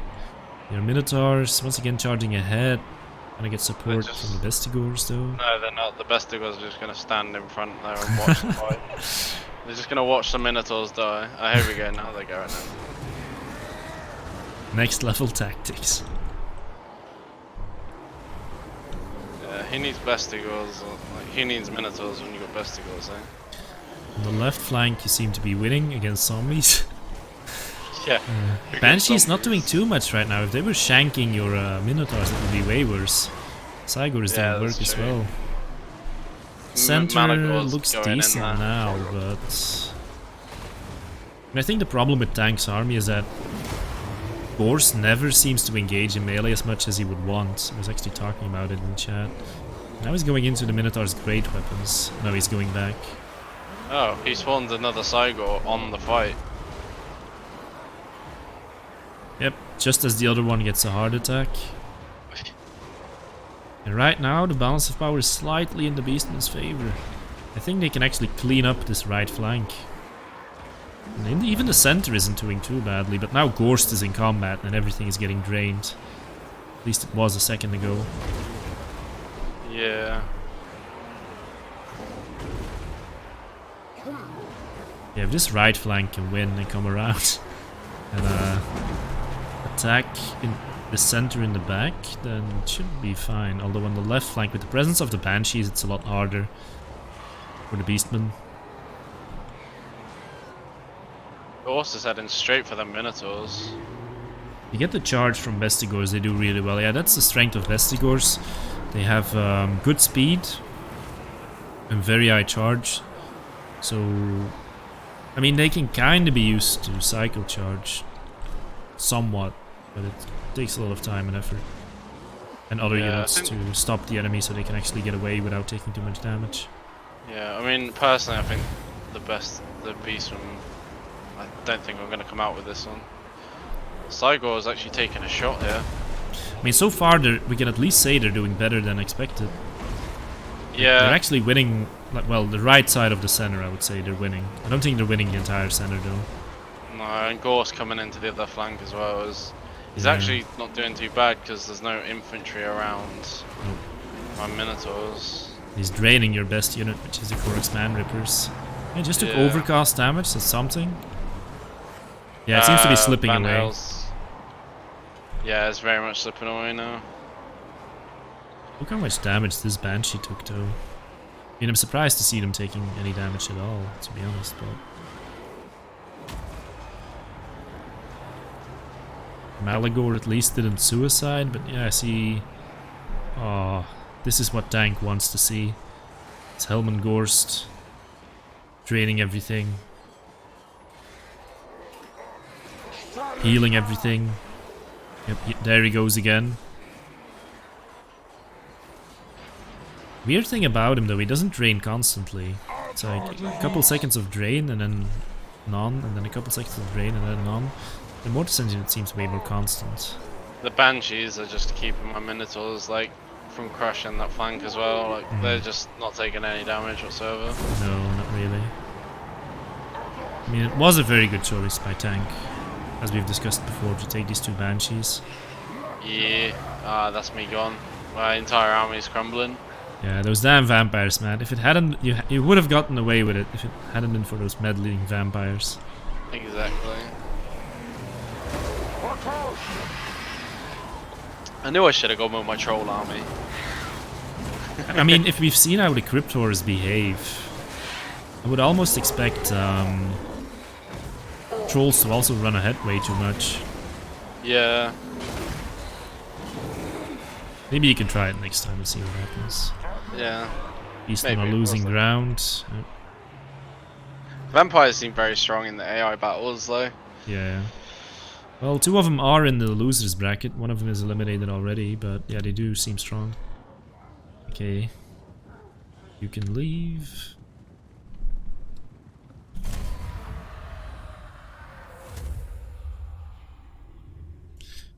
J-Dog eliminated. Means that only one member of my mod staff is still around. Oh no, it's... No, they're all eliminated. Damn it. Quick, I need to mod gobos. So we have round 3 to see who makes it into the semifinals. Tiki's Greenskins, who beat Tank's army earlier, actually, against God of Gobos and Grunt, which people said, okay, this is one of the strongest armies here, the Dwarf army with all the Ironbreakers. See how well they do against the Greenskins in a real grudge match scenario. In the hole.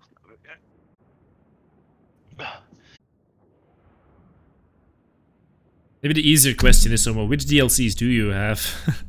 Yeah.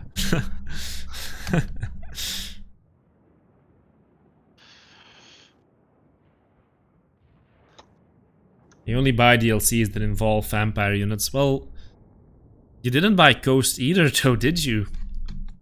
Yeah, they're vampires. I was like going to say, okay, that's a sentiment I can get behind, but then I remembered Somo's statement.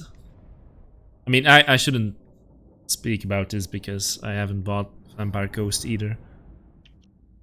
There's only one true vampire faction. Coast isn't a real faction. It's not Vampire Counts. He put a kappa there, but he's dead serious, chat. It's dead serious. Okay, so the Ironbreaker army, which seems to be the chat's favorite right now, also has a one ethereal dwarf. And Belagar, who isn't going to die easily. And you know what, another thing we haven't discussed about this army is these Grumbling Guard, who keep the entire army fresh, at least if they're positioned properly. Yeah, it's gonna be a tough nut to crack. But Tiki's army, it's managed to beat Tank's army, which actually seems like one of the top contenders in this tournament as well, so who knows? What do you see in this army, in this Greenskin army, J-Dog, that you think is going to give the dwarf some trouble? Let's have a look. Probably the Brainbuster and the Giant. I think those are the two things that are going to cause the most problems. The Brainbuster, like, if they start getting blobbed up, because even when the Dwarfs took out Ironbreakers to use them, they still blobbed them, so maybe Brainbuster can be decent here. Yeah. The Skulkers might have a good time here as well. 3 of them, so yeah. It'll be down to the Skulkers, the Giant, and the Wizard, I think, and a bit of Grimgore. A Squig should also be good, I think. And if the archers focus the right target... Oh, and the first Brainbuster instantly comes in, and that's good damage on the Grimling's Ironbreakers, instantly. Such Yeah, fast very much so. reactions. That was over 1,000 damage, like 1,300 damage there. Yeah, so Brainbuster really cut. It looks like it is going to be one of the things that is going to very like the Slayers have moved forward into the front as well for this time. They've moved the Slayers up straight away, which might not be too bad a problem here because the Squigs are going to come in straight away. So and those Squigs Slayers charging is actually not as bad as it looks because this is a tactic that is sometimes used by actual greenskin players as well to stop them from throwing blasting charges. Yeah, and the Squigs are doing that pretty effectively. Oh, a nice Brainbuster as well. Once again. And the War popped at a good time. The Giant came in on the... It looks like the Greenskins are pretty much trying to individually pick units to stop them throwing them blasting charges for the most part. Unfortunately, they didn't get through to the ones in the back there, but for the most part... Yeah, look at these archers all focusing their fire on their Gremlins. Yeah. I would prefer to see the focus fire on the Grumbling Guard because it's going to go down quicker from that. It is pretty cool to see how the AI is actually focusing their fire on what they probably see as a priority target because it's the most expensive unit here. Yeah, and it is slowly starting to wear them down, really. There's another Brainbuster coming down on the Grumbling guards. Yeah, and the Dwarves are starting to take quite a bit of damage here. Skulkers, unfortunately the Skulkers though are mainly bunched up on one set of Dwarfs, but... Someone was saying, this is a good showcase to show CA how much work their AI needs.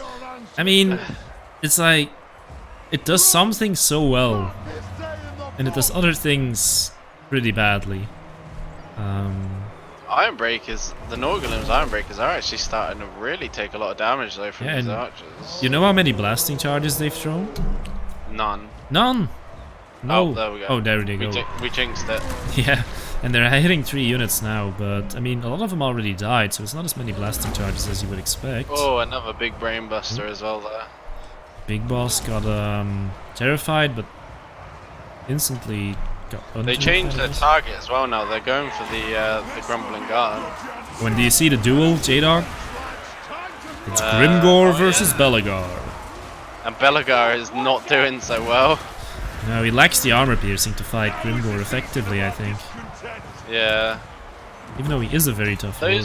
Those big Orc Boy Biggins in the back as well are just wreaking havoc on these dwarves. And there comes another Wa. Oh my god. Oh. I don't think Belagor's going to do very much here, but you know, it might come down to Hulk and Hulk-Half Stonebeard, because he is ethereal. Yeah, this dwarf army has different phases of victory, really.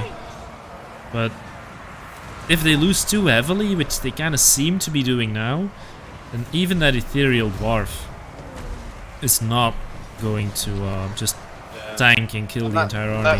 That center is slowly falling as well. Like, they keep replacing a unit in the center to hold that infantry of the orcs, but they just keep killing it one unit at a time.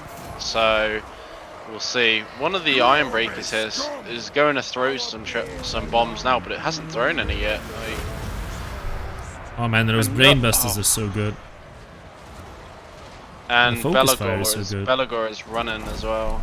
Yeah, at least he didn't die, and because he's a slow dwarf, it'll take a long time for him to route off the map, but I don't think it even matters at this point. Like, nothing's threatening the giant. Look, the center them is really Ironbreakers strong. again. Those archers are just stopping the bombs. Like, something about the Arab boys is just completely halting their want to throw the bombs for the most part.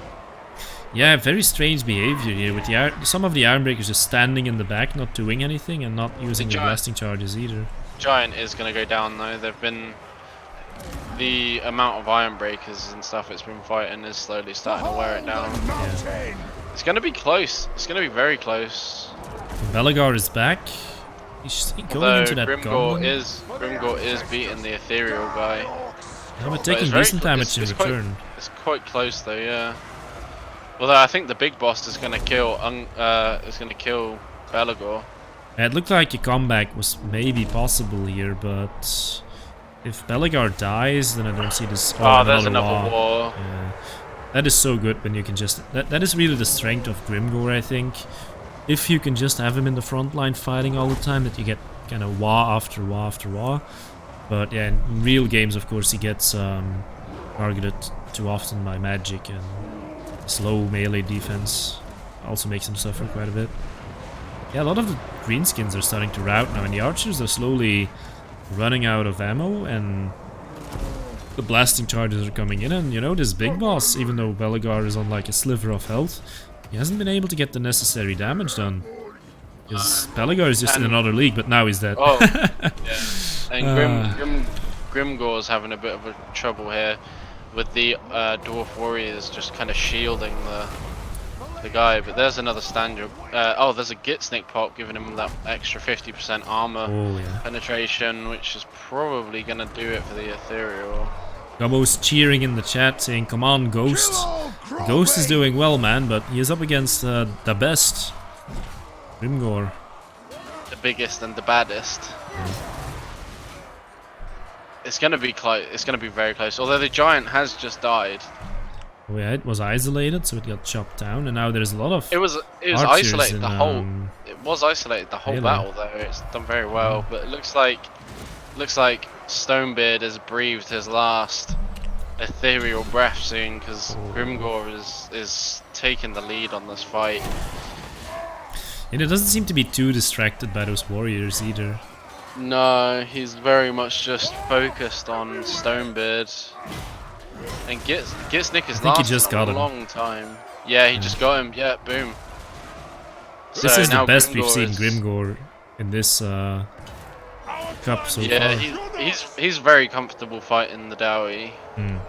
It's his kind of thing. Like even the ethereal ones, like maybe if there were 2 ethereal lords here, like maybe, but what you'd have to give up, something would have broken as well. So yeah, and the ethereal dwarfs not as strong as banshees, I believe.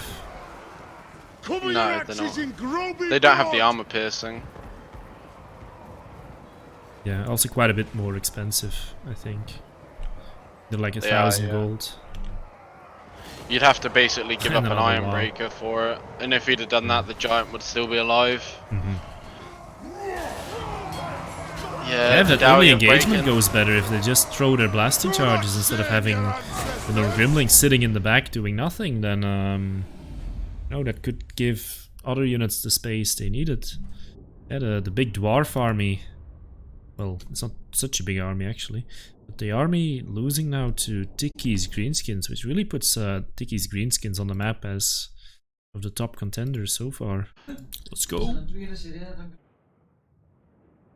They have COVID-19, so stay clear. Oh yeah, that's why you're taking them. Those bats are imba, man.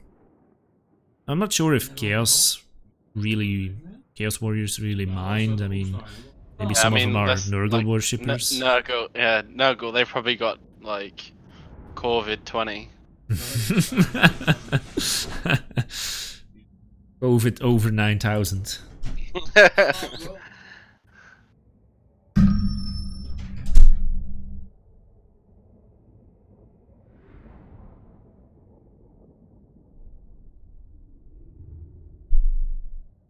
Alright.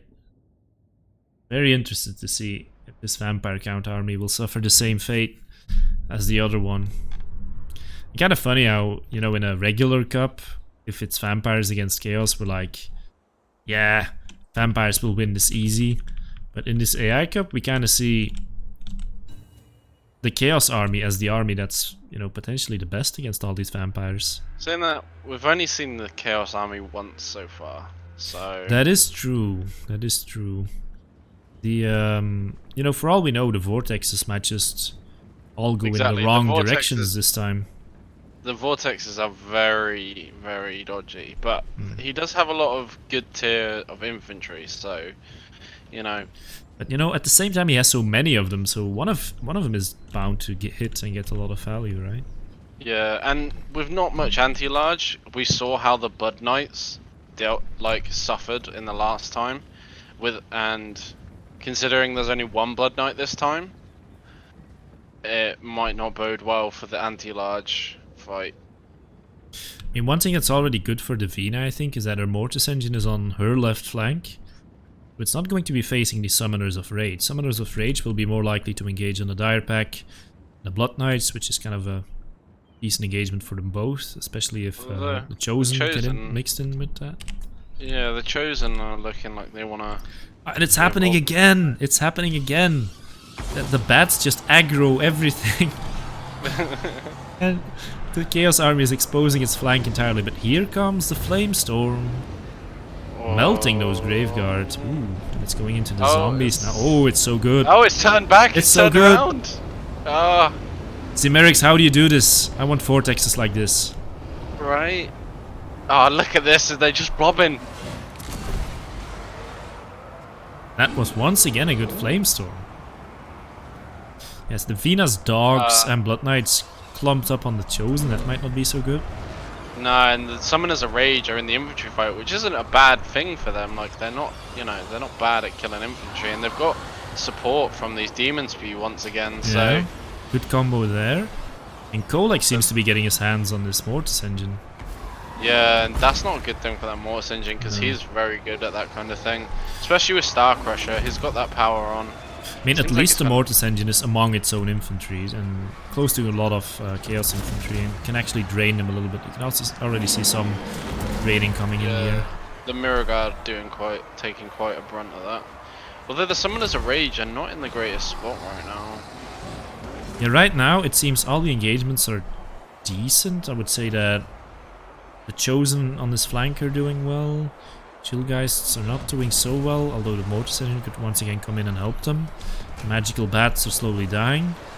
But yeah, more vortexes are coming in. That's the chain lightning, but it only hit a little bit. Is it coming back though? I don't think this one is coming back. I don't think it... Or is it? Or is it? It's so close, it's coming back a little bit. No. No. You can't have it every time. No. Flamestorm. Oh my god. Damn. It's no. Once again the fireworks. The fireworks build, man. Who says Chaos doesn't know how to have fun?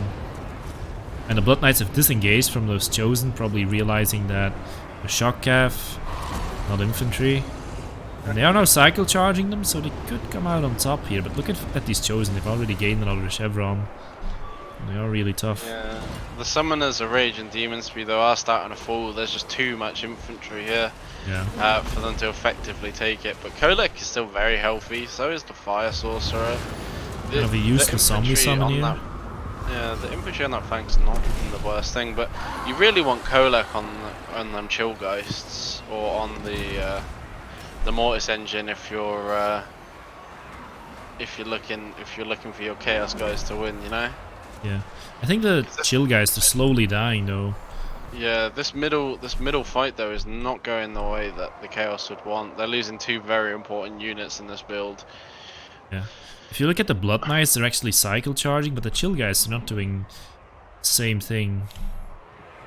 The Chill guys don't really have the greatest charge bonus, though, do they? That is true. That is true. But still, it may be better to exploit whatever charge bonus they have instead of just grinding against Chosen. Now they're at least disengaging. Blood Knights are moving into the main fight now. It's just the some of them are stuck in with the Chosen. Yeah, and that is pretty good. Oh, it looks like they're swapping places. The Chill guys. Oh, what's this coming in? Is this a lightning? Yeah. Nice hit on the Stearnsman. But it was aimed at the Mortis engine though, so... Oh really? I thought it was aimed at the Stearnsman, but... doesn't really matter in the end, I guess. Yeah, I think because the Mortis engine didn't get stupidly killed... I think Kolek is going to be the decider here. Yeah, but... if there's too much infantry left though... you might have some trouble. Unless they Invocation Heck or heal up some way, the Blood Knights, I don't think that they're gonna come away. I don't think vampires are gonna do this. No, Kolek is going to be tough to kill, that's for sure. And I'm just waiting for the next fire tornado, really. I mean, it is quite an expensive spell. The caster might have used the overcast, we have no real way of telling. So it could be 20 winds of magic, or 40, used There it already, is. but there it is, I think. But he's using it on summon zombies, so Zimeric's not going to be too happy about that. Yeah, he should have put it on the AI. Should have put it on the Sternsman, really. That would have been a great target, especially with the Mortis engine there too. I don't think programming it so it chooses like a certain unit type and then chooses the most valuable one would be... I mean, I know nothing about programming, but I think that should be possible. Yeah, you'd have thought it would prioritize the better units, but this zombie that's holding this these units up by Kolek is... Oh, he just... Did he really just Van Hell's Macabre, the Graveguard that's pretty much dead? Yeah, it tends to do that. Oof. I mean, it is putting a and the little bit of cavalry. damage on Kolek at least. Chill guys are gone as well, the Chosen, a silver one now. The Blood Knights aren't in a good place either, and Kolek's probably going to finish them now. And the Chosen that were fighting the Blood Knights earlier, they're still coming in, and these guys, despite taking so much damage, they still have, well, decent leadership, I would say, considering... Kolek just took out like 6 models with one hit of the Blood Knights. And then he just finished them. Kemmler is still fighting and healing stuff, but there's just not that much to heal. Nah. Like, if I were controlling this, I would be spamming Raise Dead right now. Make it harder to heal Kolek. I mean, to make it harder for Kolek to hit Kemmler, but the Undead Resurgent gonna help you a little bit. But yeah, I don't see, just don't really see Kolek dying. The AI is actually moving them Chaos Chosen as well, walking to try and recover some you know, vigor. I mean, the Mortis is still draining everything though, so if Kolek doesn't prioritize hitting it or Kemmler, then he might slowly get drained down here, although his health is still pretty high. Yeah, it looks like he's being able to burst down Kemmler. Yeah, I think that's his target right now. He does seem pretty focused on it. The yeah, Kemmler is tanking hard. Oh, his health is going down so quickly. And he's pushed Kemmler into the Chosen as well. Yeah. Yeah, I think this might be it for Davina. She might have met a match with the Chaos Vampire Killers. Yeah, the Chaos Vampire Killers. That's a phrase I never heard or expected to hear. But Kolek has switched targets. He's now beating the Mortis engine. I'm not saying it's bad, but it would probably have been better if he finished off Kemmler instead. Because remember, that thing is healing from 3 sources. It's healing from Kemmler, it's healing from its own region, and from its own aura. Yeah, it kind of seems like he's stuck now on the Stans one.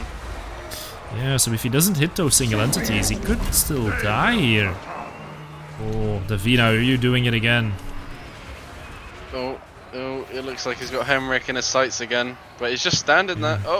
Oh no, he's like, he can't properly move because he's squished in between the Mortis engine and the horse. He's swapping to the Mortis engine again. And the balance of power is... Oh, he knocked it away and then was like, yeah, get out my way. Like Chaos Sorcerer is terrified. Mortis is coming back. Is the Mortis engine even in AI versus AI the Chaos Killer? Is that what we're seeing here? I think Davina might snatch this. I mean, it's so difficult to say though, because once Kemmler goes down... Kemmler now has Cloak of Mist and Shadow, so he's actually difficult to kill. Oh, and he's not fighting him anymore. He's fighting the Sternson, but he's not taking any damage while he's fighting the Sternson, really, so... No, not really. Yeah, the Mortis is just coming in and slowly draining him. And Kemmler is out of that fight, so he's not dying anytime soon. And hitting him in the back as well. And the Mortis engine is very healthy, even with Kolek being there. Yeah. Kolek not being able to prioritize the right targets here is a problem, and I think Kemmler is killing this Fire Wizard, who couldn't really do much at this point, but it is a big impact on the balance of power. Fireballs. Yeah, but he would probably be shooting them at zombies, if we're being honest.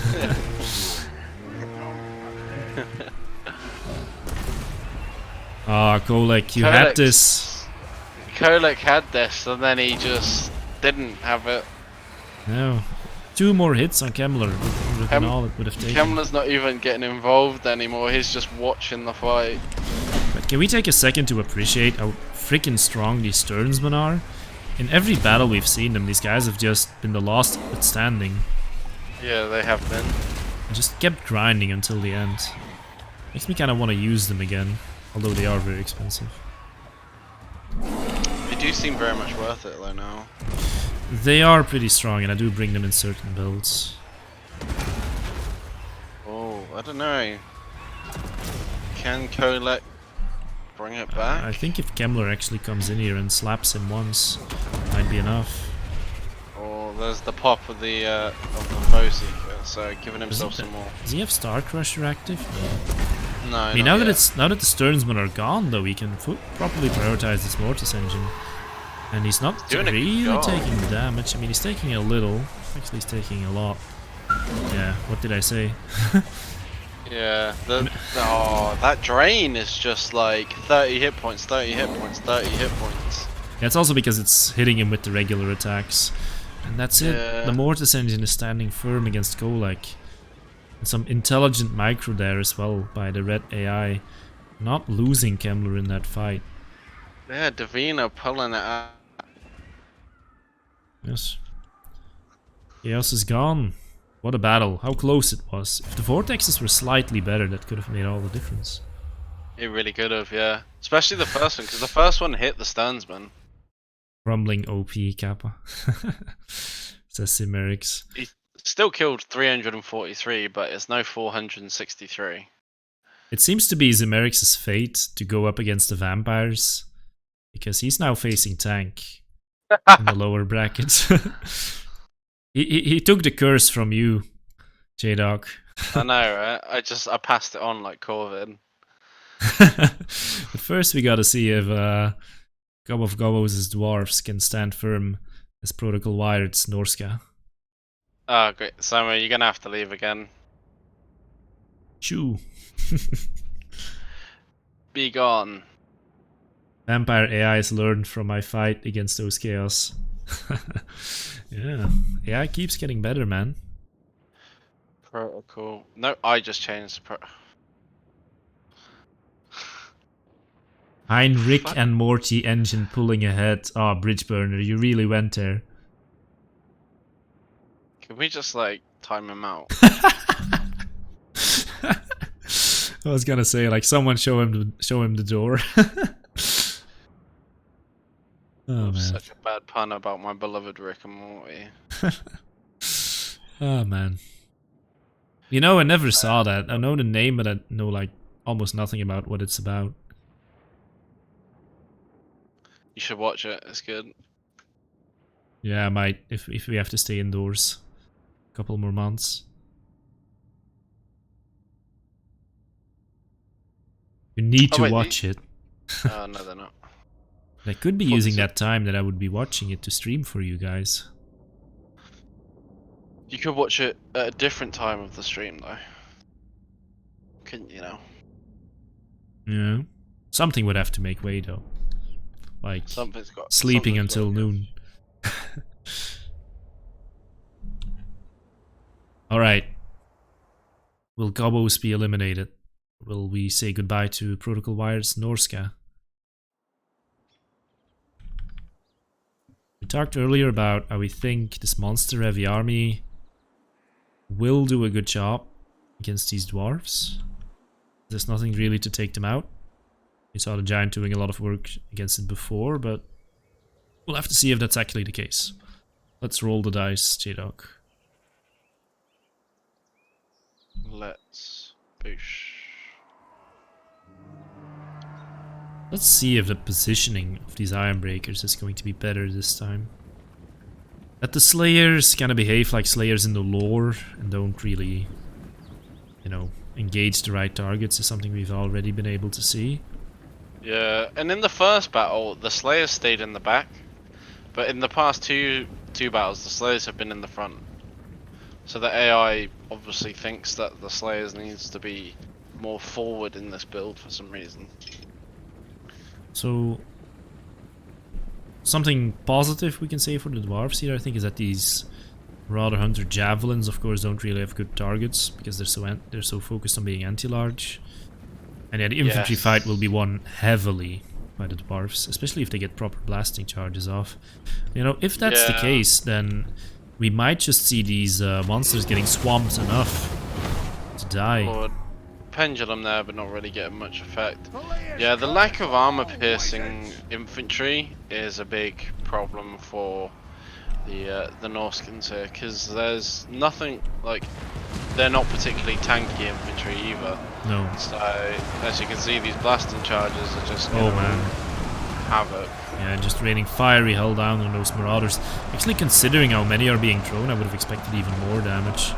The one thing that does look good, positive for this right now, is that the monsters are looking like they want to be together, which is probably the only way that they're going to win this exchange. Yeah. They're trying to go for them back lines, which isn't too bad that they're on their own when they're together. It's just when they're purely isolated, kind of like how the leader is right now. The positioning of the dwarves seems way better than in their last battle as well. Like, they're actually using the blasting charges now. Yeah, they kind of threw like a unit forward, like Slayers are getting killed right now, so that they can get them off, but the monsters just pushing through kind of stopped a lot of the charges, which is a problem. So, you know, Belagar and Halkenhaf Stonebeard actually not doing too bad against Wulfric. You can see he's losing combat right now. Yeah, he's also being in combat with two of the units with them too as well. It's just a recipe for disaster.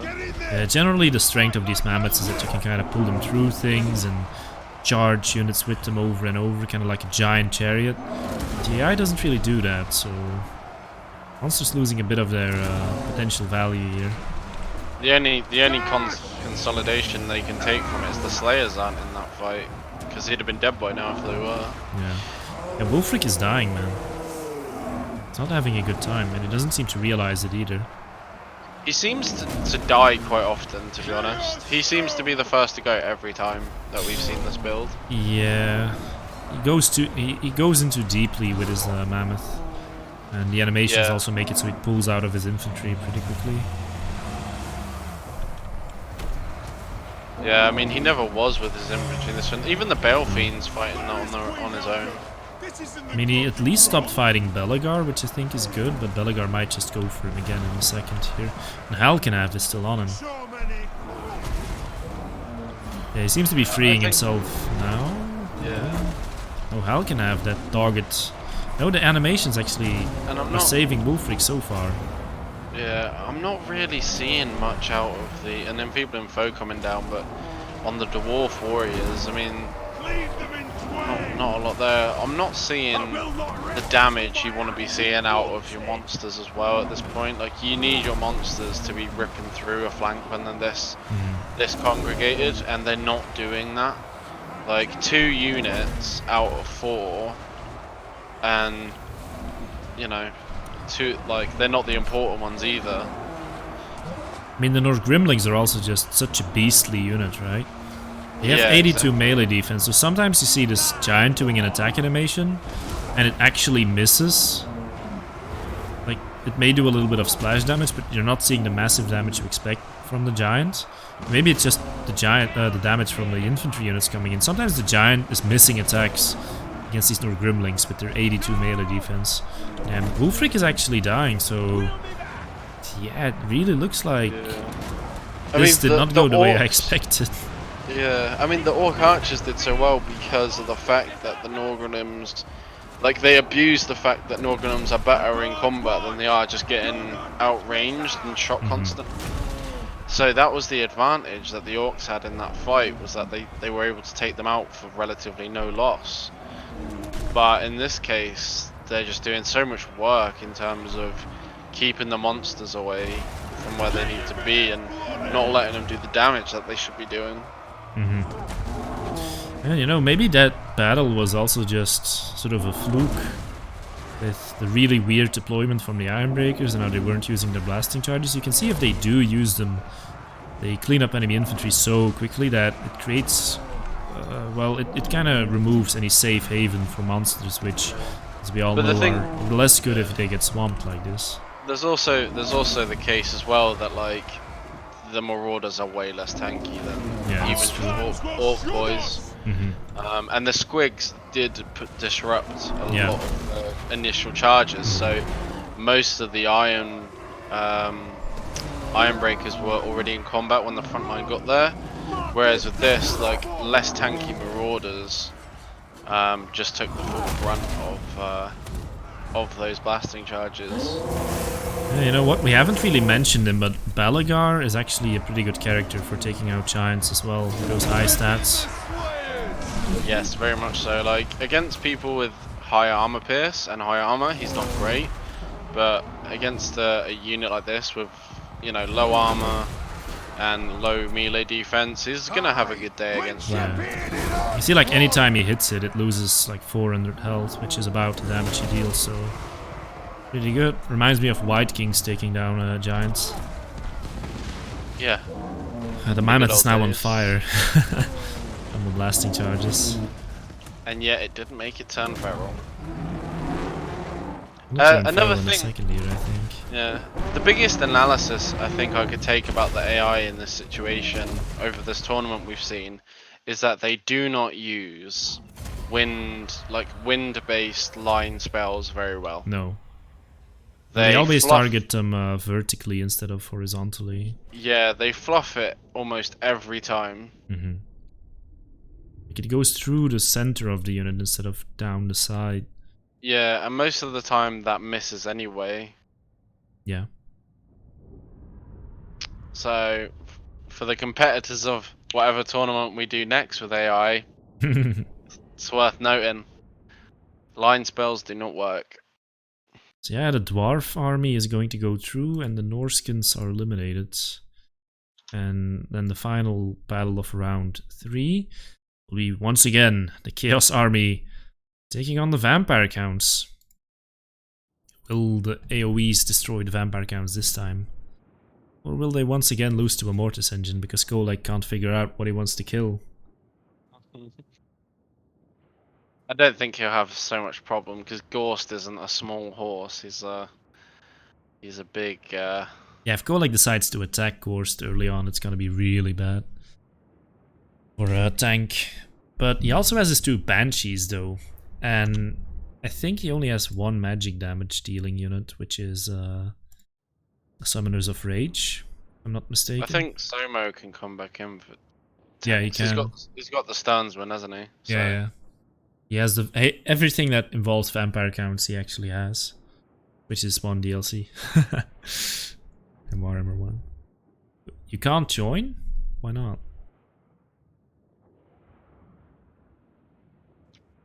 It's not letting people join who don't own enough DLCs.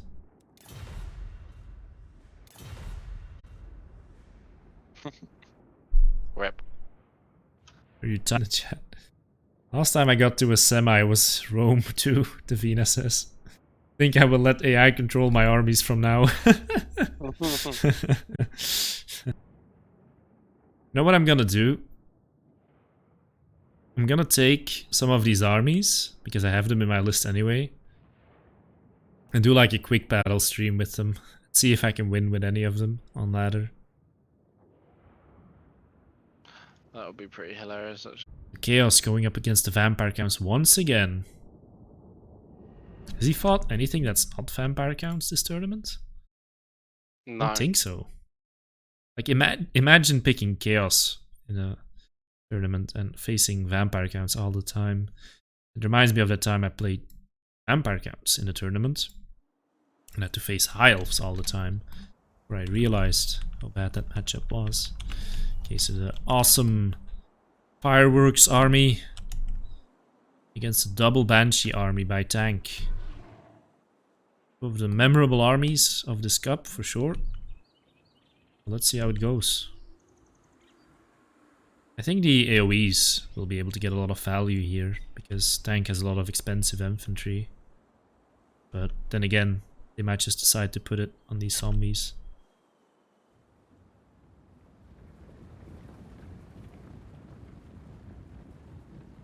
Yeah, we'll see how it goes, but he's already beaten tank once actually, so... Yeah, that's actually true, this is a rematch. Yeah. Yeah, that's an interesting way to see if like you will If the AI always, changes. well, not always, we'd have to run more simulations for that to know that, but if like the same army beats the same army consistently or not. I think if the Banshees don't behave as well badly as I they think did in he'll the take first it. battle, I he think will do he'll it take. better. I think he'll take it again. Really. It's possible. There's not obviously there's no difference in the build, so, and the lack of anti-large is the biggest problem he's got.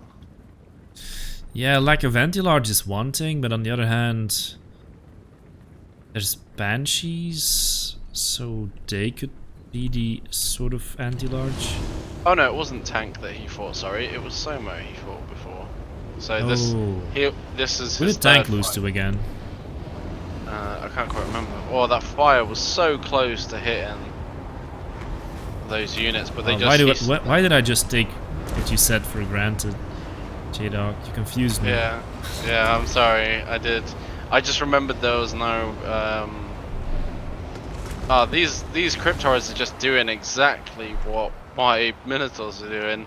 Yeah. Just running straight in and being I mean, on their own. they are holding up 3 units and stopping them from charging. Though, if they can follow this up with their own charge quickly enough, then the sacrifice of those units might be somewhat worth it. Because Chaos units have very high charge, so you don't have to absorb that with your infantry. It's actually pretty decent. Yeah, Kolek is on his own right now, but it's not the worst position in the world really for him. No, and Gorst is slowly coming towards him. Doesn't really want to fight him, although if he starts draining him now and doesn't take hits in return, it's gonna be good. Oh, that was a lovely Van Hell's Dance Macabre though. Yeah, straight on that blob. The Banshees this time way better positioned than in the battle tank lost. Oh, he used an AoE though. Oh. Two double AoEs, yes. Fire to help Kolek and lightning on That the chain other side. lightning is now doing a bit of friendly fire though. Oh, that's heading to. Oh, that was heading towards that big blob. That fire. Yeah. If only it had gone. It's coming oh, back. but It's coming back. Oh, it's coming back on Kolek. No, oh, it's and going then back. turning It's going away away again. The Vortex RNG has left him high and dry Cimerics, this yeah. time. It seems this time the vortexes were like, you know that game where you have to like move your cursor to a maze without hitting the sides. It seems like it was doing that in between these army lines. Mace's Cryptors are still alive. Yeah, and the Chaos Sorcerer's in a bad spot right now. He's trapped in that fight, and he might rout. He'll come back. Everything. I mean, I think if he routes, which should happen soon, he might not even make it out because the units are so tightly stacked on top of each other. He might not be able to pull out. And Kolek's really struggling with them units, like not in terms of losing a lot of health, but just in the fact that his their vampire count units are such a pain in the ass to get rid of. Yeah. If you want to just keep fighting them. Kolek's strength is generally that he can come in, smash a unit a couple times, and it will run away. But these vampire units, they're of course not running away. Yeah, or like he'll go for a signature item. Like he could kill Gorst very easily. Yeah. But it's not making that link between what's good and what isn't here. Yeah, that's also kind of the thing about Shagoths. Yes, they can fight infantry, but it's never ideal for them to fight infantry. Oh, we got another AoE coming in here. Fire one. Oh, but this guy was about to rout, and now he gets this huge flamestorm. Oh, and that's on the Stearns as well. They're weak against fire. And it's coming back. It's coming back. The Oh my RNG has God. returned. Oh no, we jinxed it again. Too soon. No. See, it's just dancing around the unit. No, it's back. It's back. It's back. Oh my God. It's freeing up Kolek. It lasts so freaking long, man. and the Lord of the Storm is coming. But how did that Chaos Sorcerer survive? It's incredible. I don't know. I guess just the. I guess maybe the Chosen being there is like now he's inside them isn't thingy. But if you notice, the Crypt Horrors are being used quite wisely now. Like it lost one, but it's now using the other one to try and mop up like the returning units, which is something they're great for. He needs these units on the left flank to come in, smash into that center and try to save that Chaos Sorcerer. I don't think that Chaos Sorcerer has a lot of juice left in him, but even if it's just to keep that balance of power up, it would be nice if he survived.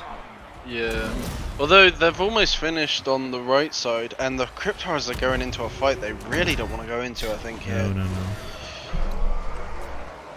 So, Summoners of Rage, kind of the only thing here that has a chance taking out those Banshees. Because they're not going to lose to overwhelming numbers.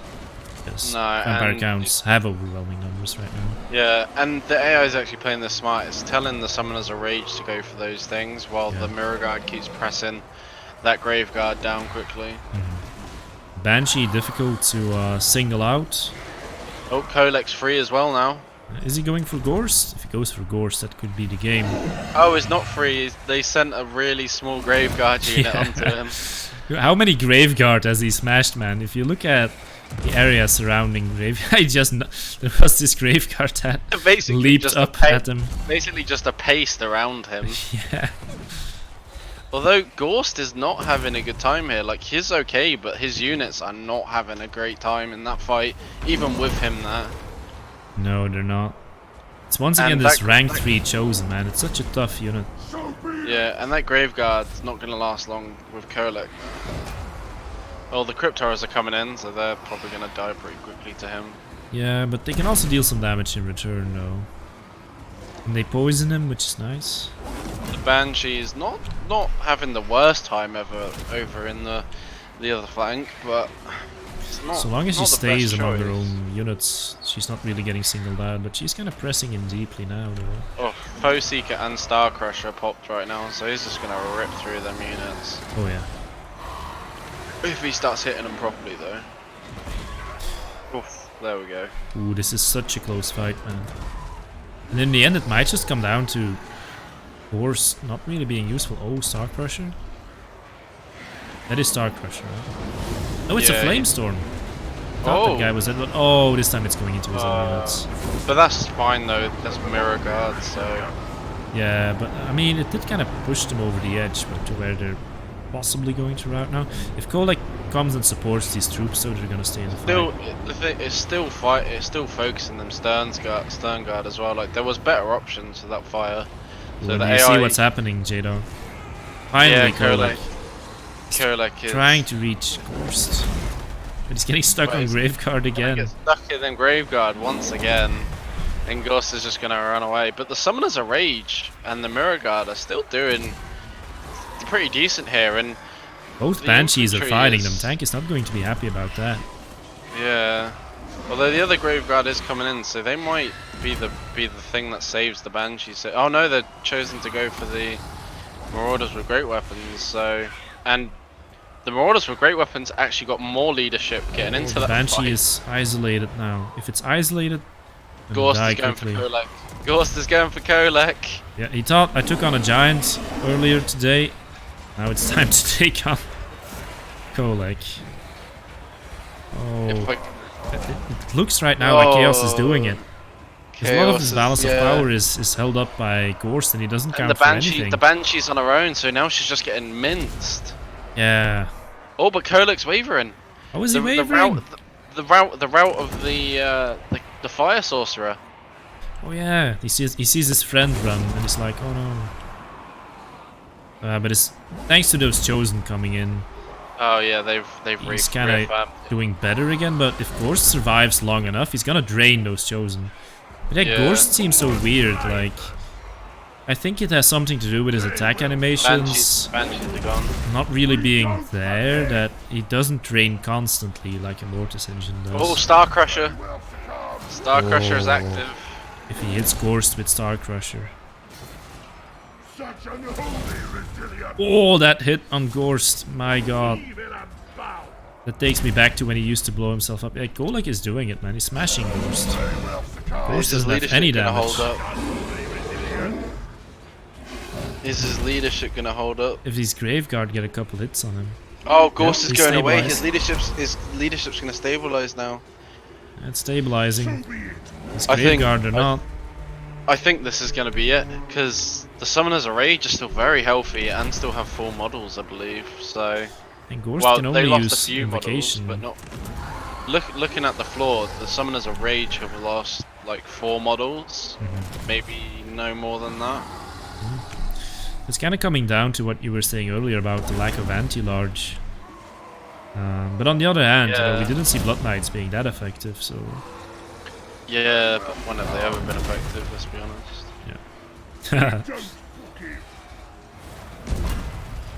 You never get your worth from them.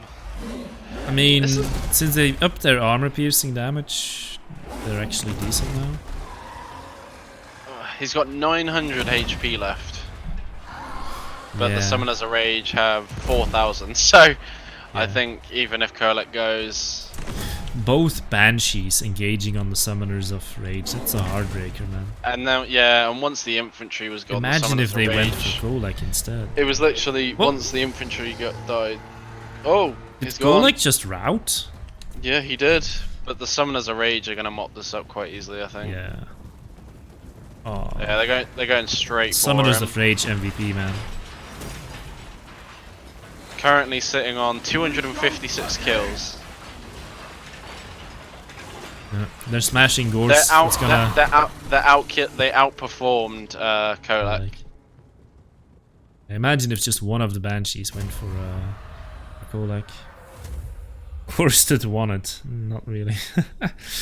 I'd say 2 out of 3 isn't bad for the chaos there. 77 kills on Gorst though.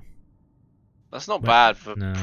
probably most of his damage coming from draining, so... Wonder what happened to these Graveguard. They must have gotten nuked by AoE. 0 kills, 0 kills. Or those were the ones that were fighting Kolek. Those are the ones that are fighting Kolek, I think. Yeah. 209 kills. Chaos Sorcerer, despite the Flame Strikes not being as good this time, still 276 kills. Chosen, absolutely insane. The unsung heroes of this battle. Summoners of Rage, a lot of damage there. The Mirror Guard as well, acting as like a meat shield for the Summoners of Rage the entire fight. Yeah, that was so good. Yeah, like last time it was the Demon Speed, this time it's the Mirror Guard. Like, it seems to understand like that they, for some reason with no other units, it seems to understand that the Chaos ones need to be with the infantry, but for the other ones, they're just like, nah, fuck it. Throw them in. Okay, guys, we're down to 4 contestants. We have Ticky's Greenskins.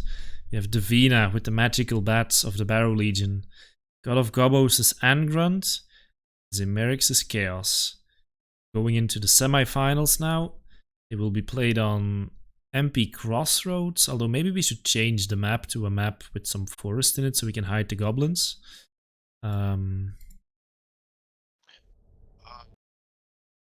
So Davina, last vampire standing, taking on Ticky's Greenskins. Both of them unbeaten so far, only the only army still up in the winner's bracket.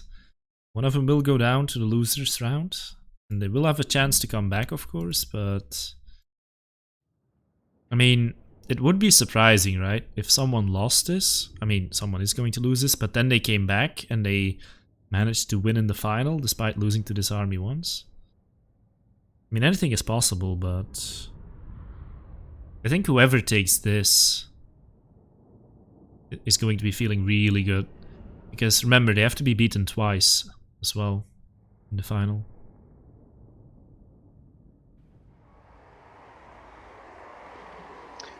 I think Ticky's got a chance here. We saw him beat vampires before that had banshees, and his giant did well. Like the fight before, it's gonna come down to the giant and the spells. Yeah, we're gonna hide the goblins, Tiki, don't worry. Have a little bit of forest here, have a little bit of forest here. Should add this map back to tournament map pools. It's kind of nice. So yeah, Davina's army. God of Gobos believes in the bats. I believe in these chill geists. I don't think the bats are going to be as useful in this one, purely because of the archers. This is the first map that the bats have come up against archers. Yeah, but they've always managed to sort of pull units off to the side, though. I think what's gonna matter here is that Orc Shaman gonna drop Rainbusters on the Chillgeists? If he doesn't, the Chillgeists are going to be tough to kill. Ooh. Night Goblins. Orc Shaman's taking damage for some reason. He overcasted Brainbuster on something. Oh, right. On these Graveguard. Oh, and Tirepacker just standing still while being charged by poor boy Biggins. They may be an anti-large unit, but they can't stand up to a charge like that. Yeah, look at the chill guys. They have Van Hel's Dance Macabre. The giants coming in just for fighting. the hell of it. Yeah. The archers are poking them down though, so the bats didn't seem to have the same effect though this time. No, but that just means their true purpose is yet to be revealed this time. They're using the nasty skulkers as if a player would, like, to try and get in front of them like Blood Knights and stop them. Yes. Yeah, so they're holding them off on this flank, and you know the AI is actually not being too hasty with engaging those bats and Blood Knights. And Chill guys are going into the back, into the Air Boys, so that's looking good for them. Although Air Boys are not that weak. I think the Arab boys are the most important thing here because the infantry lines aren't particularly strong from the orcs with what they have. Really. They're kind of relying on that support from the archers, and the archers being taken out just leaves you with a very weak front line of no support. Yeah, and this is also a bad engagement. Unsupported Boarboy Biggins, unless you call this Archer Fire support. Blood Knights don't really care about that.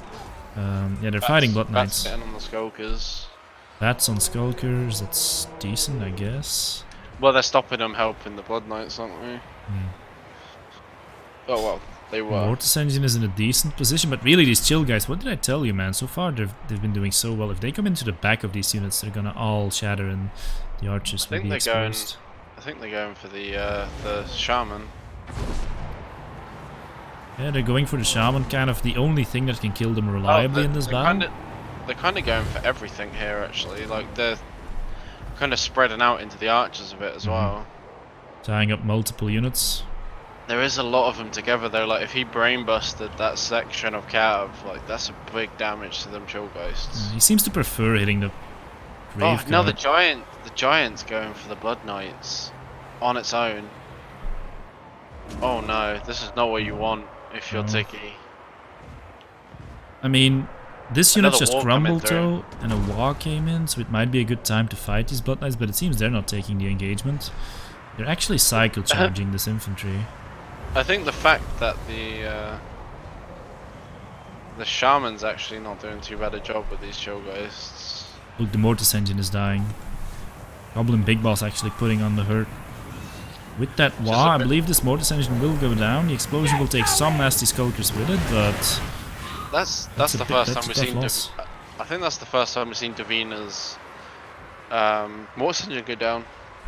Yeah, possibly so. And the Chill guys, actually, despite their ethereal form being taken down, the giant baited the Blood Knights into the into all these units. That actually went rather well for the Blood Knights. For the Giant, he pulled the Blood Knights into these Skulkers and these Orc boys, and it's working pretty well for him. And Grimgore is still doing well, fighting up against these Graveguard. Gonna smash probably as many of them as Skoleg did. Just about. Yeah. The big boss as well, keeping 2 units of infantry away, a zombie and a Graveguard from him, so letting him deal with that unit on his own is quite decent. And though it looked decent or even good for the vampires before, the main line just took too long to crack. There was a brainbusters whittling down the troops enough for the infantry lines to hold, and then some specialist units were lost. And what is Kemmler up to? Is he just dead, and did we miss it? I think we missed it. Yeah, I think Grimgore got him. Maybe we could see his body on the floor somewhere near Grimgore. mean, there's a lot of bodies on the floor though. I'll have a It's gonna look. be difficult to spot.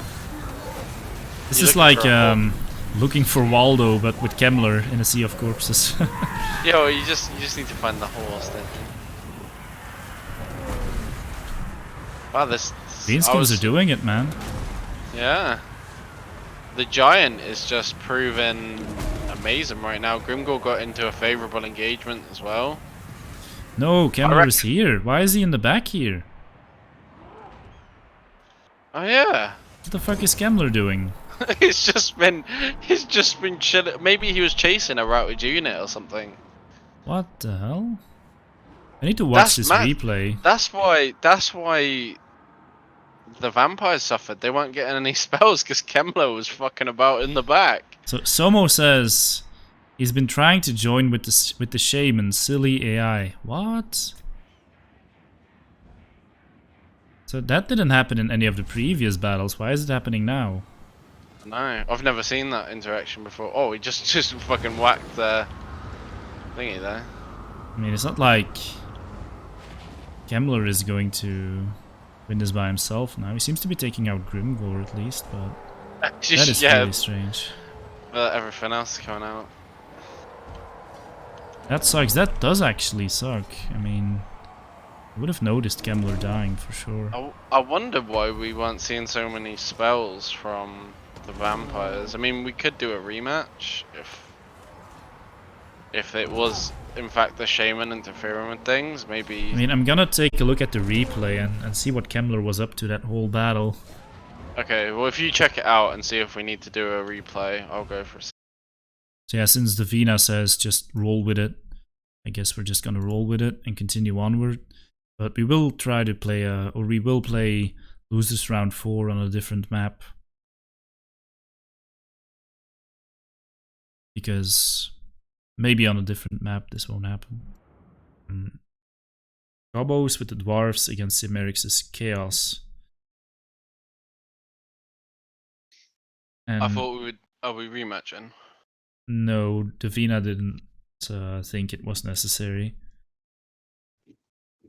She was like, yeah, just roll with it. We can still go through the lower bracket. But if we notice this kind of behavior on Blood Pine Woods as well, then we're just going back to Tower of Oath. That's okay. Right, Somo is ready.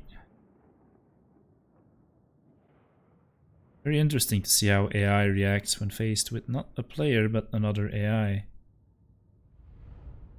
They put two teams of bots against each other and observe the stupid behaviors like jumping off cliffs and getting stuck in corners. I mean, people go and stand in corners as well in games. Especially if they're playing dwarves. Next tournament, armies with bats, Doomstack. Yeah, just bring the rank 9 bats, guys. Rank 9 bats. We'll call them Davina bats. Okay, guys, tell your Night Goblin Shamans to remove their makeup and lipstick and perfume so they don't attract any lords that they shouldn't be attracting. They need to stop pole dancing on the trees. Yeah. Oh man, now I have this mental image in my head. Damn. Really wish I hadn't said anything. Okay, so hide your goblins well, guys. Hide your goblins well. You know, I blame Somo. I think we can all, yeah, we can all agree on that. I blame Somo. He was salty about getting knocked out. Yeah, he's like, if my Kemmler can't win the tournament, the Venus can't either. I'm gonna sabotage this somehow. Oh man, so what's gonna happen here? I think lasting charges will be decent against this high value infantry. Yeah, we'll Summoners see, of Rage will have a great target. They are putting a lot of the... Oh, are they putting down a AoE already? Oh, that... Yeah, it's actually good again. Oh, look, it's dodging. I'd say that was decent. Oh, but it's like following the Slayers. Yeah, it's like, come here. You say you took an oath to die? Well... That dodge, That having to dodge though meant that a lot of the minor stuff didn't get their charges out. Yeah, that's true. Oh, those iron breakers took a lot of damage. Yeah, that first Flamestorm, again, very effective there. It's a meme spell, but it's actually like the standout spell of this this tournament. Yeah, definitely. In the center, these Dwarf Warriors are already getting eaten up by Marauders and Kolek and everything. Yeah, those Demon Spew are just chasing units down so they can't use their bombs. Yeah, they're doing a good job, although their damage is kind of lacking against Dwarfs. But these Ironbreakers, they have a great position to be throwing their blasting charges into that center. Route those Chaos Marauders, but the Chosen don't really care. Yeah, if you look at the Demon Spew, they've kind of like gotten stuck in the Norgolims, so they're attacking the miners, keeping them away, but also stopping the Norgolims from throwing. Here comes the Chain Lightning. Ooh, the Ironbreakers. Oh, that's good. That's good. That is what you. That's what I call damage 2020. Yeah. The miners on the right as well. They're throwing their bombs, but like half of them are hitting that statue. Man, maybe we should have set a 40-minute timer for this. Imagine Chosen. It's something you never see, right? But it's Chosen with 64 melee defense fighting Ironbreakers. So I'm glad there's some. He's actually doing more damage himself. Yeah, the Chosen are getting burned. Oh no. That was the worst Flame Strike. I mean, it was good if it. Oh, now it's going for the Chaos Warriors. Yeah. The traitor Flame Strike. We were praising it too much. Pull out your electric baton, swish it, and call traitor on that Flame Strike because that was a traitor. Oh, it's turning. Oh, it just went out before it turned into those other it was just trying. It's like, you know, those people on ladder who draw kite you, and then in the last 20 seconds they attack to pretend that they were trying to win. That's kind of what that Flame Strike did there. Like, no, I wasn't pretending to be. I was only pretending to be retarded. Kolek is smashing away quite well, even though he's anti-large. Summoners of Rage. Summoners of Rage should actually not do too much here with their magic attacks. They do have 91 kills, but that's mostly from the Chain Lightning. Dwarves seem to be grinding this out. They have like 2 full health units on the flank here.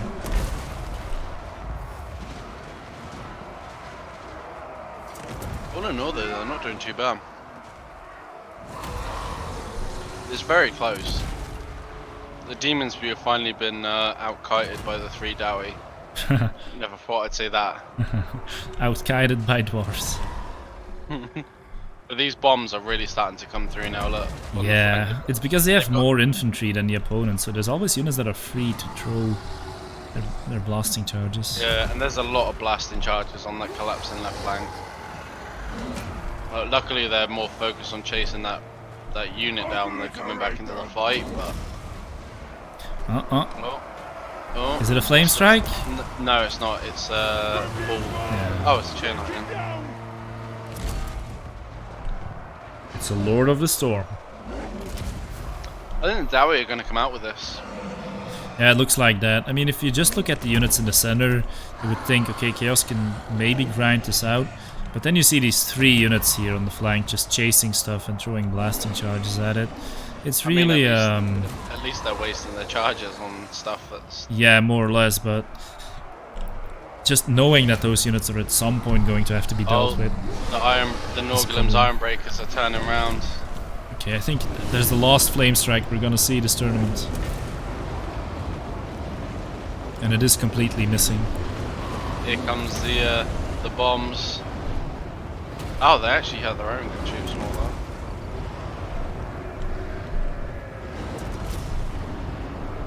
Oh, if only he hadn't cast that other one, it might have been slightly different with the Chosen being full health. Yeah, hitting his own Chosen was pretty bad there. He had those Chosen, he would be able to hold longer, but... In the end, what he kind of also needs is for the Summoners of Rage to start smashing Hulk in half. But they don't seem to be getting to him this time. Value Cup. Zimerix sees the humor in the situation. seems this is the last time I'm gonna be able to admire this army. Although it is an army, I might just play on ladder for the lulz to give homage to his Emerics. It does look like quite a fun army to use, to be honest, especially with that fire tornado. Like, it can either make or break your fight, you know. If you're actually counting on it to be effective, then prepare to be disappointed. But if you're just playing at a sort of a, you know, hit or miss thing where it's just gonna be really funny if it wins you the battle. Like, if this was all that's left, you could say it might be salvageable, but that full unit of Iron Breakers just being there is just like... Those are not any Iron Breakers either, those are no Gremlins. So. No, behind them, look. Coming yeah, there's even more of them coming. What were like they fighting? Extreme Dowie. 5 kills. They were fighting those Forsaken, I think. Bolek is doing his best though to smash Belegar, but he's no pushover. Yeah, the Summoners are Rage as well. They're slowly munching through things. 190 kills now, but just not enough infantry support with all these blasting charges. Yeah, the last blasting charges are coming in, routing the last of the Chaos forces, and I'm gonna shed a tear here as we say goodbye to Zemerix's. I'm gonna call it the Fireworks Army. So Zemerix, thanks for putting in this army. This was tremendous fun, man. Seeing this army at work and being quite effective. Actually, you made it to the top 4. So the smashy Bernie boys. But I guess dwarves are sort of the counter more or less to this army, because you do invest in anti-large, which you need in a lot of matchups and which wins you the game. A lot of matchups, but against dwarves it doesn't really. Although honestly, if the vortexes work out a little better, maybe he can do it. I think the infantry was the biggest thing, like just they were just able to out infantry them. Yeah. And that was the decider. Look at these Summoners of Rage though, they have magic attacks. They still killed 190 troops, despite 25% damage reduction. Dwarves. Okay, if you can pull out Davina's build, Somo. So Zemerix is out, Gobos continues, and we have Davina. Hopefully this time Kemmler shows less interest in the charms of a Goblin Shaman and more interest in killing his enemies and supporting his allies, especially the magic bats, because he's gonna need that to beat these this tough dwarf build that God of Gobos made. And the winner will take on Tiki's Greenskins in the finals.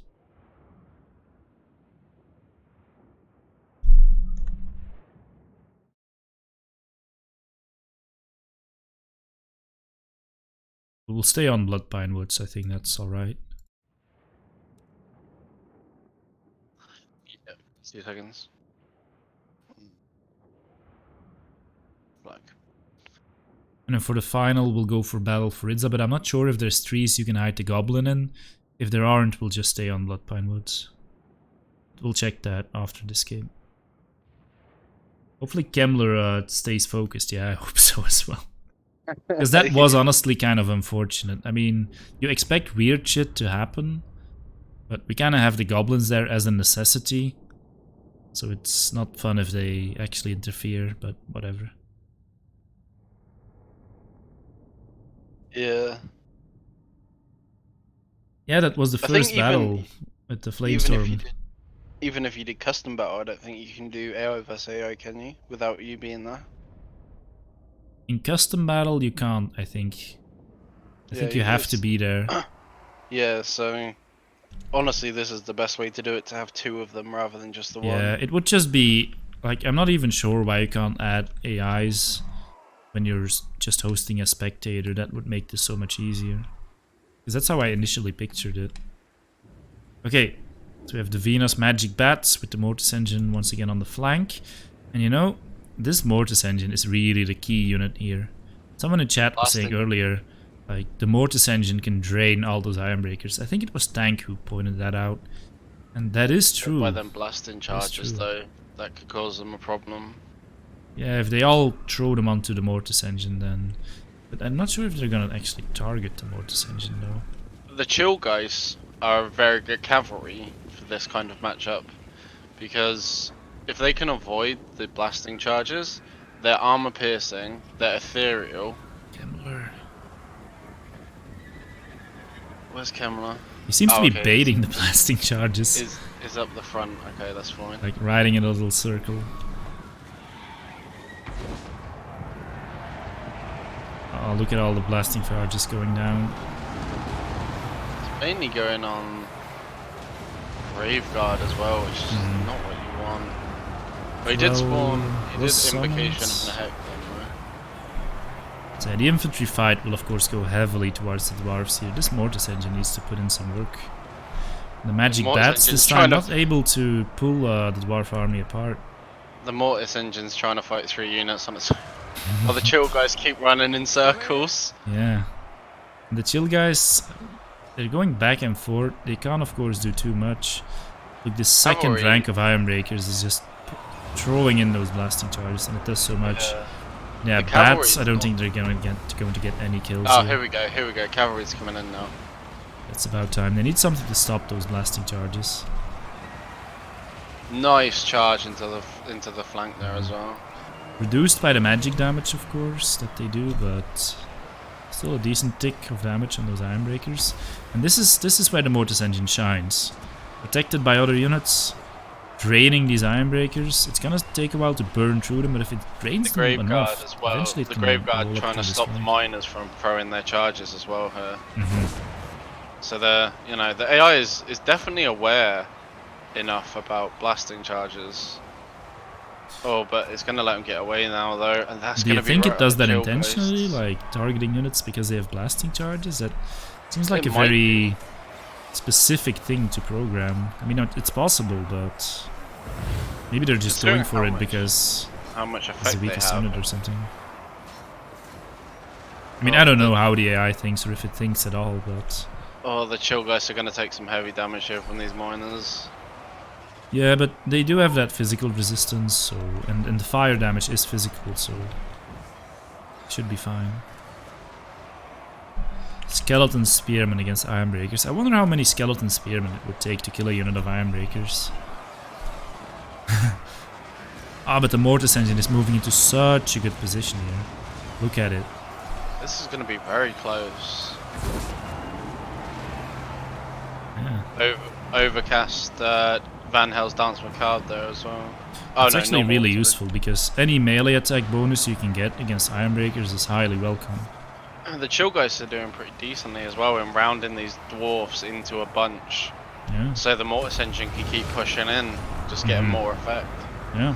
Mortis engine really the problem for the dwarves right now, because even though it doesn't have magic attacks, the draining aura is enough to also get rid of Halkenaf Stonebeard. Yeah, unfortunately though, the Blood Knights and the Dire Pack seem to be having a spasm.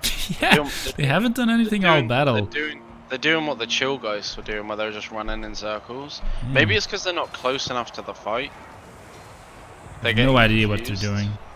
Kind of just spazzing out. It's actually amazing with more than 2k gold, 2,350 for being exact, out of the fight. Oh, they're starting to move across now, though. Maybe they have a plan. Maybe they wanted to flank, but they're programmed to stay out of the forest or something. I have no idea. Maybe they are anti-large and they have no large targets. Yeah, maybe they're looking for large targets but not finding them. Yeah, that could be it. Because the chill guys did that. The chill guys did that for a second and then went in. Although it looks like they're starting to come in now. It seems the Mortis engine is carrying this hard, and nothing can really focus it. Oh, the Dire Pack is coming in now though. Kemmler taking some damage from Belagar. He can get this kill, it might be doing a lot, but Kemmler is healing from a couple different, from 2 different auras. So. Oh, Blood Knights are going in. Yeah, here they come. They were just biding their time. Yeah. Look, I'll tell you guys what this was all about. So, Blood Knights, they don't have traditional armor piercing, right? And Iron Breakers are very, very armored. So, units, they... are we on Ultra Funds again? Or ultra-sized targets? Units? Couldn't be. It's unit size? They have 10k health. They should have like 8k. I don't think we're on. No, because everything's 120. Anyway, what I was saying was they waited for them to be exhausted so they could deal more damage because then their armor rating is lower. Oh, it's on Ultra again. Yeah, it's an Ultra again. It reset for some reason. How did it reset? No idea.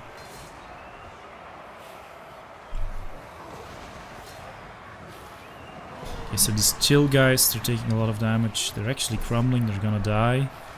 Yeah, this Mortis engine just seems to be killing everything, man. Yeah, the Mortis engine's really pulling in its weight right now. I'll back out and I'll change it again. I don't know how it changed once again. Because that's like a save settings and graphics, you know? It is really weird. I remember tournaments where some people got disqualified for using the wrong settings, but their settings just changed because the other guy had those settings or something. It's really strange. Maybe it's Somo with the settings. Yeah, I blame Somo. Like, once again, first he sabotages us with his Goblin Shaman and now this. Come on, Somo. It's probably because I allowed Regiment of Renown units. This Mortis engine is honestly MVP right now. Yeah. Like, this middle engagement without Mortis engine would have been lost in my opinion. Like any battle where there's no archers or other good single target damage like fireballs, breads, Mortis engine can just carry all by itself. Like, and if you think if he'd have had Thunderers instead of like Dowie Warriors or something, they wouldn't necessarily have been shooting the. Yeah, no, there's no guarantee. Yeah, Dire Pack coming in for a rear charge. It's actually killing both Pelagar and the Halkanaf Stormbeard. What's this Mortis like engine made of? Like the soul of the gods or something? I don't know about the lore behind it, but I think it's just like a chariot that's pulled by ghosts. Because if you look at it, it has like. So right now it's in God mode. Yeah. It's just like I take your blasting charges and raise you a constant fucking siphon. Now they're throwing blasting charges at it though. Yeah, but all 3 units have used all their blasting charges on it, and that's all the damage they've done. And it's not even hit its regen cap yet. No. It can still regen quite a bit. It's silver 1 already. Yeah. Yeah, this is the second time today it gained 4 chevrons. And it's probably gonna gain even more. Yes, Zomerix, there will be like a highlights section of the stream when Viking can get to it. Hi Falcon. Yeah, I want to do a highlight for this stream. It's actually pretty easy to make as well with Twitch. They have like this video editor that lets you make highlights, and you can just select segments. So that's what I did for Kill for Claw 2, which was last week, I think, 2 weeks ago. Oh, silver 2. Yeah, how many chevrons do you think it's going to get? I think at this rate it might end up in the gold. Yeah, I think it's gonna get 1 gold chevron. That's my bet. You can place your bets now, chat, on how many chevrons this Mortis engine is gonna get. You can also bet on how many kills it's going to have. There is one issue here though. Yeah. There is a half health Ironbreaker still fighting them Blood Knights. And when that comes back, by the time it gets there, I think all of these units are going to be gone, apart from the Mortis engine and Kemler. Yeah, but even then they can't really hit it very well. Because even the Stearns Guard have reached their Stearnsmen have reached their regen cap. Yeah. Look how quickly it's healing as well. Like a Mortis engine can easily grind down 1 unit of Ironbreakers, I think, even if it's taking full damage from them. Because Ironbreakers, they're not really high damage dealing units. I mean, they are with the blasting charges against other infantry, but to kill single targets, they're just not the best. What was that spell? You put a Dance Macabre on a crumbling guard. Yeah, I was gonna comment on how good the Dance Macabre has been, but yeah, I just like to put it on like completely useless units. You know what KC would be saying right now about his Mortis engine? I can't remember. I know he used to hate him. Yeah, KC was a caster, guys. Actually one of the best casters we had in Warhammer 1. I would say probably the best. And he would get mad at the Mortis engine because it never looks like it's taking damage because it has double regen aura. It was like, it's not taking damage, it has 16 melee defense. 16 melee defense. So he would always rage about that. How does it have 40 melee defense now though? What? I remember when it came out, probably the chevrons. I remember when 40? It's probably the chevrons, isn't it? No, because it's back to 16 and the chevron doesn't add like 24 melee defense. He popped the melee defense thing. Oh yeah, of course, that's the only way. Stand your ground. Well, the undead resurgence. Yeah. I mean, now it's taking damage. I remember when the Mortis engine first came out as well, and everyone used to be like, you can't kill it, you can't kill it, and I was just like, 2 units of Empire Gunners, shoot it. Yeah, and with how overpowered the net was at the time, you couldn't even really bring it against Empire unless you were suicidal. It's starting to take a lot of damage all of a sudden though. Yeah, and I don't see the draining effect on these Iron Breakers anymore. Yeah, now that the it stopped. Now that the regen stopped, it's starting to kick in. Cloak of Mists on Kemler is keeping him going. Belagor's coming back though, which isn't what you want. He's routed like 4 times now and come back every time. He gets a hit on this Mortis. No, he's terrified again. It was like, yeah, I'll help you. Oh, one of the Iron Breakers is back though. Belagor running away. Has fully shattered though now. This is going to be close. I mean, I still think the Mortis carries this. It really says something about how tough Iron Breakers are though when they're being drained by a Mortis engine all game long and they still seem to be in a somewhat winnable position. There's 1 hit point Belagor. Does he actually have 1 hit point? Yeah, he has 1 hit point. Oh man, that's even better than the Undertaker's Rune Lord from a couple weeks back. Had a battle with him where I almost killed this Rune Lord and an Anvil even. He had like 9 hit points. I was raging about it on my stream like, yes, 9 hit points, how is he not dead? How is he not shattered? At least this guy shattered. That Rune Lord was just alive and fine. And imagine if the Mortis dies and just blows up the last dwarfs with it. What, leaving Henrik as the victor? Although the Terrifying is just...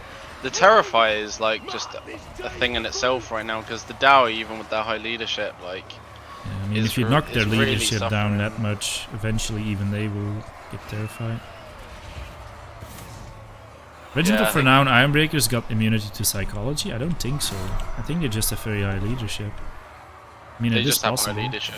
It says they're not minus yet. They're at 18, flickering between 18 and 21. Oh no, it said the unit card says they do. Yeah. Oh, does it?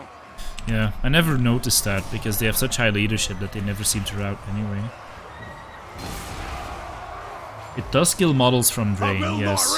It doesn't say it here though that they are immune to psychology anyway. It says you have this brain on the unit cards.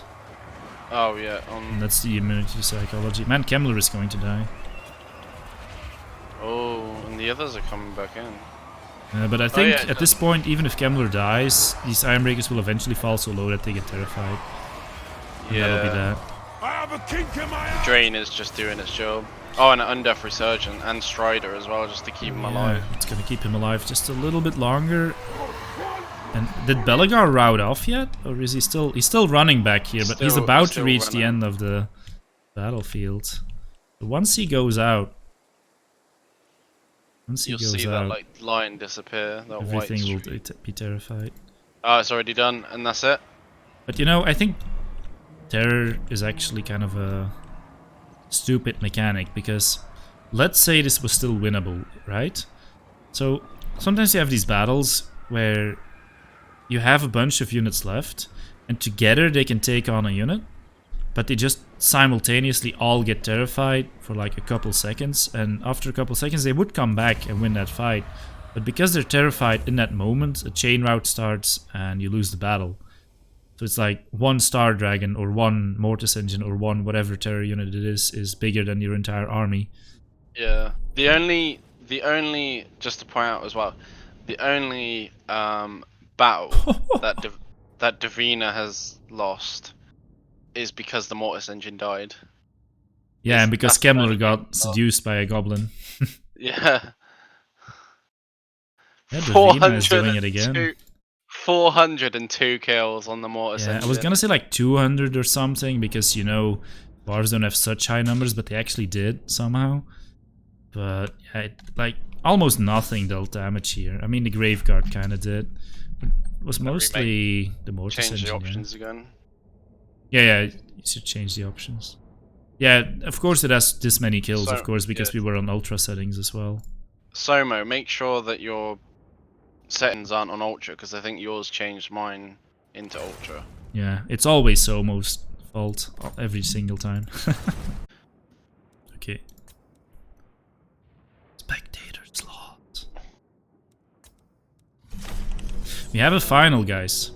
It's Davina and her Magic Bats and Kemmler against Tiki's Greenskins. Now, earlier Tiki's Greenskins won, but in that battle, the Mortis Engine was lost pretty quickly for some reason, and Kemmler was having a date with a Goblin Shaman.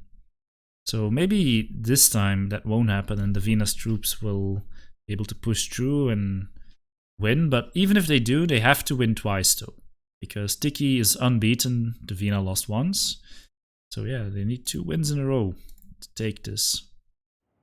What the Greenskin does as well, or just Davina? Just Davina. Because it's, I think in double elimination it makes sense that if you go through the losers bracket and you've lost once, that if you lose in the final, you're out. But I think it's like, let's say I did tournament with like best of 5 finals, I would probably give the guy who went through the winners final a 1-0 advantage.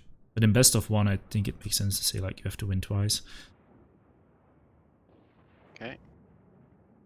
Hey, these are the finals, guys. There are too many players for the selected map. What?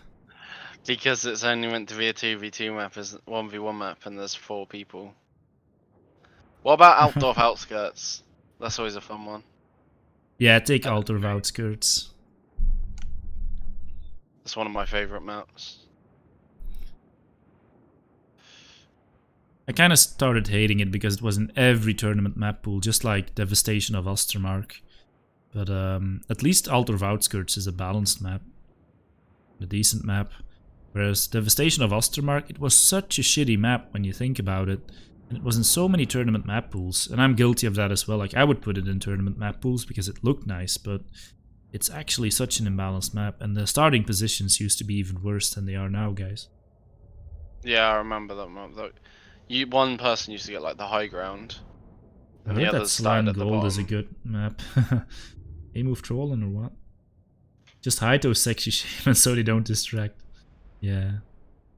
But yeah, no, Devastation of Ostermark, like, that's the like multi-layered field battle, innit? And like, one person used to start off at the bottom and the other one started off like at the top, and it was just like an uphill battle for one person the whole time.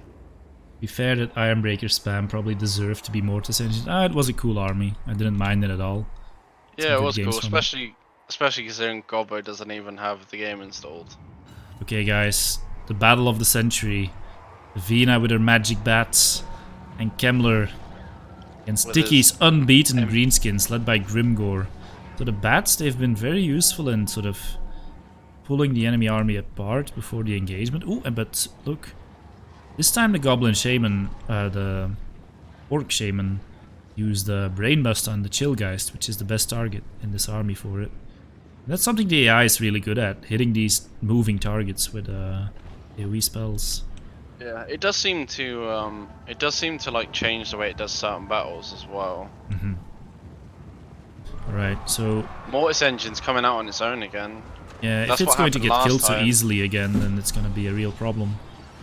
Oh, and this time the Ball Boy Biggins did get caught, but the smoke bombs caught the Blood Knights in that fight, so they're losing very heavily there with Invocation and the Heck coming in there. Yeah, initially this was a good fight, but at least they're getting healed. And it's an upgraded one, so the Dire Pack is getting healed as well. Oh, there's the War. Yep, there's the War. The Chill Guys are actually losing this fight against the Squigs and the Orc Boys and the Spider Goblins, so... Yeah, because a lot of them are running around, they're not really fighting. Bats are dying. Mortis Engine's taking damage quite heavily right now. Yeah, last time it got killed by the Goblin Big Boss, and it seems to have gone straight into him again, but this time Krell is here and could potentially get rid of this Goblin with a couple good whacks on that big axe. Couple big whacks. Oh, the Ball Boy Biggins with the nasty Skulkers help have come up killing the against Blood Knights, so on that yeah. flank it really looks bad. And the Skulkers are coming in for a flank now on this infantry. That is not a fight that you want to be taking as the vampires. Skulkers, Orc Boys, supported by a giant. No, not really. That sounds pretty nasty for any faction, to be honest. Yeah, and then the Ball Boys are going to come around soon too. Archers are getting a lot of value. It's a different story on the other flank though, like... Kemmler is healing those chill guys to our essential unit here. And Grimgore is kind of getting caught out. Yeah, Grimgore's in a very nasty spot right now. But it depends how quick this flank collapses for the... oh, a nice Brainbuster right on the Mortis Engine. Yeah, that spell has been such a good choice by Tiki. Such a good choice. He knows how good TAI is at actually hitting with it. The archers are all starting to focus fire a bit as well, so they're starting to, especially in these Graveguard. The Graveguard are facing the wrong way, so their shields aren't going to be effective against these arrows. Alright, now it looks like the huge numbers of the Greenskins are just prevailing. Yeah, the Greenskins are just building up, and this giant is just not going to be stopped with all this support right now. Yeah. Even Krell's in there. He'll be a war as well. Oh, the big boss though is trying to get to that Mortis Engine, but it's just struggling to push through things. But apparently Big Boss can kill Mortis Engines, guys. I mean, he has pretty high attack and damage, so yeah. But not this time, not this time. The Mortis Engine is taking revenge. Grimgore's actually coming out on top against the Stern's Guard and the zombies here. Yeah, their armor piercing is kinda... I mean, he has Wa and Gitsnik popped at the same time, nothing's killing that. Yeah. And Archer's actually focusing the Mortis Engine now. Yeah, they're going. He come out a bit too far, and the Archers are now punishing the Mortis Engine. This is what we said. Like, I know I used the Empire Gunners as an example, but you focus fire that Mortis Engine with projectiles is not going to have a good time. Yeah, it's true. Although they seem to have switched targets now, and it's doing a good job in the center. But yeah, it seems that everything is already too far gone for the vampires. Yeah, where's Kemmler? Is he fighting the squid? He is in the center here fighting this Goblin Shaman. Yeah, he's by the giant, yeah. Once again, man, this Orc Shaman with a great brain bust. We see 61 kills, but if you look at the hit point damage he did on models that he didn't kill... Oh, the Ball Boys have got on the Mortis Engine as well. Yeah. They're going to start racking up the damage on that. Yeah. And the Archers are focused in it as well now. Yeah, this looks like Tiki taking it so far. And they're keeping a nasty Skulkers in front of some of the Archers here as well. Like, oh, there's a smoke bomb as well catching. Kemmler getting smacked by the Orc Shaman. Grimgore's not doing so well now though, but he did just pop stand your ground, so... Yeah, he's not going down quickly here. It's these non-armor piercing troops. Ball Boy Biggins, oh, another war. Yep, it's gonna be the nail in the coffin. Yeah. No pun intended. We almost have a 3/4 health giant here as well, so...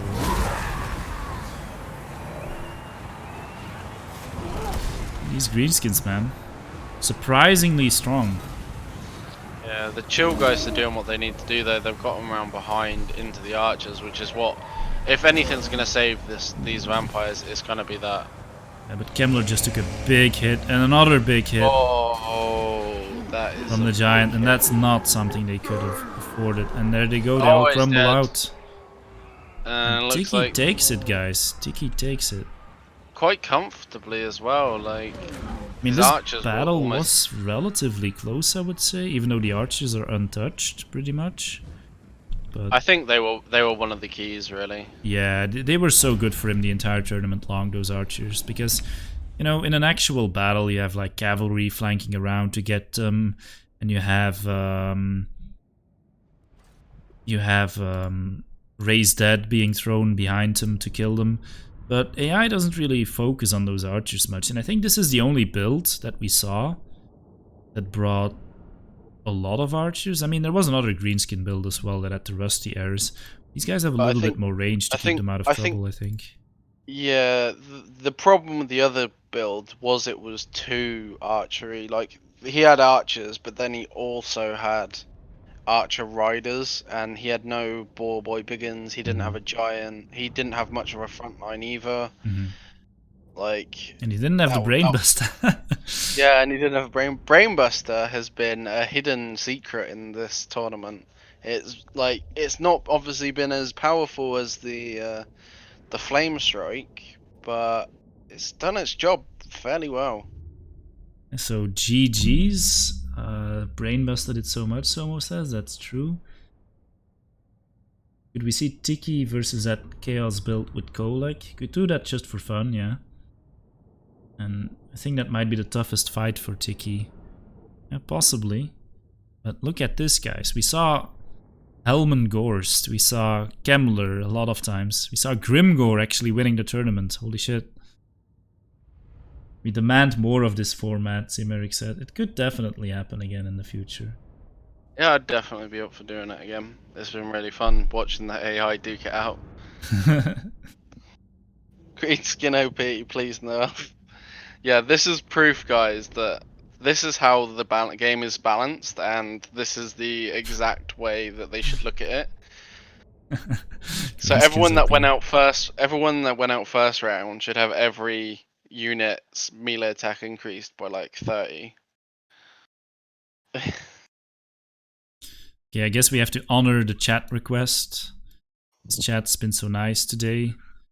And see if the Chaos Army would have had what it took to take on Tiki's greenskins. Do you want to bring them in, Somo?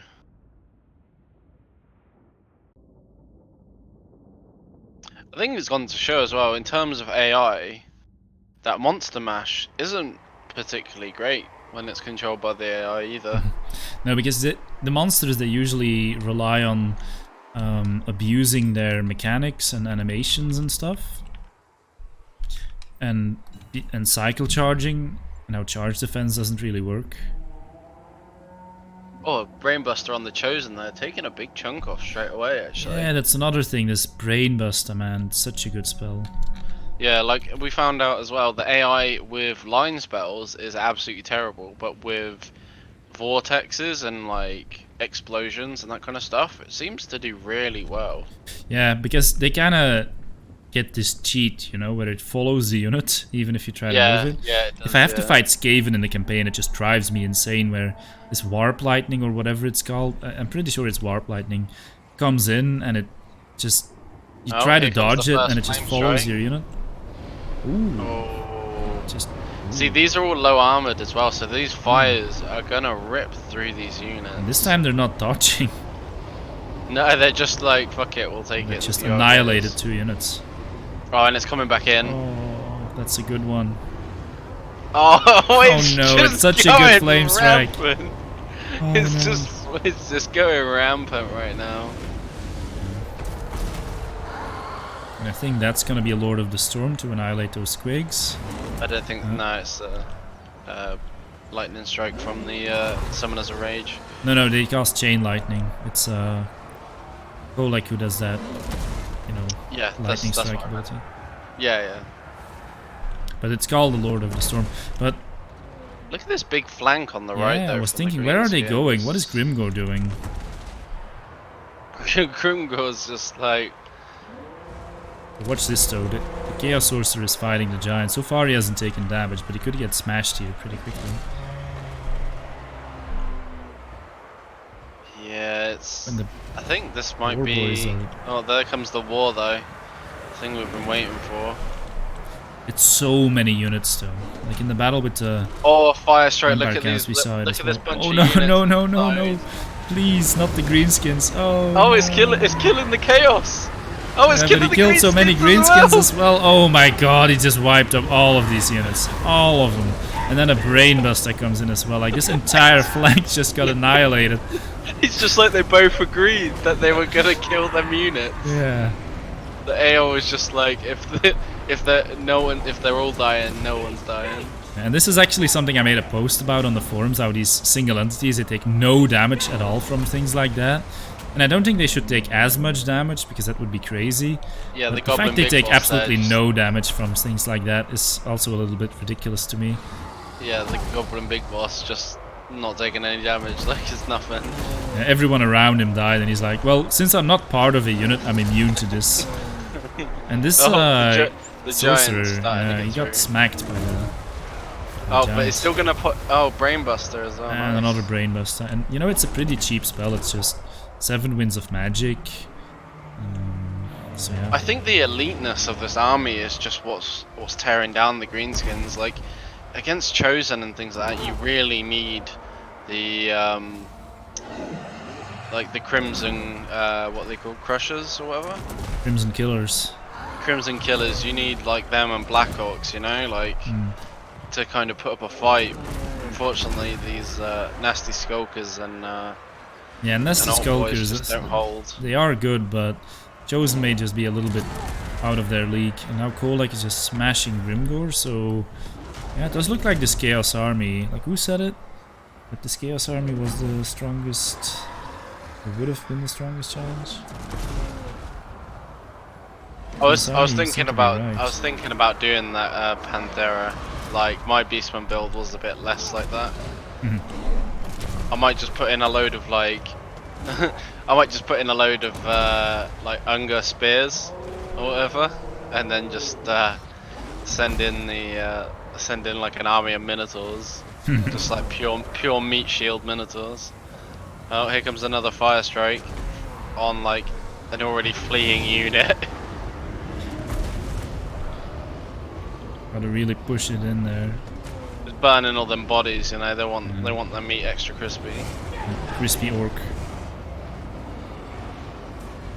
Kolek stopped killing Grimgore though. So that's something. Yeah, he's left into the sorcerer. He just said, "Okay, sorcerer, this is your job. I've got The archers to giant. kill." And killed her. It always seems they do so little when they're by themselves, the giants. I don't like feeling lonely.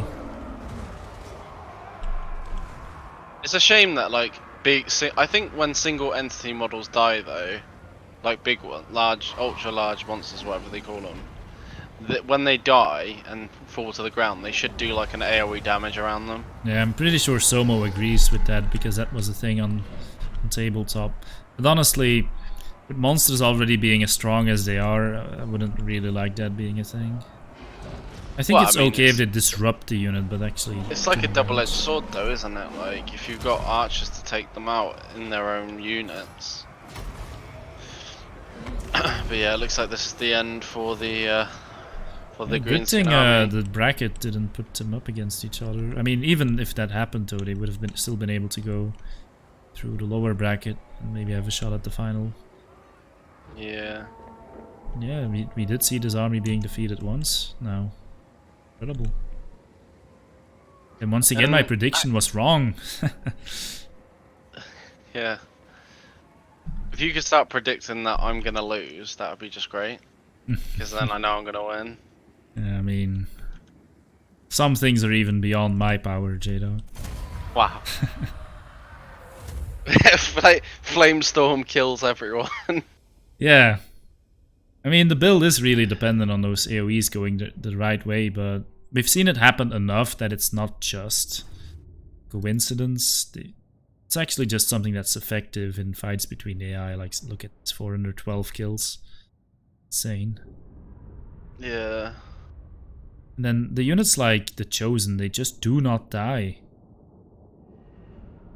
Yeah, like, see, like, against the other armies, like, the dwarfs were just able to, when they beat the Chaos Army, they just had more elite. basically. Tied with the, because they had like 5 iron breakers, Hmm. but in an army like the greenskins, where it's a big one filled with fodder for a few units to really do the damage. That's where these like small elite armies kind of shine, because they just cut through all that shit. But yeah, Hmm. it was like you said, it was also the spells. That flame strike does a lot of work if it goes the right way. But we also saw in one of the matches where he did it, and it basically killed 2 or 3 of his own units, and didn't kill when he killed that chosen in the Dowie fight. That was arguably one of the things that cost the fight. It was very, you know, it can go either way. Yeah, and that's actually, I mean, also fun when people have these armies where there's some random factor to it. Because if it's just pure melee armies with nothing that can go wrong or can go very right, then I think we'd be seeing the same results over and over. Now it's always like, oh, is the vortex going to go the right way? So I think that Chaos Army definitely wins the like the The fan people's favorite. favorite prize Yeah. there. We had the most fun watching that one, but honestly, I had a lot of fun watching all of these armies, even the ones that went out really quickly, like the Lizardmen with their Temple Guard and thunderous ones stomping around. Yeah, that was great. I agree. Meme battles galore. Were there any Yeah, Beastmen? Yes, definitely. J-Dog played the Beastman, and he even won once against the Lizardmen of a Rubber Duck of War. Well, he didn't play them, but he put in the Beastman army. The Beastie Yeah, Boys. yeah. Unfortunately, falling to the vampire counts. If they'd just been able to avoid those vampire counts in the bracket, man, they would have I done know, well. it was. I just could not escape them the whole time. That's the thing with vampires, man. You can't escape them. They just keep coming after you. They never out. And yeah, So huge shout out to Davina as well, with the only person to take flying units. And they worked the bats. Grimgore fighting the bats in one of those first battles there. That was beautiful. that was It was hilarious. fucking Like, hilarious. I'm gonna make a highlight video of this. Probably I'll do that tomorrow. And yeah, that's like the first thing off the top of my head that I'm going to put in there. yeah, and some of the firestorms as well. Yeah, definitely the firestorms as well. So yeah, we're gonna end the tournament. We're gonna crown the champion. Tiki, congratulations! You win a sub to a Twitch streamer of choice. You can choose whichever one you like, and I will give it to you. Just let me know who you want a sub to. With that, I think the time has come to end the stream. So, JDog, do you still wanna say something to the chat? Yeah, it was cool to be back. It was definitely a change of pace for a tournament. Like, it was nice for it to just be all about the fun. So Yeah, that's yeah, true. it's nice to come back on such a great note. And thanks to everyone for tuning. To see them there. So thanks for watching, guys. This was a lot of fun. See you soon.